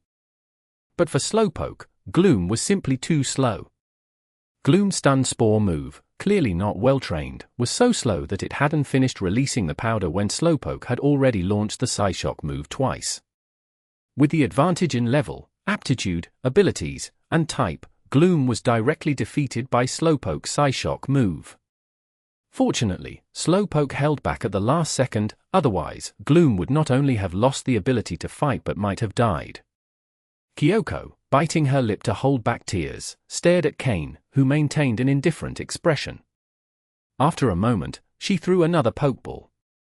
This time, she stopped trying to exploit the type advantage and sent out her strongest Pokémon, the Pidgeotto that had made her stand out in the preliminary rounds, a level 25 Pokémon with light green aptitude. This was Kyoko's starter Pokémon, which her father had captured with much effort. Pidgeotto, using its flying ability, had made it easy for Kyoko to break through in the preliminaries. Fly, Pidgeotto. Use Gust, Kyoko ordered. Slowpoke, use Protect and then Calm Mind. Both Pokémon had no type advantage over the other, meaning the outcome would be decided by pure skill. Pidgeotto, being Kyoko's starter Pokémon, had a much faster skill execution speed than Gloom. Pidgeotto quickly formed a tornado in front of its wings and launched it towards Slowpoke, enveloping it. Slowpoke, without moving, used the Protect move to block the attack and then entered a meditative state with the Calm Mind move. Having practiced this move a lot, Slowpoke executed it perfectly, protecting itself and meditating almost simultaneously. When it finished meditating, Slowpoke opened its eyes. Slowpoke, let's finish this quickly. Use Psyshock, then Water Gun with Confusion, take it down.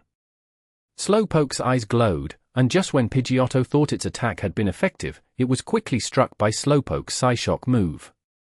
Then, the Water Gun move powered by the Confusion move hit it, increasing both its power and speed. Dazed by the Psyshock move, Pidgeotto started to fall, being struck by the Water Gun move before reaching the ground. Pidgeotto! Hang in there! Use Gust! Kyoko shouted, tears in her eyes as she looked at her fallen Pidgeotto. Slowpoke, finish it! Teleport and use Headbutt. Slowpoke instantly teleported beside Pidgeotto, which was still trying to stand, and launched the Headbutt move. Boom! The ground sank under the impact, leaving Pidgeotto incapacitated in the crater. Slowpoke teleported back next to Cain, looking coldly at Kyoko while waiting for her to send out another Pokémon. Too weak, simply too weak. That was Cain's first impression. Seeing how other trainers fought so fervently, but when it came to his turn, the opponent seemed too weak. These trainers who had never experienced a real battle, who had no clear direction in training their Pokémon, simply didn't awaken his desire to fight. With tear-filled eyes, Kyoko picked up her Pidgeotto. Looking at Cain, who showed no sign of offering comfort, she finally broke down in tears. End of chapter. Chapter 236. A made-up story. Warning sign # spoiler status, Chapter 201, 400. Find more details on my Patreon here. Visit. Posts PKCL stage 201-1171071002. It's not that she had never lost before, but she had never been defeated so quickly. In other battles, it usually took dozens of commands, going back and forth to determine the winner. Even if the power difference was significant, she had never been treated so ruthlessly. When facing a girl, most trainers tend to be a bit more lenient. Unfortunately, her opponent was Cain. Kyoko, the girl, began to cry, and the people around her became a bit agitated, murmuring amongst themselves. Cain felt a bit uncomfortable, but he showed no reaction, simply indicating that he was patiently waiting for Kyoko to send out her next Pokémon. But after a while, Kyoko made no further move and just stood there, crying. The referee, feeling somewhat awkward, frowned and asked, "Kyoko, please send out your third Pokémon." Kyoko looked up at the referee, then glanced at Cain with her red eyes, biting her lips to hold back her tears. Her whole body trembled as if she were receiving an electric shock. Finally, she couldn't hold it in and began to wipe her tears with her hands. In a choked voice, she said, "I forfeit." And without looking back, she ran off. Upon hearing that Kyoko was surrendering, Cain, along with his Slowpoke, immediately left, leaving behind a crowd in heated discussion.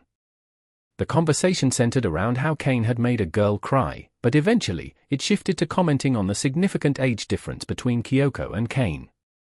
In the end, everyone was impressed by Cain's strength. As Cain left, he caught a glimpse of the prizes on the referee's table out of the corner of his eye. Although they were in plain sight, Cain noticed that some people were secretly watching over them. Yamamoto had likely assigned his men to prevent anyone from attempting to steal the prizes. Surely, there were many who would be willing to take the risk.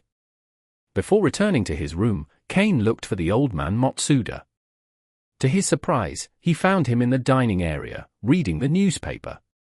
Cain approached, determined to start a conversation. Matsuda, upon seeing him, was a bit surprised. He thought Cain had already left the ship, but now he realized that Cain had returned after that night. However, Matsuda had spent the whole night on the ship's deck and hadn't seen Cain return with his Gyarados. So, seeing the Slowpoke beside Cain, he understood a little of the situation. "Why aren't you in the competition and instead come to chat with this old man?" Matsuda said, taking a sip of tea. Cain smiled and sat beside him. "I came to learn from you. I'm still not very skilled at raising Slowpoke." Matsuda glanced at Cain's Slowpoke. "Your Slowpoke is very well trained, it doesn't seem like the work of a beginner." His words carried an implied meaning. I just spent quite a bit of money on high-quality Pokeblocks," Cain replied, pretending not to understand the implication and taking a seat next to him. "I heard you have a lot of experience with Slowpoke. I wanted to know if there's anything particular in their Pokeblock diet, or how I could use Pokeblocks to enhance growth efficiency." Thus, the conversation turned to different methods of making and using Pokeblocks. The old man Matsuda set his newspaper aside and observed Cain for a moment before taking a sip of tea and beginning to share his knowledge about Slowpoke feeding and care. He had spent considerable time researching Slowpoke and its evolution, Slowbro, so he knew a lot about their habits and daily routines. Cain also shared some of his own experiences in raising Slowpoke, which pleasantly surprised Matsuda. Cain even hinted that he knew how to make Pokeblocks. When it came to Pokeblock crafting, the old man Matsuda showed much more interest, dropping his indifferent attitude. But the more they talked, the more surprised the old man Matsuda became. Observing Cain's height and hearing his voice, he was clearly in early adolescence. At such a young age, without being a league-back trainer, having that level of skill was already impressive. But he hadn't expected that he would also have a remarkable talent for Pokémon breeding. The old man Matsuda was a high-level breeder, and his status was above most breeders in his class. Just by listening to Cain, he could deduce that the young man already had the skills of an intermediate-level breeder, which surprised him even more. It's worth remembering that he himself became an intermediate breeder in his 20s and was considered a prodigy at the time. But seeing Cain, who was probably only 15 or 16 years old, he couldn't help but be amazed. Even if he had started studying from a very young age, he shouldn't have reached the intermediate level so quickly. A prodigy. An exceptional talent. Beyond those words, Matsuda couldn't find another way to explain how Cain could master so much knowledge at such a young age. "Cain, who taught you all of this?" He couldn't help but ask in the end. "Oh, well. In my family, there are some elders who left many books. When I have nothing to do, I read. And when I read, I get curious to try putting things into practice. Though, I'm not sure if I'm doing it correctly, Cain replied, scratching his head with some embarrassment. Hearing Cain's answer, Matsuda's eyes lit up, and with a certain urgency, he asked, "So, you haven't had a mentor to teach you directly?" Cain pretended to think for a bit. "It's not that no one ever taught me. The elders in the family always told me to read more, and from time to time, they'd ask me questions. If I couldn't answer, they'd make me keep reading.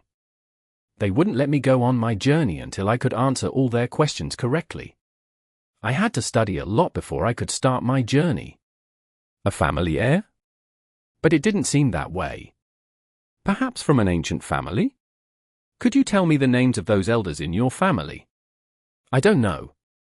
I always called them Grandpa and Grandma, I don't even know their last names. I'm an orphan, and they always treated me very well. I saw them as my own grandparents, Cain replied. Cain was very aware of the importance of his identity within the league. It was best to present himself as an orphan. Unfortunately, the identity Umbra provided for him was also that of an orphan, with no specific details. Cain's League ID card began recording his information from the moment he passed the test to become a League trainer. What came before was deliberately left vague. This kind of situation was quite common in the League, so it wasn't unusual. Many people lived in remote areas, and someone with an unknown background often appeared. As long as they passed the League's tests and exams, they could obtain a League ID card. Or if they gained the support of certain League members, they could also receive an official identity. Not being part of the core members meant the evaluation process wasn't as strict. Additionally, many ancient families were hidden in various places, like those who guarded ruins or the last heir of a declining family. Too many cases like those, and the League couldn't investigate them all. As long as a person had a good character and decent conduct, getting a League ID card wasn't difficult. The challenge was getting a League ID card with a high confidentiality level like Cain's. End of chapter. Chapter 237. Preparations for Embarkation. Warning sign # spoiler status, Chapter 201, 400. Find more details on my Patreon here. Visit. Posts PKCL stage 201-117107102. Time passed quickly. Since Cain boarded the ship, 3 days had already gone by. The tournament organized by Yamamoto was already coming to an end. As expected, Cain and his Slowpoke advanced to the quarterfinals with a decisive victory in the round of 16. Then, with an overwhelming advantage, they defeated their opponent in the quarterfinals, advancing to the semifinals. In both battles, only Slowpoke participated, defeating all 3 Pokémon of his opponents, thus securing qualification. On the third day, during the semifinals, his opponent showed considerable strength. Although a bit older, he was likely almost 30 years old.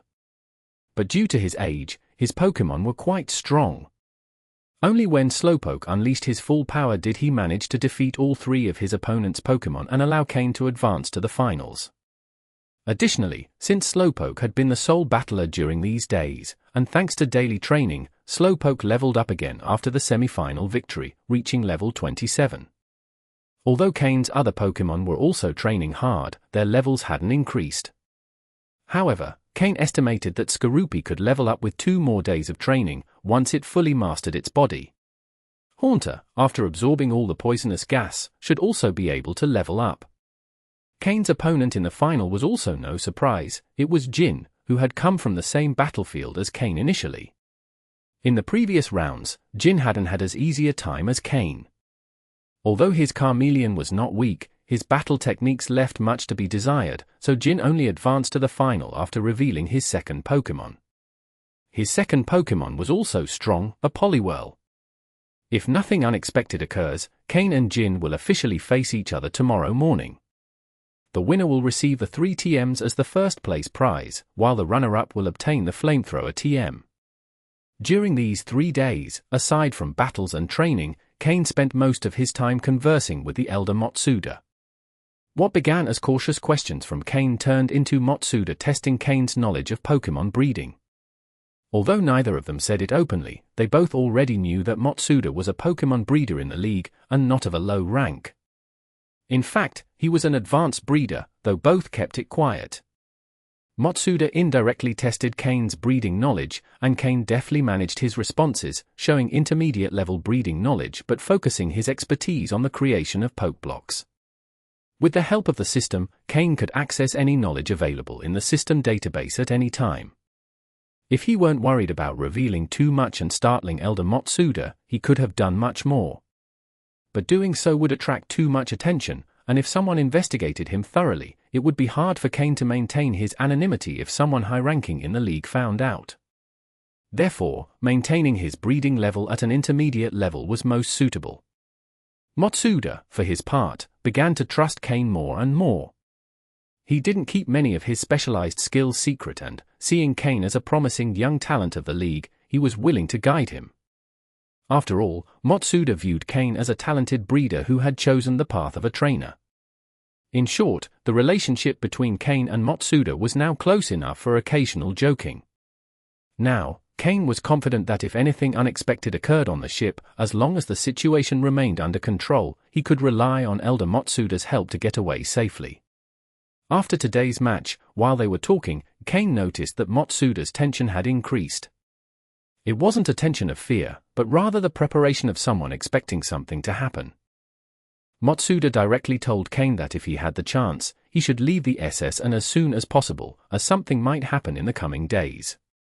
In fact, Matsuda had already hinted at this to Cain since the second day of their conversation. Seeing Cain as valuable talent, Matsuda wanted to ensure he was prepared. But Cain never responded directly to this warning, leading Matsuda to think that youth made him bold. Back in his room, Cain sat quietly on the sofa.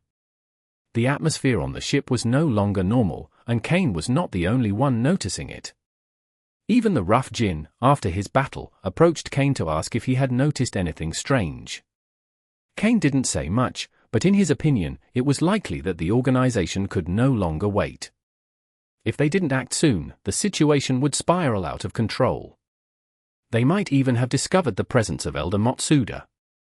Cain hinted at this to Matsuda, but he gave no further details. In truth, Cain's suspicions and intuition were quite accurate, as Yamamoto was beginning to grow impatient. In the highest room of the SS, Yamamoto made another call to the mysterious man. His eyes were bloodshot, and his voice no longer had the calm it had before. It was hoarse. "We've exceeded the scheduled time. If you don't act soon, I'll withdraw from this. Yamamoto, get ready. We are prepared to board the ship tonight. Send me all the information you've gathered. Don't give me orders. You're not qualified to do so. Let your leader speak." Yamamoto interrupted the man. "Oh? What's wrong, Yamamoto? I heard you miss me." Suddenly, a deep, steady voice of a middle-aged man echoed from the phone, with a tone that mixed seriousness and amusement. At that moment, Elder Matsuda, who was watching Yamamoto from the upper deck, narrowed his eyes. Things were getting complicated. I didn't expect the leader himself to intervene. "I guess there won't be any failures," then, Yamamoto said, changing his expression to a smile. He. After a cold laugh, the call abruptly ended. After hanging up, Yamamoto looked serious. If the person who was coming was the one he spoke to at first, he could still keep control, but if that organization's leader was coming, he would have to reduce his share of the benefits. Meanwhile, Elder Matsuda had already disappeared from the upper deck. He began searching the ship for Cain to warn him to leave immediately, or it would be too late.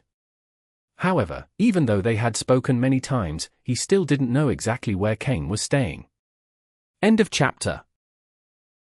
Chapter 238. The situation complicates. Warning sign # spoiler status, Chapter 201, 400. Find more details on my Patreon here. Visit. Posts PKCL Stage 201-117107102. Out at sea, a submarine suddenly surfaced silently next to the SS Anne. A group of dark figures emerged from the submarine and, with the help of their Pokémon, boarded the SS Anne. In the sailors' room on the lowest level of the SS-An, the sailors quickly removed their uniforms and put on blue and white clothing, with a blue bandana on their heads. Then, they lined up neatly in the room, awaiting their commander's arrival. Suddenly, the SS-An came to a complete stop, and many passengers woke up immediately. What happened? Why did the ship stop? At that moment, Cain was sitting calmly on the sofa, sensing the commotion caused by the ship's stop. Have they arrived? Cain murmured quietly. He quickly changed clothes and put on a black coat. In truth, it would be wisest to leave immediately, but Cain had left a psychic marker with his slowpoke at the prize platform. Originally, there was always someone watching over it, but with the movement of this mysterious group, Cain wasn't sure if Yamamoto's men would still be concerned about those prizes, which were insignificant to them. If there was still surveillance, Cain wouldn't waste time and would leave immediately with his slowpoke.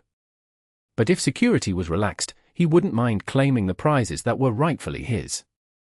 However, Cain wasn't foolish and didn't rush out immediately. Going now would draw too much attention. Cain smashed the room's fire alarm with his fist. Immediately, alarms started sounding throughout the SS and in the hallways and rooms. Passengers, already puzzled by the ship's stop, quickly left their rooms, and those still deeply asleep were awakened by the noise. Realizing it was a fire alarm, they quickly got dressed and ran out of their rooms. The SS and became chaotic. On the upper deck, Yamamoto's face was grim. He knew perfectly well that the group he had allied with had begun boarding the ship, and once they were all in position, they would be able to take control of the situation smoothly. But the fire alarm ruined his plans. Crack! He threw his glass to the ground forcefully and took for pokeballs from the drawer, attaching them to his belt. With an angry shout over the wireless phone he was holding, he ordered, "Attack! Leave no one alive, capture everyone." Then, accompanied by 2 bodyguards and the woman who always followed him, he left his room. However, upon exiting, he found someone blocking his way. If Cain had been there, he would have recognized him as the elder Matsuda, with whom he had been conversing over the past few days. But now, the elder Matsuda no longer wore his usual friendly expression, he was frowning at him. Coldly, he said, "So, you finally allied with Team Aqua." Yamamoto was shocked to see the elder Matsuda. He had seen him several times on the ship's surveillance cameras, but due to his ordinary appearance and humble behavior, he hadn't paid much attention to him. Cain left his room along with his slowpoke. Now, both the hallways and decks were in complete chaos. Cain wasn't the only one who had noticed the strange situation on the SS-An. Some passengers had also sensed the unusual atmosphere, and when the alarm sounded, they ran straight to the ship's security room. A ship as large as the SS-An has League staff responsible for security. They are the ship's safety guarantee. But, to their surprise, Yamamoto had taken control of the security room from the start, replacing all staff with his own men. Others, like Cain, attempted to take advantage of the chaos to seize the tournament prizes. Money and prizes spark people's greed. There was no shortage of those who decided to take the risk. When Cain made his way around the crowd and reached the battle room, he saw that many people were already there. However, many lay on the ground clutching their stomachs, clearly injured by attacks. Their Pokémon lay beside them, unable to keep fighting. Some were still frantically fleeing, only to be immediately met by members of Team Aqua, dressed in blue and white uniforms. Despite being mentally prepared, Cain was surprised to see them. Team Aqua. In the future, one of the 2 major dark powers in the Hoenn region. The other, an equally notorious group, is Team Magma. Both teams, as their names suggest, have a fierce rivalry. Otherwise, they would have already unified Hoenn's underworld. This demonstrates Team Aqua's power. But why did Team Aqua appear here? It shouldn't yet be time for their appearance. Don't they fear being relentlessly pursued by the League for openly attacking the SS-An? Yamamoto had likely allied with Team Aqua, but then, how did he expect to continue operating in the League as the head of a major family? Cain didn't understand, but seeing that Team Aqua had already taken over the battle room, he knew he wouldn't be able to obtain the prizes. If the situation wasn't favorable, Cain wouldn't insist. He turned around and started to head back. Boom! Suddenly, a loud explosion was heard from the upper level of the SS An. The entire ship shook slightly from the impact. Matsuda was on his Aerodactyl, looking down coldly at Yamamoto and his two Pokémon. The previous explosion had been caused by Aerodactyl's Hyper Beam, which had knocked back Houndoom and Crawdaunt, Yamamoto's Pokémon. Yamamoto had recently reached Elite Four level with the help of Team Aqua. But in front of a veteran like Matsuda, who was also an expert breeder, the power difference was immense. Even with a type advantage, Yamamoto's Pokémon couldn't withstand Aerodactyl's power. So you reached Elite Four and already think you're invincible, Matsuda murmured coldly. He had no respect for an Elite Four level trainer like Yamamoto.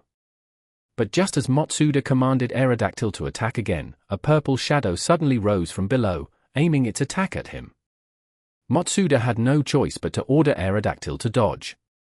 A Crobat had been the attacker, and it was clear it possessed the strength of an Elite Four level Pokémon, much stronger than Yamamoto's Pokémon. Matsuda narrowed his eyes, watching as a figure slowly ascended the stairs. A mighty Ina walked beside him.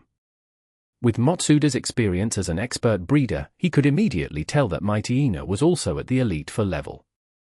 This meant that Aerodactyl now had to face for Elite Four level Pokémon. Boss, Yamamoto murmured, hesitating for a moment before speaking.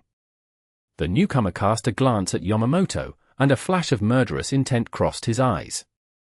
This man has become too arrogant with his new power, he thought. End of chapter. Chapter 239. Finding someone to divert hatred. Warning sign # spoiler status, Chapter 201, 400. Find more details on my Patreon here. Visit. Posts PKCL stage 201-1171071002. Archie, murmured Matsuda upon seeing the approaching figure. Team Aqua, an organization aiming to expand the ocean's area to dominate the world alongside Pokémon. The League is aware of its existence, but because they operate covertly in the Hoenn region and rarely cause trouble, they haven't taken drastic measures against them. Archie is a mid-level Elite Four veteran trainer, and Matsuda isn't sure if he could face him. But, whether or not he can, the situation is already set. The League has detected nothing unusual on the SS and everything he is doing is on his own. By chance, he discovered something strange in Yamamoto and, since he needed funds to continue his experiments, decided not to report it to the League.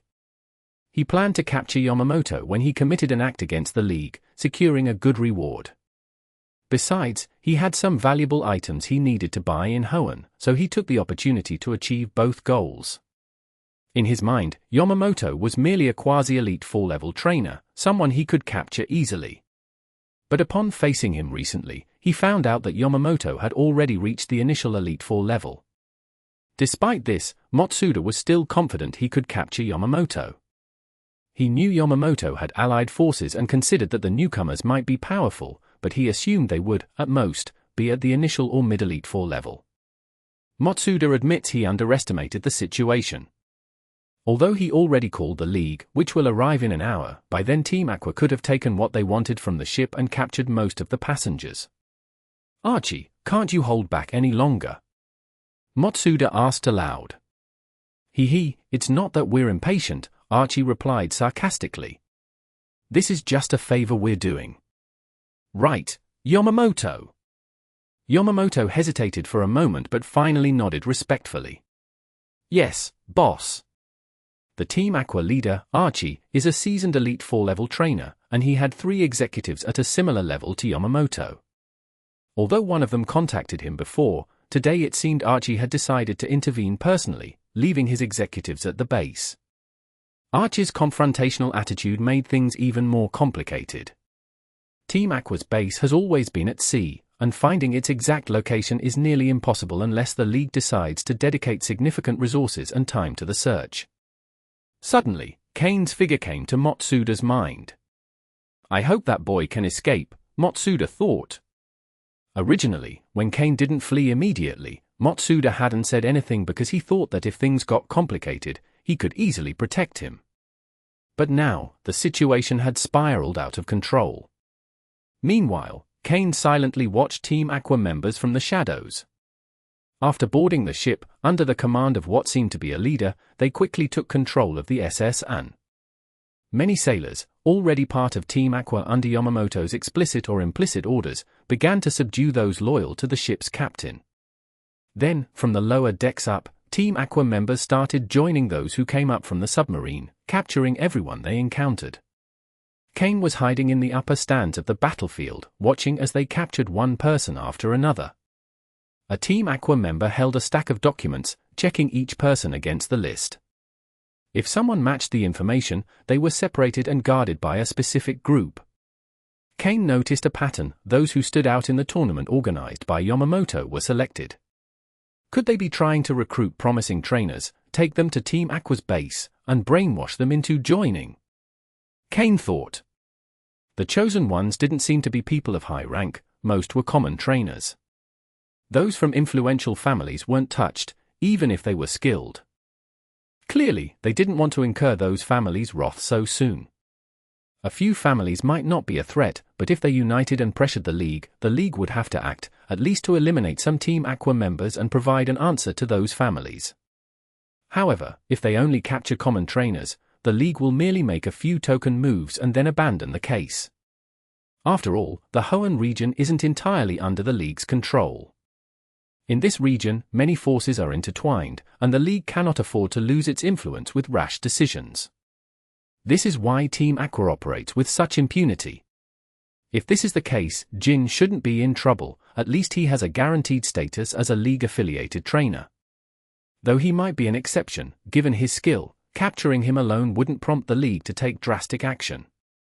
It all depends on whether Jin is promising enough for Team Aqua to take the risk. Cain, barely able to look after himself, didn't worry about Jin, even though Jin might consider Cain a close acquaintance. Something doesn't add up. If they're only after a few trainers, it doesn't justify Team Aqua mobilizing so many resources. The old Matsuda still hasn't appeared, which means they're keeping him at bay. In our conversations, Matsuda hinted at his disdain for Yamamoto, indicating that the opponent is weaker than Matsuda. So, whoever is holding him off must be an Elite 4-level Team Aqua trainer. Team Aqua isn't like Team Rocket, they're still in their infiltration phase and don't have as many Elite 4-level trainers. Matsuda is a veteran Elite 4-level trainer, at least of initial or mid-level. To hold him off, the opponent must be at least mid-level. Could Archie be directly involved?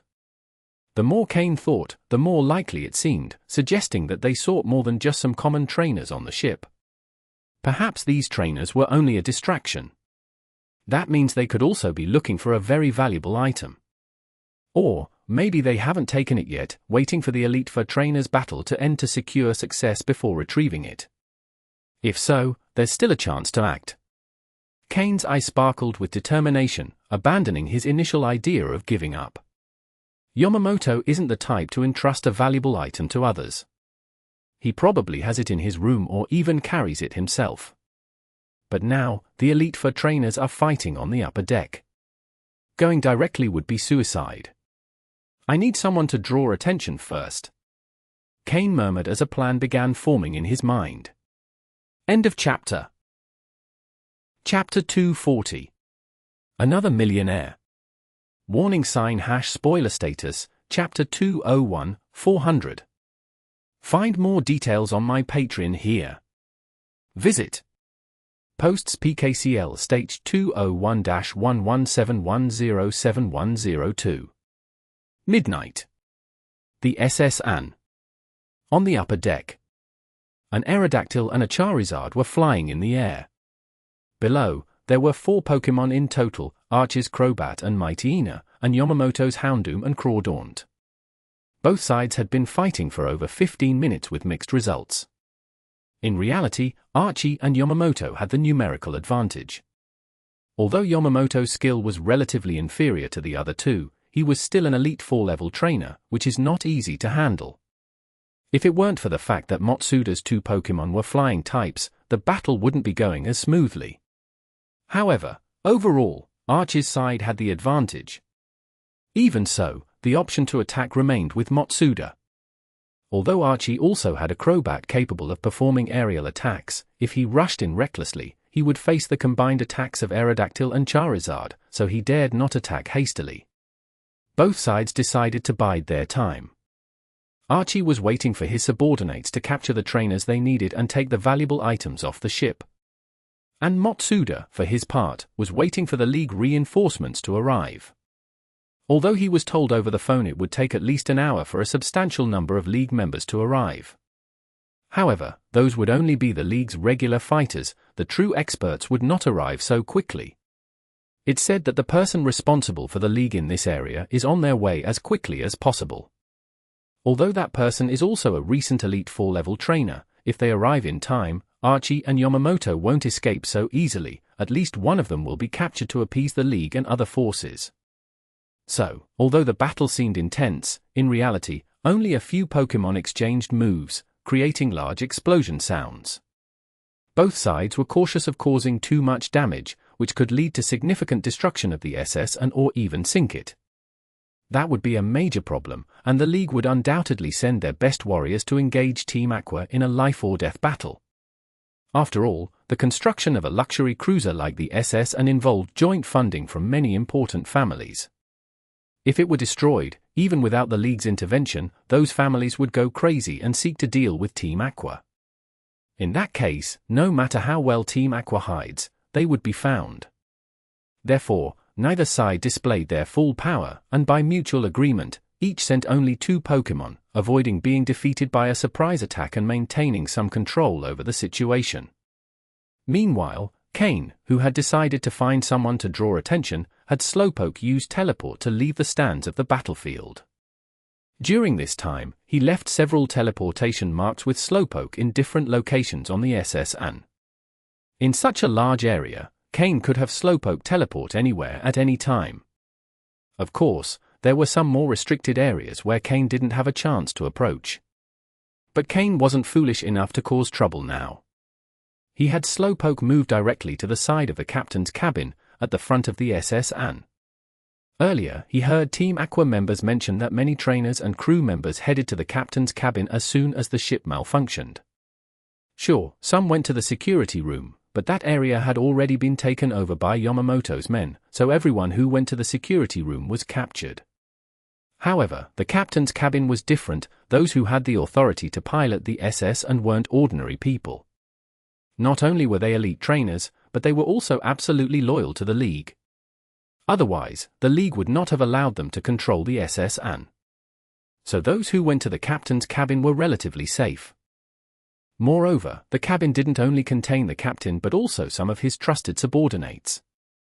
Although they weren't as strong as the captain, they were much stronger than the sailors and ordinary members of Team Aqua. There were even 1 or 2 who had reached the advanced trainer level of the League, being personally trained by the captain. Now they were all cornered in the captain's cabin by Team Aqua members. Given their considerable strength, the Team Aqua members dared not attack recklessly, and both sides reached a standoff. After all, as soon as one of the Elite 4-level trainers won the battle, this area would no longer be a problem. As for the engine of the SS and, it had already been sabotaged by Team Aqua members disguised as sailors in the lower part of the ship. Without specialized equipment for repairs, it couldn't be restarted in less than half a day. Slowpoke teleported Cain stealthily to the side of the captain's cabin, avoiding the view of Team Aqua members. Why didn't he teleport directly into the cabin? Because Cain hadn't accessed it earlier, so he couldn't have Slowpoke leave a teleport mark inside. Fortunately, they were now close enough for Slowpoke to move directly inside. After a brief pause, Cain quickly switched the mask on his face, and Slowpoke teleported him directly into the captain's cabin, just in time to avoid the small Team Aqua patrols. The sudden appearance of someone in the room startled everyone, and all their Pokémon prepared their moves, waiting for the order to attack. Cain raised his hands above his head, holding up a League ID card to prove his identity. Fortunately, one of the League trainers who had arrived earlier recognized Cain. Cain! So good to see you're safe. Suddenly, a familiar voice sounded, and a figure quickly ran towards Cain. Bang! A sound of bones colliding against the wall echoed. The person who ran toward Cain was none other than the ever-friendly Jin. Cain hadn't expected Jin to be there. "Jin, do you know this person?" asked a man in his 40s wearing a captain's uniform and bearing the official league emblem on his chest, observing Cain with a sharp gaze. Clearly, he was the captain of this vessel. Although Cain was holding a league ID card, that didn't make him lower his guard. Jin quickly got up from the floor, threw a glance at Slowpoke, who pretended not to know what had happened, and, rubbing his forehead with a grimace, said, "Yes, uncle, this is Cain, the one I told you about. Not only is he incredibly strong, but he also has deep knowledge and is unstoppable in battles." From Jin's words, it was clear he had a very good impression of Cain. What surprised Cain was that this man, who was clearly the captain of the SS and turned out to be Jin's uncle. Could he be another millionaire? End of chapter. Chapter 241. Tactical Planning. Warning sign # spoiler status, Chapter 201, 400. Find more details on my Patreon here. Visit. Posts PKCL stage 201-1171071002. Upon hearing Jin's words, the captain observed Cain a little more closely, but he still couldn't figure anything out. He signaled the sailors around him to calm their Pokémon. Once the Pokémon around him adopted a less aggressive stance, Cain finally sighed in relief. These Pokémon were not low level. If they suddenly attacked, Slowpoke might not be able to get him out of there safely. However, Cain kept his hand on Slowpoke's back, not letting go. "Captain, I have a way to get us out of here. Staying in this place isn't a solution. Nearly all the ship's passengers have been captured. One of Team Aqua's objectives could be those talented civilian trainers," Cain said after organizing his thoughts. Right now, Yamamoto and the Elite 4-level experts of Team Aqua are being held back by the Alliance's Elite 4 experts. If the captain can lead a counterattack, it's not impossible to win this battle. Also, I still don't know what Team Aqua is after, but I estimate that if it's not in Yamamoto's room, it's on his person. Cain shared all his speculations. The captain listened to Cain's words with a frown, especially when he mentioned that the passengers had been captured. As the captain of the SS An, he was responsible for each of the passengers. However, with Team Aqua's attack, he and his team were trapped here while the passengers were captured. He had the strength of an elite-level trainer, only one step away from Elite 4 level, and could have gotten out directly. However, without knowing the outside situation, he couldn't act recklessly. After all, many passengers were also seeking help in the captain's room, so he was responsible for them as well. "How can you prove what you're saying?" the captain asked after a brief silence, staring intently at Cain. Any sign of suspicious behavior from Cain, and he would detain him immediately. Cain looked directly at the captain and responded calmly, "Captain, with your strength, you could surely protect yourself. If any of what I say is false, you could go out and report it to the Alliance, and I wouldn't survive in the Alliance after that. I can't prove what I'm saying right now, it all depends on your judgment. But at least, the Alliance Elite 4 expert who is still fighting above is someone I know. Perhaps you saw us on the security cameras. We used to sit together to eat and drink tea. Does this help you trust me a bit more?" Indeed, when Cain ate with the old man Matsuda, they didn't hide at all, fully exposing themselves to the cameras on the SS An. If anyone had paid attention, they might have seen it. The captain signaled a sailor to check the camera recordings. Most of the time, we were at the dining table. "Focus on the dining room cameras," Cain suggested. Cain had no objections to the captain's caution. At times like these, being careful was crucial. If Cain were an infiltrator from Team Aqua, they would indeed be in danger. As for identifying old man Matsuda, the captain had probably seen him on the external cameras when the powerful trainers began to fight and caused large disturbances. After a moment, the sailor returned to the captain and whispered something in his ear. The captain's expression softened gradually. Earlier, his concern was that Cain could be a Team Aqua spy, but upon learning that Cain knew the Alliance expert fighting outside, he lowered his guard a bit. After all, not everyone can be recognized by an Elite 4 expert, and someone like that wouldn't stab others in the back. Once Cain's identity was verified, he was considered a passenger on the SS and to the captain, every passenger was someone he had to protect. Only, these passengers had very varied skills. "I'm sorry, I'm the captain, and I have to be responsible for everyone in this room," the captain said with a touch of apology. Cain quickly brushed off the captain's gesture of apology and waved his hand, saying, "Captain, there's no need to apologize, it's what you must do." This gesture earned the approval of most of the sailors. To them, the captain was like a father, and the way Cain respected him made them accept him. "So, little brother Cain, what idea do you have?" "Can your slowpoke take us all?" asked the captain, unable to hold back after apologizing.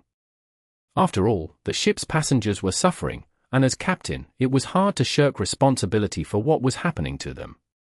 Cain nodded. "Slowpoke can't take everyone at once, but he can do it in several rounds. Also, before coming here, I had Slowpoke leave a mark in a temporarily safe place. If we go now, there will basically be no safety issues." The captain's spirits lifted. "Could you take these passengers to the lifeboats first, so they can leave the SS and—" "Captain, to be honest, I don't support the passengers leaving first. We don't know if there are more enemy ships at sea, leaving recklessly would be dangerous. Also, if everyone in the captain's room disappears, the remaining guards might disperse. We must remember that a large portion of Team Aqua's forces is here. If we can keep them here, it would be better to let them stay here." The captain pondered Cain's words, while the others remained silent, relying on the captain. "What's your suggestion, then?" the captain asked after some thought. "My suggestion is to leave some people to distract Team Aqua outside, at least to ensure they stay here. We can dress some up as the captain and sailors, and make noise to make them believe they're still inside. Since they fear the captain, they probably won't dare to enter. It's more likely that they'll stay at a standoff, which would keep those inside safe. As for the captain and the sailors, I suggest they dress as passengers and attack Yamamoto's room. They might find something important there, or they could attack the area where Team Aqua is holding the passengers. However, my suggestion is to attack Yamamoto's room first, as there will likely be fewer people there. The Elite Four experts are fighting there, so there should be few Team Aqua members left. If we attack what they're trying to protect, and if there's something valuable in Yamamoto's room, they'll surely send reinforcements. At that point, we can attack the passenger area, increasing our chances of success." Cain laid out his entire plan. Of course, this was in an ideal scenario, if everything went smoothly. However, Cain didn't share all his thoughts. End of chapter. Chapter 242. The action begins. Warning sign # spoiler status, Chapter 201, 400. Find more details on my Patreon here. Visit. Posts PKCL stage 201-1171071002. Aboard the SS Anne. In a secluded bathroom. It's the same bathroom Cain often used to leave coordinates on some small islands. After several uses of his Slowpoke's teleport move, he finally managed to bring the captain and some of the strongest sailors to this place. After this experience, the captain couldn't help but think he should catch a Pokémon that can use teleport in the future, as it is extremely convenient. When he brought them here, Jin requested to join, but both Cain and the captain refused. In the end, Jin had no choice but to put on the captain's uniform and wander around the command cabin to distract the enemies. So far, Team Aqua had not started killing indiscriminately, they had only captured everyone, so Jin and his men's safety was assured. Additionally, the strongest sailor among the captain's trusted men stayed behind to ensure their safety. Ultimately, it was the captain who decided to take 2 men to attack Yamamoto's room, hoping to draw the enemy's attention, while the rest of the team would go directly to the ship's combat area to rescue the prisoners. Of course, if they failed to attract most of the enemies, Cain and the others should not act recklessly, as they could fall into a trap and not only fail to rescue anyone but also put their own lives at risk. After everyone arrived, Cain gave Slowpoke several high-quality poke blocks before it used Calm Mind. Although the distance wasn't great, the number of people was considerable, and transporting them in several rounds was still an effort for Slowpoke. The captain, along with 2 sailors, slowly exited the bathroom, asking the rest to wait there. Once they had successfully drawn the enemy's attention and launched a signal flare, they could act. He also told the group leader that if any problem arose, he could consult Cain. This showed the captain's growing trust in Cain. Although Cain might not be the strongest in the group, his ability to plan was unique. If they worked together, they could devise special strategies. After the captain disappeared down the hallway, Cain and the others blocked the bathroom door. They didn't mind the dirt and sat on the floor to prepare. In reality, it wasn't dirty, a luxury ship like the SS, and kept all its bathrooms impeccably clean, without a single bad smell. But even so, several large men crowded into a small bathroom made for a somewhat strange scene. Especially the sailors next to Cain, who, due to their physical jobs, were incredibly muscular. Cain, in comparison, looked like a little kid. Although he was growing and had reached almost 1.7 meters tall, he was still much smaller than them. However, the others didn't think much of it. In a situation like this, they couldn't do anything but wait for the captain's instructions. After Yamamoto boarded the ship, Team Aqua had activated a signal inhibitor covering the entire ship, causing all communication systems to fail. Fortunately, the old man Motsuda noticed it in time and sent a message to the Alliance. Otherwise, the SS would be in much greater danger. 10 minutes passed, and the captain had not launched the flare, which began to unsettle the sailors. "I'll go check. You all stay here. If I don't return in 10 minutes, attack Team Aqua directly," Cain said as he stood up. Slowpoke, after 10 minutes of using Calm Mind and with the help of the poke blocks, had already largely recovered. "Cain, it's very dangerous for you to go alone," said the head sailor who had been left in charge. "Don't worry. I have Slowpoke, who can use teleport. If anything goes wrong, I'll return immediately. I just want to make sure the captain is okay." As he spoke, Cain placed his hand on Slowpoke's back, and the Pokémon psychic energy enveloped them both, disappearing in an instant. Sigh.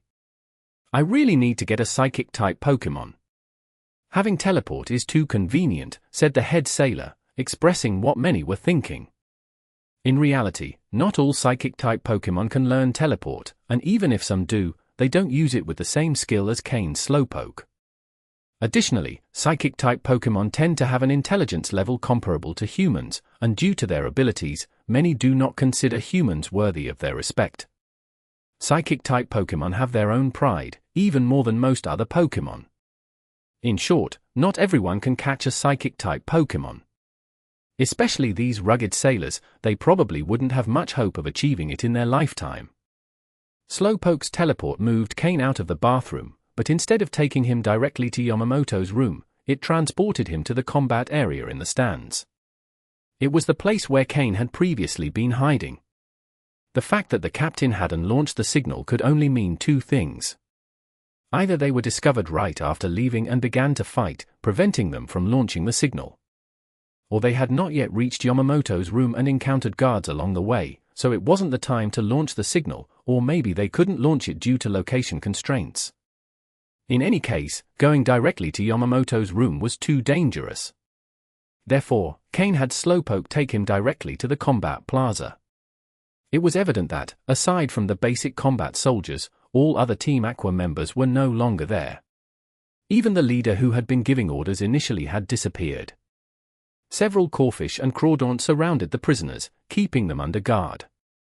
Since their Pokeballs had been confiscated, the prisoners couldn't defend themselves, even though these Pokémon weren't particularly strong. The sound of explosions continued to echo on the ship's deck. The battle between the Alliance and Team Aqua leaders was still ongoing. Cain noticed that, aside from the guards, the protectors Yamamoto had left to guard the prizes were also gone. The captain's attack had likely taken effect, and they were urgently called away. The prize platform was about 100 meters from Team Aqua. If Cain moved quickly enough, he had a chance. Haunter, go first to the fire hydrant at the other end of the plaza. When I give the signal, break the fire hose and make as much noise as you can. Then, head to the prize platform, Cain ordered. Cake. Haunter nodded, and using the shadows, slipped over to the hydrant on the other side of the plaza, leaving only his eyes visible, waiting for Cain's command. When Cain saw that Haunter was ready, and after observing Team Aqua members in the area, a chill flashed in his eyes. It would be better if they didn't stand in my way. Otherwise, I'll eliminate them if necessary to get those items. In any case, he no longer sensed any extremely dangerous presence nearby. With a signal to Haunter, he began to act. Boom! Boom! Boom! End of chapter. Chapter 243. Life isn't easy, right? Haunter did not disappoint Cain and caused a great commotion on the battlefield on the other side. This drew much of Team Aqua's attention. Although some members stayed behind to guard the captives, the battlefield's defense was significantly weakened. Cain considered taking the opportunity to free all the captives, creating even more chaos. However, after thinking it through, he decided against it. Although freeing everyone seemed feasible, it would draw too much attention from Team Aqua, and then it wouldn't be so easy to get the rewards. He patted Slowpoke, who immediately understood the signal. Using the move Teleport, they appeared at the podium where the rewards were kept. Haunter, after causing the commotion, quickly slipped back into Cain's shadow. Cain, cloaked in his black cape, which also covered Slowpoke, approached the podium. Haunter used Shadow Ball, breaking the glass protecting the rewards, and Cain quickly gathered the 4 moves inside.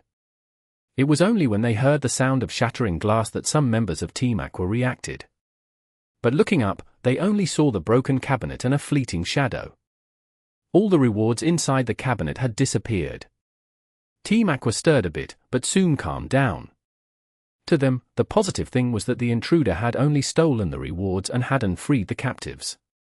If the captives had been released, the resulting chaos might have forced them to kill some to restore order, something their leader had said they should avoid to prevent provoking the league too much and risking their trophies. However, they knew that if another incident occurred, they would be much more cautious. They would prioritize protecting the captives. Taking advantage of a moment of calm, Cain changed his clothes and, once again using Slowpoke's teleport, returned to the bathroom. The sailors who had been waiting, visibly impatient, instantly surrounded Cain. Cain, encircled by these burly men, felt the air grow a little heavy. Cain, what happened? Has the captain already made his move? Asked the head of the sailors, calming the others.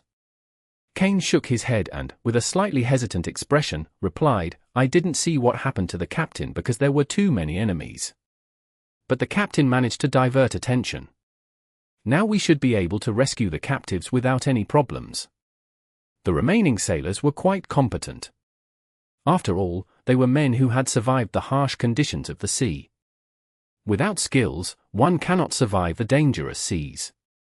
Even on a luxury cruiser like the SS, attacks by wild Pokémon and pirates were not uncommon each year, and each time the sailors played a crucial role in overcoming those dangers.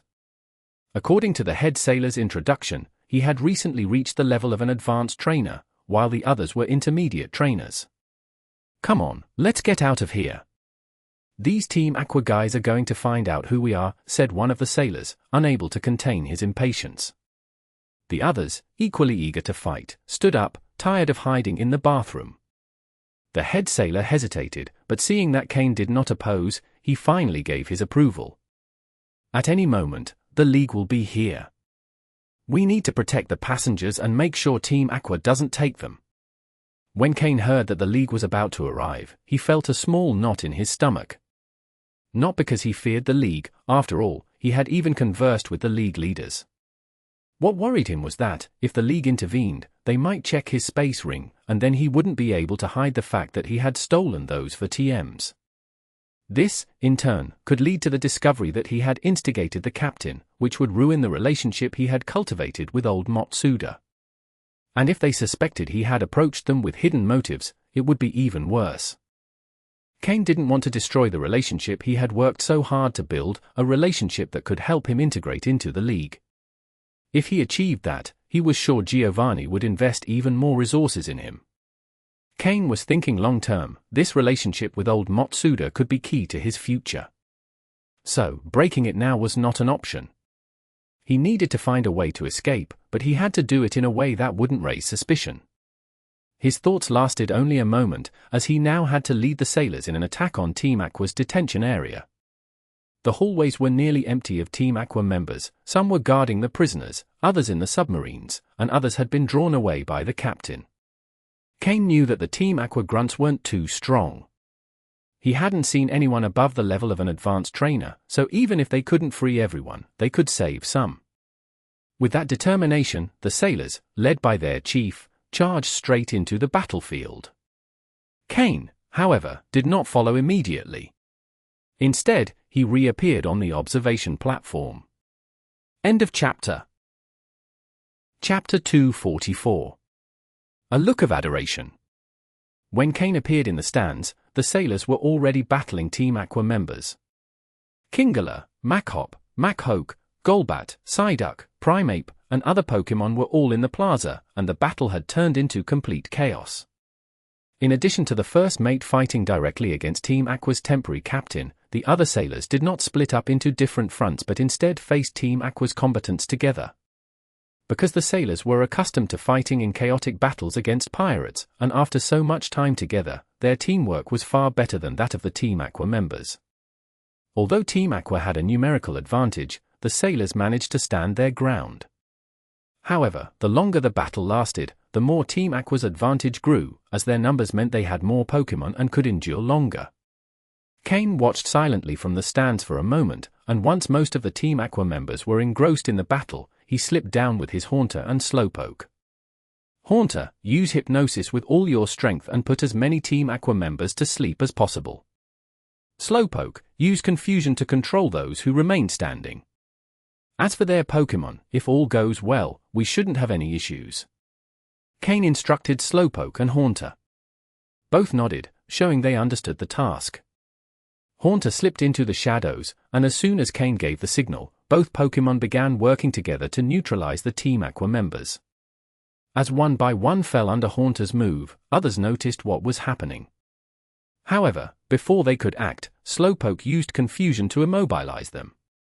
Cain quickly moved to the first Team Aqua member who fell under hypnosis and took the Pokeball from his belt, capturing the disoriented Crawdaunt inside and locking the ball. Then, without further concern for them, he pulled several knives from his ring and began to free the captured people.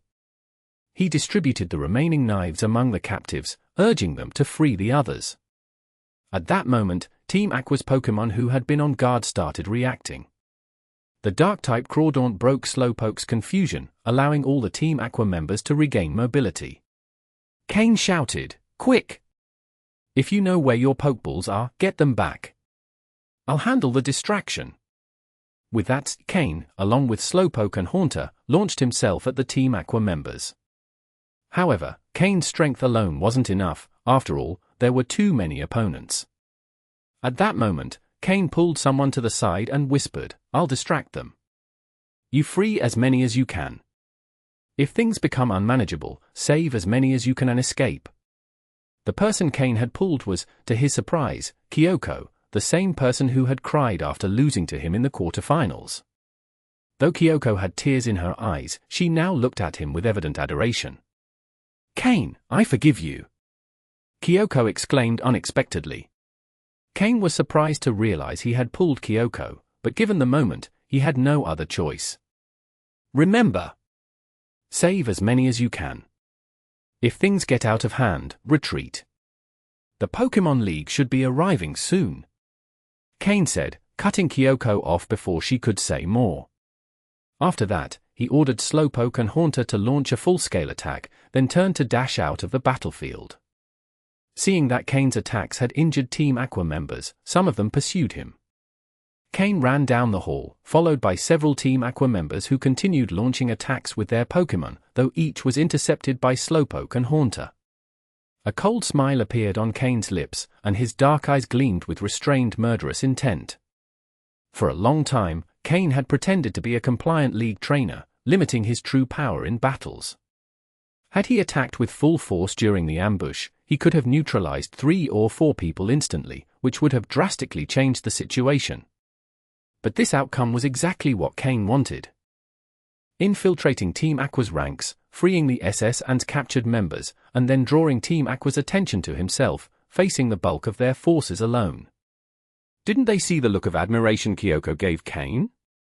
If this story reached the Pokémon League, Cain would surely be praised. Not that he cared much for resources, but the Pokémon League wouldn't hesitate to grant him a medal or a banner of recognition. And if old Matsuda exaggerated a bit, maybe Cain would become the league's next rising star. A brave and selfless hero, with outstanding skills and the ability to train Pokémon. If Cain could hide his true identity, infiltrating the Pokémon League would be within reach. Then, with identities in the League, Team Rocket, and the Hunters Guild, Cain would have access to all the resources he needed to grow. But first, Cain needed to get off the SS Anne.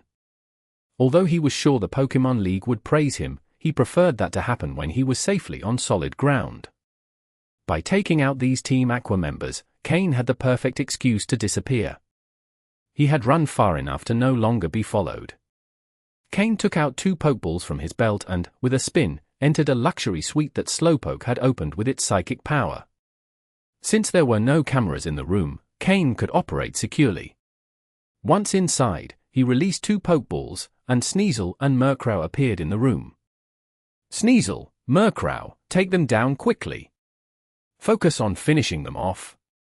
Cain dodged an attack from a Team Aqua Pokémon and gave the command.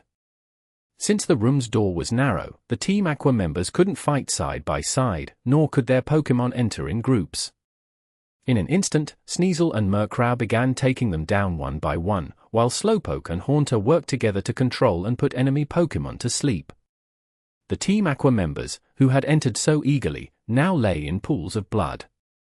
Cain quickly collected the Pokeballs from their belts, capturing their Pokémon and locking them. Slowpoke, Sneasel, clean up the blood. Murkrow, break the window with your strongest move. Haunter, check the room for an oxygen tank. There should be an emergency kit in a luxury suite. Cain gave orders calmly. He stowed the Team Aqua members' tools and Pokeballs without taking the time to examine his gains. The most important thing now was to disappear without a trace. End of chapter. Chapter 245. Rain Team. Murkrow used the Dark Pulse move at full power, directly breaking the window. Haunter also found the oxygen bottle hidden in the room, which Cain immediately stored in his ring. Slowpoke, mark a coordinate on my body. I'm going to jump out, and then you'll use your psychic powers to throw these bodies out one by one. Remember, heads down to make it look realistic, Cain instructed. Yadong. Slowpoke nodded with effort. Cain then returned Sneasel and Murkrow to their Pokeballs, while Haunter slipped back into Cain's shadow. Standing at the window, Cain signaled for Slowpoke to be ready. With a leap, Cain jumped straight out the window. Afterward, Slowpoke used its psychic powers to throw the Aqua Team members' bodies one by one, as if they were pursuing Cain. When everyone was in the water, Slowpoke used the move Teleport to vanish from the room. Old Matsuda and Archie had been clashing for over half an hour, fighting intermittently, both attempting to buy time. Until a man dressed in Aqua Team uniform arrived on the upper level, cautiously approached Archie, and whispered something in his ear. Suddenly, Archie became furious. Yamamoto! Give me the item, we have to retreat immediately. You, go tell everyone not to worry about those who escaped, catch as many as you can and pull out. Archie yelled. Old Matsuda observed Archie's enraged expression. Although he didn't know the reason, he understood that Archie was starting to grow desperate. With a cold smile, old Matsuda ordered Aerodactyl and Charizard to attack at full strength, initiating a true battle. Since the enemy planned to retreat, old Matsuda only needed to hold them off without worrying about the reason for their retreat. Leader! If I retreat now, I fear I'll never be able to return to the League, Yamamoto said, hesitant, without immediately fetching what Archie needed. Archie, withstanding old Matsuda's fierce attack, narrowed his eyes and slowly moved his right hand to his belt, a cold glint flashing in his eyes without attempting to hide it. Yamamoto immediately felt his hair stand on end, sensing imminent death. He quickly forced a nervous laugh and said, Leader, it was just a slip. What you need is most important, what you need. Saying this, he wiped the sweat from his forehead and hurriedly ran towards the room. His clothes were completely soaked, clinging to his body from sweat. After a moment, Yamamoto returned with a silver briefcase in hand, handing it to Archie. Archie took the case, and though he was still furious, the joy on his face was undeniable. You don't have to go back to the league anymore. Your family isn't of much importance anyway. This time, come with me to Aqua Teen's base. Soon, we'll reveal ourselves to the world. Yamamoto nodded, feeling deeply affected. He had invested great effort in growing his family from a minor third-rate clan to a first-rate one, spending countless resources. Now, being told he had to abandon it all, how could it not pain him? Not to mention that his family's current funds would be enough to train several elite-level trainers. That was his foundation, but now he could only give it up. In the future, he'd likely have to settle for Aqua Team, without knowing when he could return to the league. Archie didn't care what Yamamoto was thinking and spoke again, full attack. First, let's take down this old man, then we'll retreat quickly. The league must be about to arrive. Archie threw out 2 more Pokeballs, releasing a Pelipper and a Ludicolo onto the ship. With Pelipper's appearance, a gentle rain began to fall, and soon, the drizzle turned into a downpour. Aerodactyl and Charizard, flying in the sky, were affected. Aerodactyl, a rock and flying type, and Charizard, a fire and flying type, suffered from the impact of the rain, making it difficult for them to fight. Old Matsuda's face turned serious at the sight of the Pokémon Archie released. It seems he's serious, old Matsuda muttered. Although Archie wasn't very well known and few knew his strength, old Matsuda had seen many things in his life. The Pelipper with the ability Drizzle and the Ludicolo with the ability Swift Swim formed a classic rain team, showing that Archie was now bringing out some of his strongest Pokémon. If old Matsuda chose to keep fighting, Archie would undoubtedly call out the rest of his team.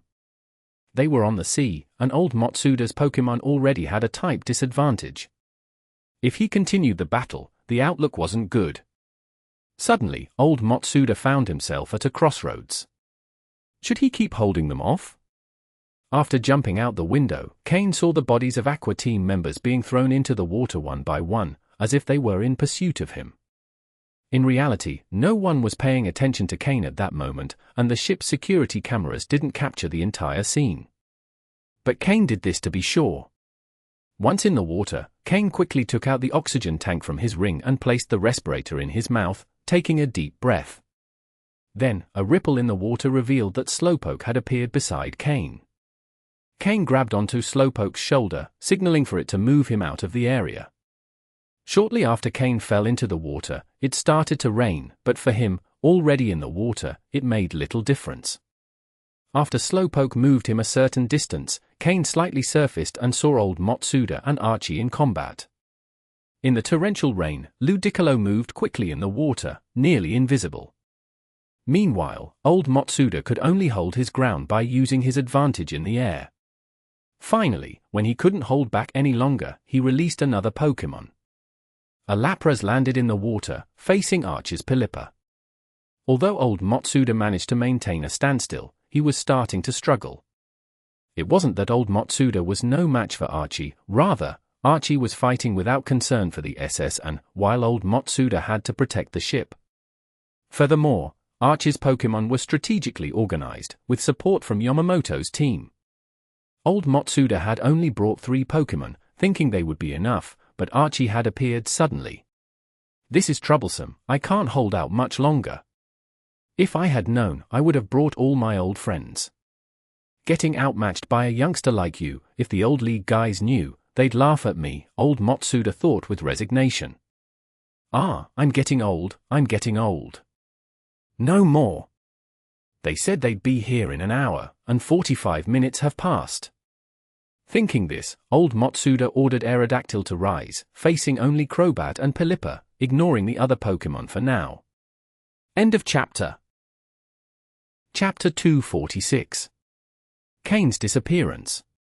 Cain observed the situation for a moment before submerging himself back into the water. Knowing old Matsuda's strength, he knew that even if he couldn't win, he could escape without trouble. The important thing was to see if he could delay Aqua Team's retreat. Cain had Slowpoke guide him a bit farther, noticing that the number of Pokémon around him was increasing. He decided to summon Gyarados, instructing it to stay underwater and not surface. This was what Gyarados did best, swimming below the surface was its specialty. Cain asked Slowpoke to locate the nearest psychic coordinates. Gyarados swam quickly, facing no major threats in the sea. On the deck of the SS An, old Matsuda and Archie continued their battle at full force for 5 minutes, until Pokémon League reinforcements arrived, an Elite 4-level expert. However, their arrival was too late. Aqua Team members had already boarded the submarine. Some of the ship's passengers were even captured by them. If it weren't for Cain's interference, they likely would have captured more people. The League expert, aware of his responsibility, launched a fierce attack. But as he had just reached Elite 4 level, he was no match for someone like Archie. He only managed to separate Yamamoto from the fight with Matsuda, but couldn't alter the course of the battle. When Aqua Team's submarine disappeared underwater, Archie and Yamamoto also leapt into the water, laughing. Their Pokémon followed them and were returned to their Pokeballs as they hit the water. Once underwater, Archie summoned Sharpedo, and with reinforced gloves and oxygen tanks, they quickly vanished into the sea. Neither old Matsuda nor the newly arrived League expert had any way to stop them. Although Matsuda had a water-type Lapras, it was only a Pokémon from his second team. The main Pokémon he had brought along for this occasion were Aerodactyl and Charizard, but neither could fight underwater. The newly arrived expert found himself in an awkward position.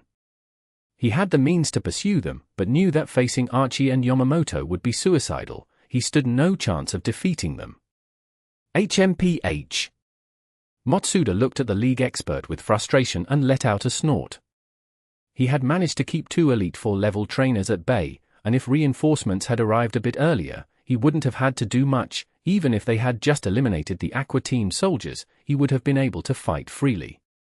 At the very least, he would have caught Yamamoto. But now, a group of trainers had been captured by Aqua Team, and he wasn't sure if Cain was among them. Matsuda turned and walked away, saying nothing to the League expert, who could not express his frustration. 20 minutes later, the League reinforcements arrived, albeit slightly late. They were also reprimanded by Matsuda, who was furious with himself for not bringing enough Pokémon and for being outmatched by a younger opponent. Furthermore, the fact that Aqua Team had captured several trainers only worsened his anger. He considered all this a great disgrace. His mood worsened when, upon reviewing the list of missing persons, he found out that Cain was among them. Just as Matsuda was about to unleash his anger on the unfortunate League expert, the ship's captain approached. Mr.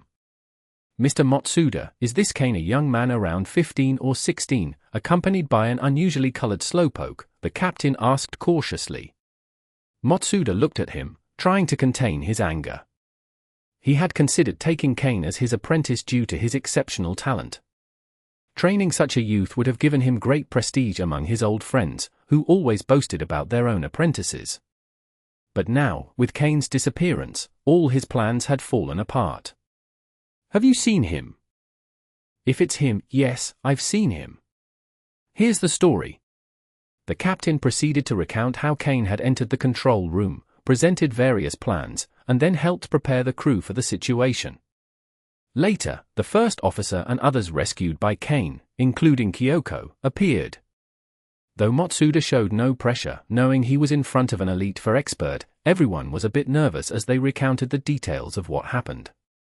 Finally, Cain told us he would draw the attention of the villains, giving us more time to rescue others and retrieve our Pokeballs. "I saw him face several enemies, but he eventually had to flee, giving us a chance to escape," said Kyoko, tears in her eyes as she recalled how she had misjudged Cain during the competition. She felt guilty for hating him, and now Cain had disappeared after saving them. "Wara? Cain, I'm so sorry." Kyoko began to cry again, while old Matsuda rubbed his temples, feeling a headache. He gestured for someone to take Kyoko to calm her down. A sailor approached and whispered something in the captain's ear before quickly leaving. "Mr. Matsuda, they just checked the security cameras, and it seems Cain jumped into the sea, followed by several Aqua Team members." We haven't seen him resurface, so we suspect he wasn't captured, but we don't know where he is now, the captain reported. Matsuda rubbed his temples, recalling that Cain had left the ship at night over the past few days, though he didn't know what he'd done. However, now he had a suspicion. Suddenly, a smile appeared on his face. That boy is truly clever. Seeing Matsuda's smile, everyone present sighed in relief. Old Matsuda, when angry, was like a child. There was no way to calm him down. Hey, you, later send someone to search the nearby islands to see if they find him. And also notify the coastal cities and ships in the area. If they find a young man named Cain, inform me immediately. And remember, tell me first. Sir, do you think the boy is all right? The league expert asked cautiously. Matsuda kept an enigmatic expression, without answering. End of chapter. Chapter 247. Unknown Island. It seemed that the confirmation that Cain was safe was accurate. Old Matsuda warned everyone to keep Cain's matter a secret, allowing it to be made public only once Cain reappeared. Though the others didn't understand why they had to do this, in the face of old and powerful Matsuda's warning, or was it pressure, they had no choice but to comply. Old Matsuda obviously wasn't going to tell them that this excellent and promising young man should be accepted as his disciple before others found out. What if someone else got ahead of him? With Cain's talent, he would only need a bit of training to pass the intermediate breeder exam. After about 7 or 8 years of training, he might even become an advanced breeder. By then, Matsuda could boast about having 2 advanced breeders in his family, making all his old friends envious. Every time he saw them, he could flaunt his accomplishments. Now it would be his turn to brag. Thinking about this, old Matsuda's stern expression transformed into a dreamy smile, almost drooling. The others, observing how quickly he changed his expression, decided it would be best to withdraw before he issued another order. When old Matsuda awoke from his fantasy of having 2 advanced breeders in his family, he realized everyone had already left. No vision, he muttered with disdain. Though, that boy Cain, with his cunning, shouldn't be dead, right? Matsuda thought with some concern. However, recalling Cain, who had approached him cunningly from the start, he smiled again. That boy probably figured out my identity from the beginning, yet pretended ignorance. Next time I see him, I'll make sure he pays for that. In the ocean, on an unknown island. Achoo! Cain sneezed just after reaching the shore. Slowpoke looked at him curiously. Since he had known Cain, he had never seen him get sick. Could he have caught a cold this time? Cain rubbed his nose as he walked along the beach, sitting in the grass and murmuring, "Who's thinking about me? Could it be that old man Matsuda?" Sometimes, intuition is accurate.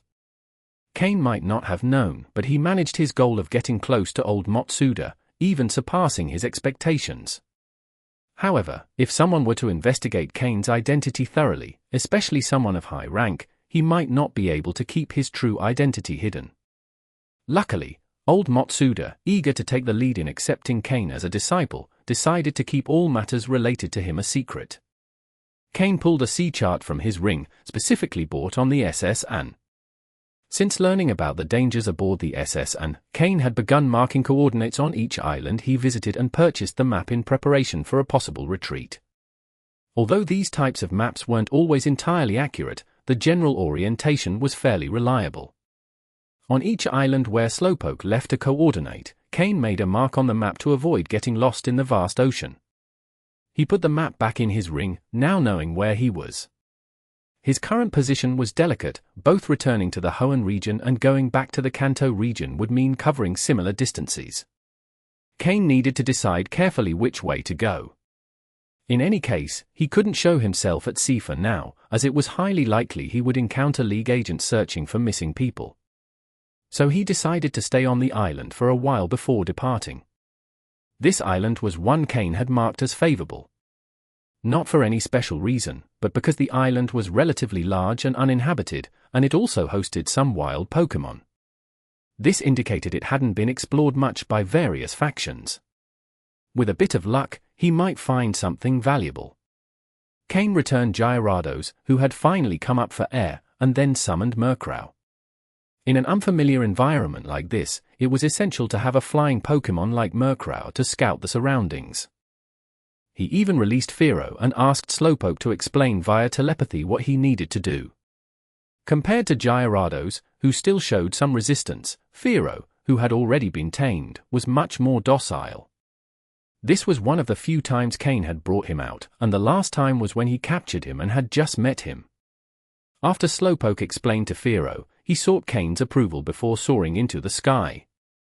This showed that the person who sold Fearow had really tamed him well. He wouldn't act without his trainer's consent. For a flying Pokémon that transports people, good taming is crucial. Otherwise, if it suddenly got angry mid-flight, the trainer could be in serious trouble. If there was no second flying Pokémon available, the trainer could fall and die. It's not the same with water Pokémon. Even if a water Pokémon lost control, at least the trainer wouldn't drown immediately. He could try to survive a bit longer, though it might not make much difference. But for someone like Cain, who always prepared with multiple safeguards, it wasn't a problem. Cain often thought he didn't have many virtues. If he had one, it was his fear of death. Out of fear of death, he always planned every detail before acting.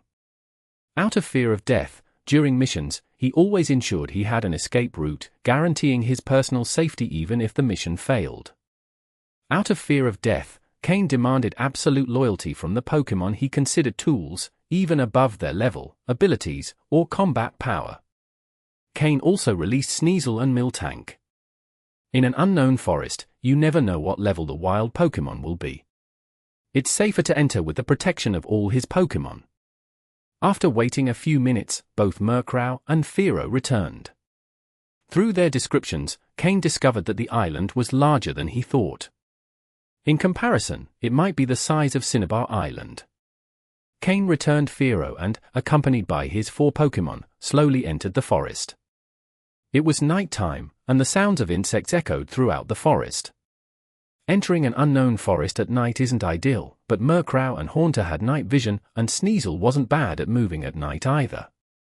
Additionally, the system performed real-time scans. As long as the opponent's strength didn't greatly exceed Cain's Pokémon, they could handle it. In the worst-case scenario, Slowpoke's teleport move would be Cain's last line of defense. End of chapter. Chapter 248. Tropius. It was 3 or 4 in the morning. On a nameless island in the middle of the ocean. After advancing a bit, Cain stopped. The previous night, he had stayed awake to prevent a surprise attack from Team Aqua and hadn't slept at all. This unknown island could harbor many dangers, so to have more energy during the day, Cain decided to get some sleep first. The beach environment was too humid, and at night, the sand became very cold, which wasn't ideal for sleeping. After venturing into the forest, Cain found a large, ancient tree. It wasn't clear how many years it had been growing, but its trunk was large enough to serve as an improvised bed. Haunter was designated to keep watch during the night, and Cain, exhausted from the previous night, soon fell asleep. At noon. After finishing lunch, Cain and his Pokémon began to explore the island in earnest. There had been several attack attempts by wild Pokémon, but Slowpoke and the others took care of them. Cain noticed that the Pokémon on this island were relatively high level. The first to attack was a level 23 Dustox. Although it wasn't exceptional in terms of development, it was decent in other aspects. However, being a bug and poison-type Pokémon, it couldn't withstand the combined attack of Slowpoke and Murkrow, and it soon lost its life. Then, Cain threw the Dustox's body to one of the green-quality Grimer he had bought in Vermilion City. These green-quality Grimer were at a lower level than Dustox, so the energy within it was quite substantial for them. Also, since Cain had bought them, they hadn't eaten anything, and they even seemed to have shrunk a bit. As Cain delved deeper into the island, he realized that all the Pokémon he encountered were native to the Hoenn region. Since the island was located between the Kanto and Hoenn regions, it was possible to find Pokémon from both regions. However, so far, Cain had only encountered Hoenn Pokémon on this island. Most of the Pokémon he'd seen were Dustox, Beautifly, Swellow, and Wingull. There were a few other types of Pokémon, but most belonged to these species. Although the island wasn't very large, it took Cain the whole day to explore it. He discovered that the Pokémon on the island were mostly at levels above 20, and in some larger groups, there were even Pokémon at level 30 or higher. For instance, in the forest on the southern end of the island, there was a group of Seedot and Nuzleaf, led by a level 35 Shiftry. To Cain's surprise, Shiftry is a Pokémon that needs a Leaf Stone to evolve. Could this mean there were Leaf Stones on the island? On the western side of the island, there was a small hill where a large group of Shroomish lived. Their leaders were two Breloom, a male at level 34 and a female at level 33. The Breloom group and the Shiftry group were the two strongest forces on the island, and they seemed to be at odds with each other, in a state of hostility. In the northern part of the island was the territory of the Dustics, and in the eastern part, the Beautiflies. Although both groups descended from the same species, they despised each other and were in constant conflict. Cain had entered the island at the border between the Beautifly and Dustics territories, which was why he had encountered both Pokémon at the same time. Otherwise, he wouldn't have found Dustics in Beautifly territory. These two Pokémon were natural enemies, like Beedrill and Butterfree. This place turned out to be a perfect training site. Not only were there no other humans to interrupt, but the wild Pokémon were high level, which was ideal for training Cain's Pokémon. For this reason, although he had initially planned to leave if he didn't find anything interesting, he decided to stay on the island for a while. After all, he had already planned to survive in the wild for a while, so he could start here. As for heading to the Hoenn region, Cain was in no rush. These high-level wild Pokémon provided considerable experience for his Pokémon. Cain also discovered that there was a freshwater lake in the center of the island. Many of the island's Pokémon had likely survived thanks to this lake. So he decided to set up a small camp by the lake. Just as Cain was about to start building his camp, a large shadow covered the sky above him. If it hadn't been for the quick reaction of his Pokémon, who used the move Protect to block the impact, Cain might have been in serious danger. Finally, thanks to Slowpoke's teleport move, Cain and his Pokémon managed to escape. Back on the beach where he had initially landed, Cain used seawater to wash the mud and dirt from his face and body. "I didn't expect such a powerful Tropius to be on this island," Cain said, with a grim expression. The appearance of the Tropius had been so sudden that, if it weren't for Slowpoke, things could have gone very badly. At the moment the shadow appeared, Cain instinctively used his system to obtain data on the Tropius. Pokémon. Tropius, light green. Gender? Male. Level. 40. Type. Grass plus flying. Ability. Chlorophyll. Held item. None. Egg moves. Leech Seed, Dragon Dance, Synthesis. Basic moves. Leaf Storm, Leer, Gust, Growth, Razor Leaf, Sweet Scent, Stomp, Magical Leaf, Whirlwind, Leaf Tornado, Natural Gift, Air Slash. Learned moves. Tailwind, Dragon Pulse. TM moves. None. Seeing Tropius's level, Cain understood that this was the true king of the island. The strongest Pokémon of all. Although Tropius had the word dragon in its name, it wasn't a dragon-type Pokémon, as it lacked that type. However, like Charizard, which was fire and flying type but had dragon blood in its veins and could learn some dragon-type moves, Tropius also had some dragon blood. If one of Tropius's parents was a dragon-type Pokémon, it would be able to learn some moves of that type. The fact that this Tropius had Dragon Dance as an egg move indicated that one of its parents was likely a dragon-type Pokémon. This significantly boosted both its combat power and its value. End of chapter. Chapter 249. Preparation. Cain sat on the beach after a short break, crossing his legs over the sand. The sun was about to set, and the tide was beginning to recede, leaving the beach dry. How can such a small island sustain so many Pokémon? And not only survive, but these Pokémon grow so well and reach such high levels, Cain thought silently. Unlike Pokémon captured by humans, who gain experience more quickly by battling other Pokémon and thus level up, wild Pokémon usually level up as they age and absorb various types of energy. If wild Pokémon knew how to train, they might level up a bit faster. However, the Pokémon on this island didn't seem to be in any special situation. It was a completely normal forest, except that the plants were quite ancient.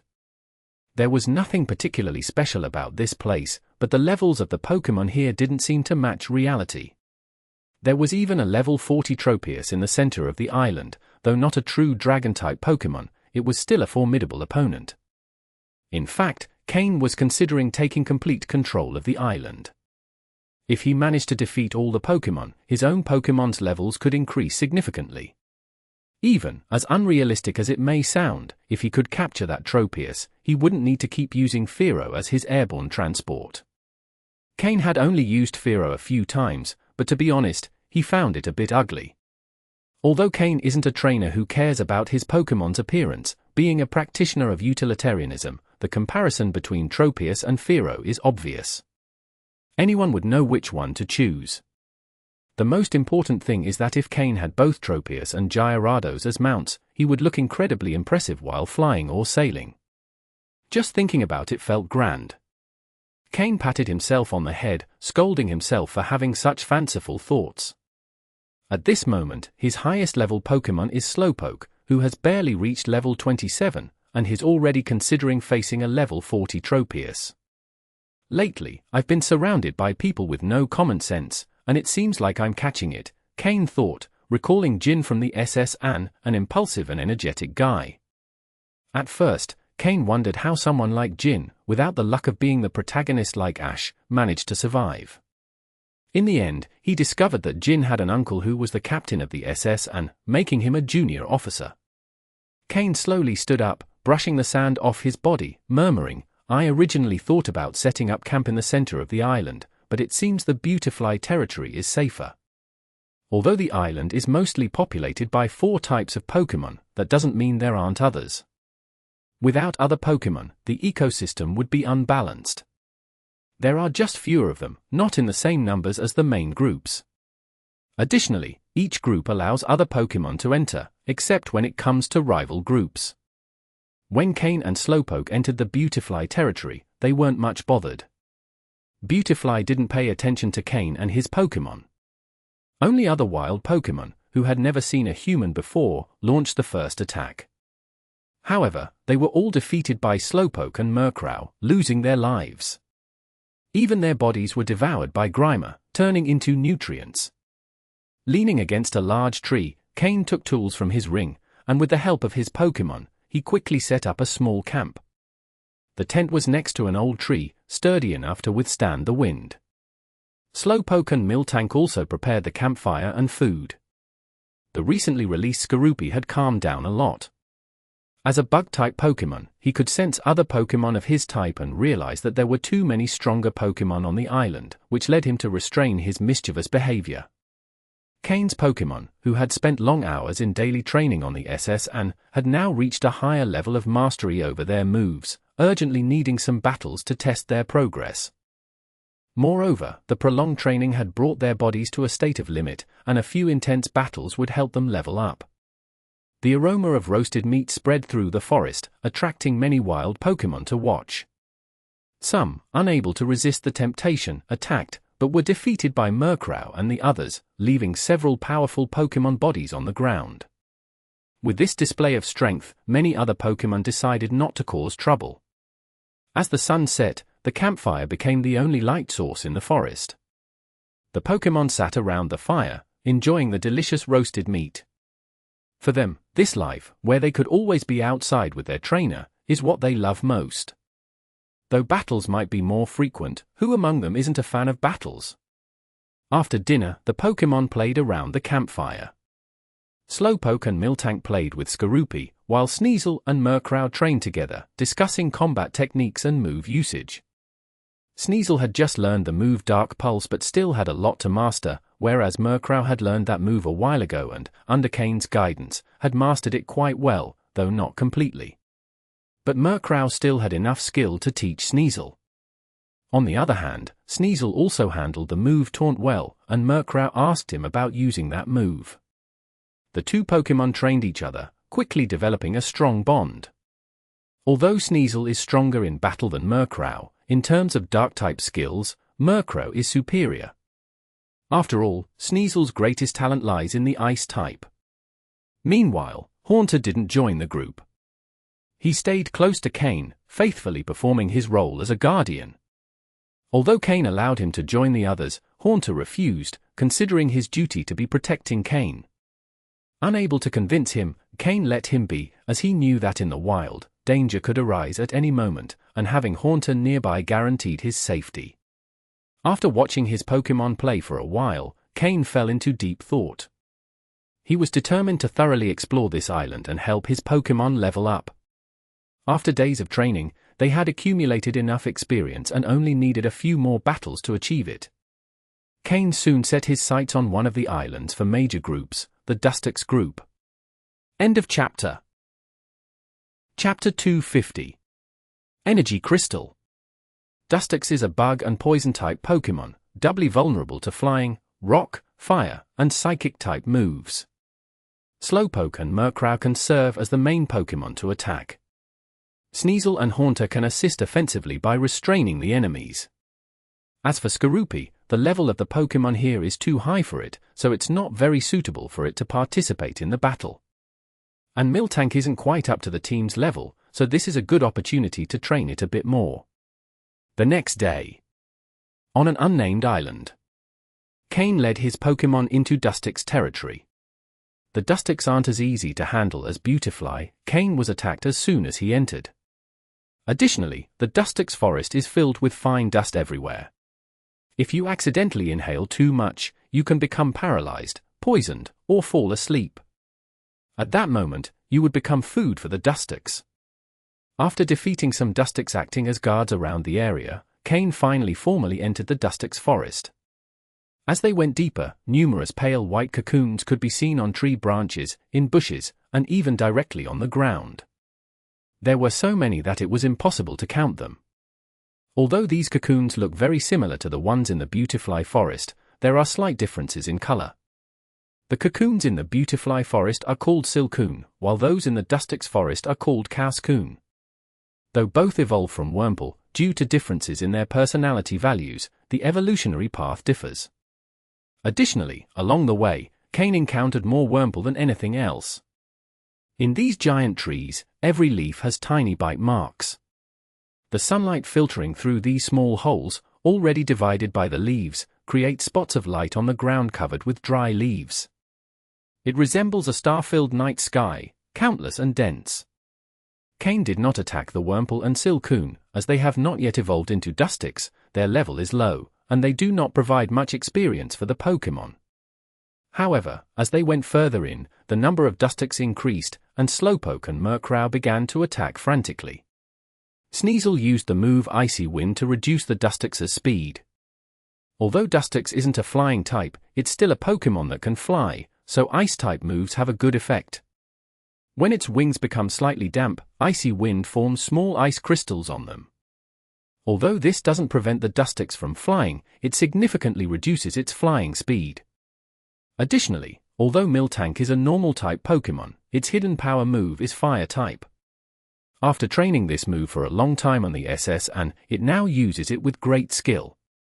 While the hidden power move might not cause many casualties, besides the Dustox in the center of the explosion being taken down immediately, the Dustox hit by the shockwave are quickly taken out by Murkrow and Slowpoke.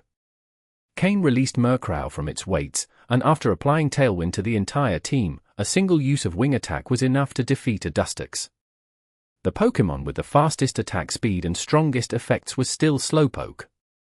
After using Calm Mind, it alternated between Confusion and Psyshock, dealing area damage and direct eliminations. Nearly half of the fallen Dustox were defeated by Slowpoke. Each time it exhausted its psychic abilities, Cain gave it some high-quality poke blocks, and after meditating a bit, once its powers were restored, it caused even more damage. As for Haunter, it didn't attack directly. It only took out a few Dustox that tried to attack Cain from behind, and then it obediently stayed by his side. Sometimes, Haunter handed some dying Dustox to Skorupi, who was at Cain's feet. Skorupi had no problem finishing off the injured Dustox.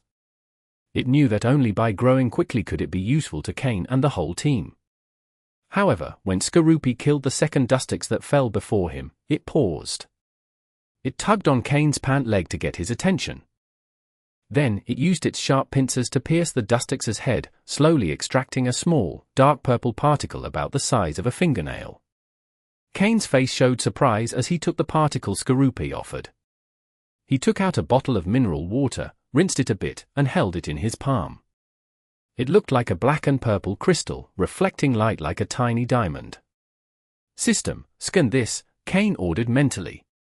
Beep! After a beep sound from the system, a data graph appeared before Cain. Object: Energy crystal, small.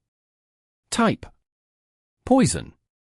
Effect: When ingested by a Pokémon, it can slightly increase poison-type energy. If used in large quantities, it could even enhance the poison-type abilities of the Pokémon. Origin: After consuming a considerable amount of pure energy, there is a chance that an energy crystal will form in the body. A small object like this is an energy crystal? And continuous use of them can improve a Pokémon's poison-type abilities. Cain murmured to himself while observing the poison-type energy crystal in his hand. If there are small energy crystals, there might also be medium or even large energy crystals. Suddenly, Cain seemed to have thought of something. Wait, is this Dustix the only one with an energy crystal? Or do all the Dustix here have it? Could this be related to how this small island can sustain so many Pokémon? The more Cain thought, the more his eyes lit up. Several Dustix corpses already lay on the ground, and even more Dustix were gathering. Furthermore, do only the Dustix produce energy crystals? What about Beautifly? And other Pokémon here? Cain's mind filled with questions. However, since the Dustix were not low-level, even with the strong synergy of Slowpoke and the others, they were beginning to struggle. Skorupi, check the other Dustix to see if they have energy crystals. If they do, gather them all, Cain ordered Skorupi. Skorupi kept staring at the energy crystal in Cain's hand.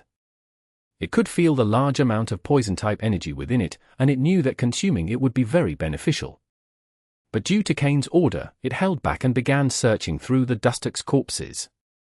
Probably because Dustix is a bug and poison-type Pokémon, and Skorupi is also bug and poison-type, it could sense the energy crystals within the Dustix bodies. Among nearly 100 Dustix corpses, Skorupi found a total of 30 energy crystals, 19 poison-type and 11 bug-type, all small in size. It did not find crystals of other sizes. As for the corpses, 2 Muck handled them. Murkrow, use Gust to the maximum. Sneasel, Icy Wind. Slowpoke, Confusion. Use all your power. We're leaving, Cain ordered. With more and more Dustix appearing, Cain decided to retreat. End of chapter.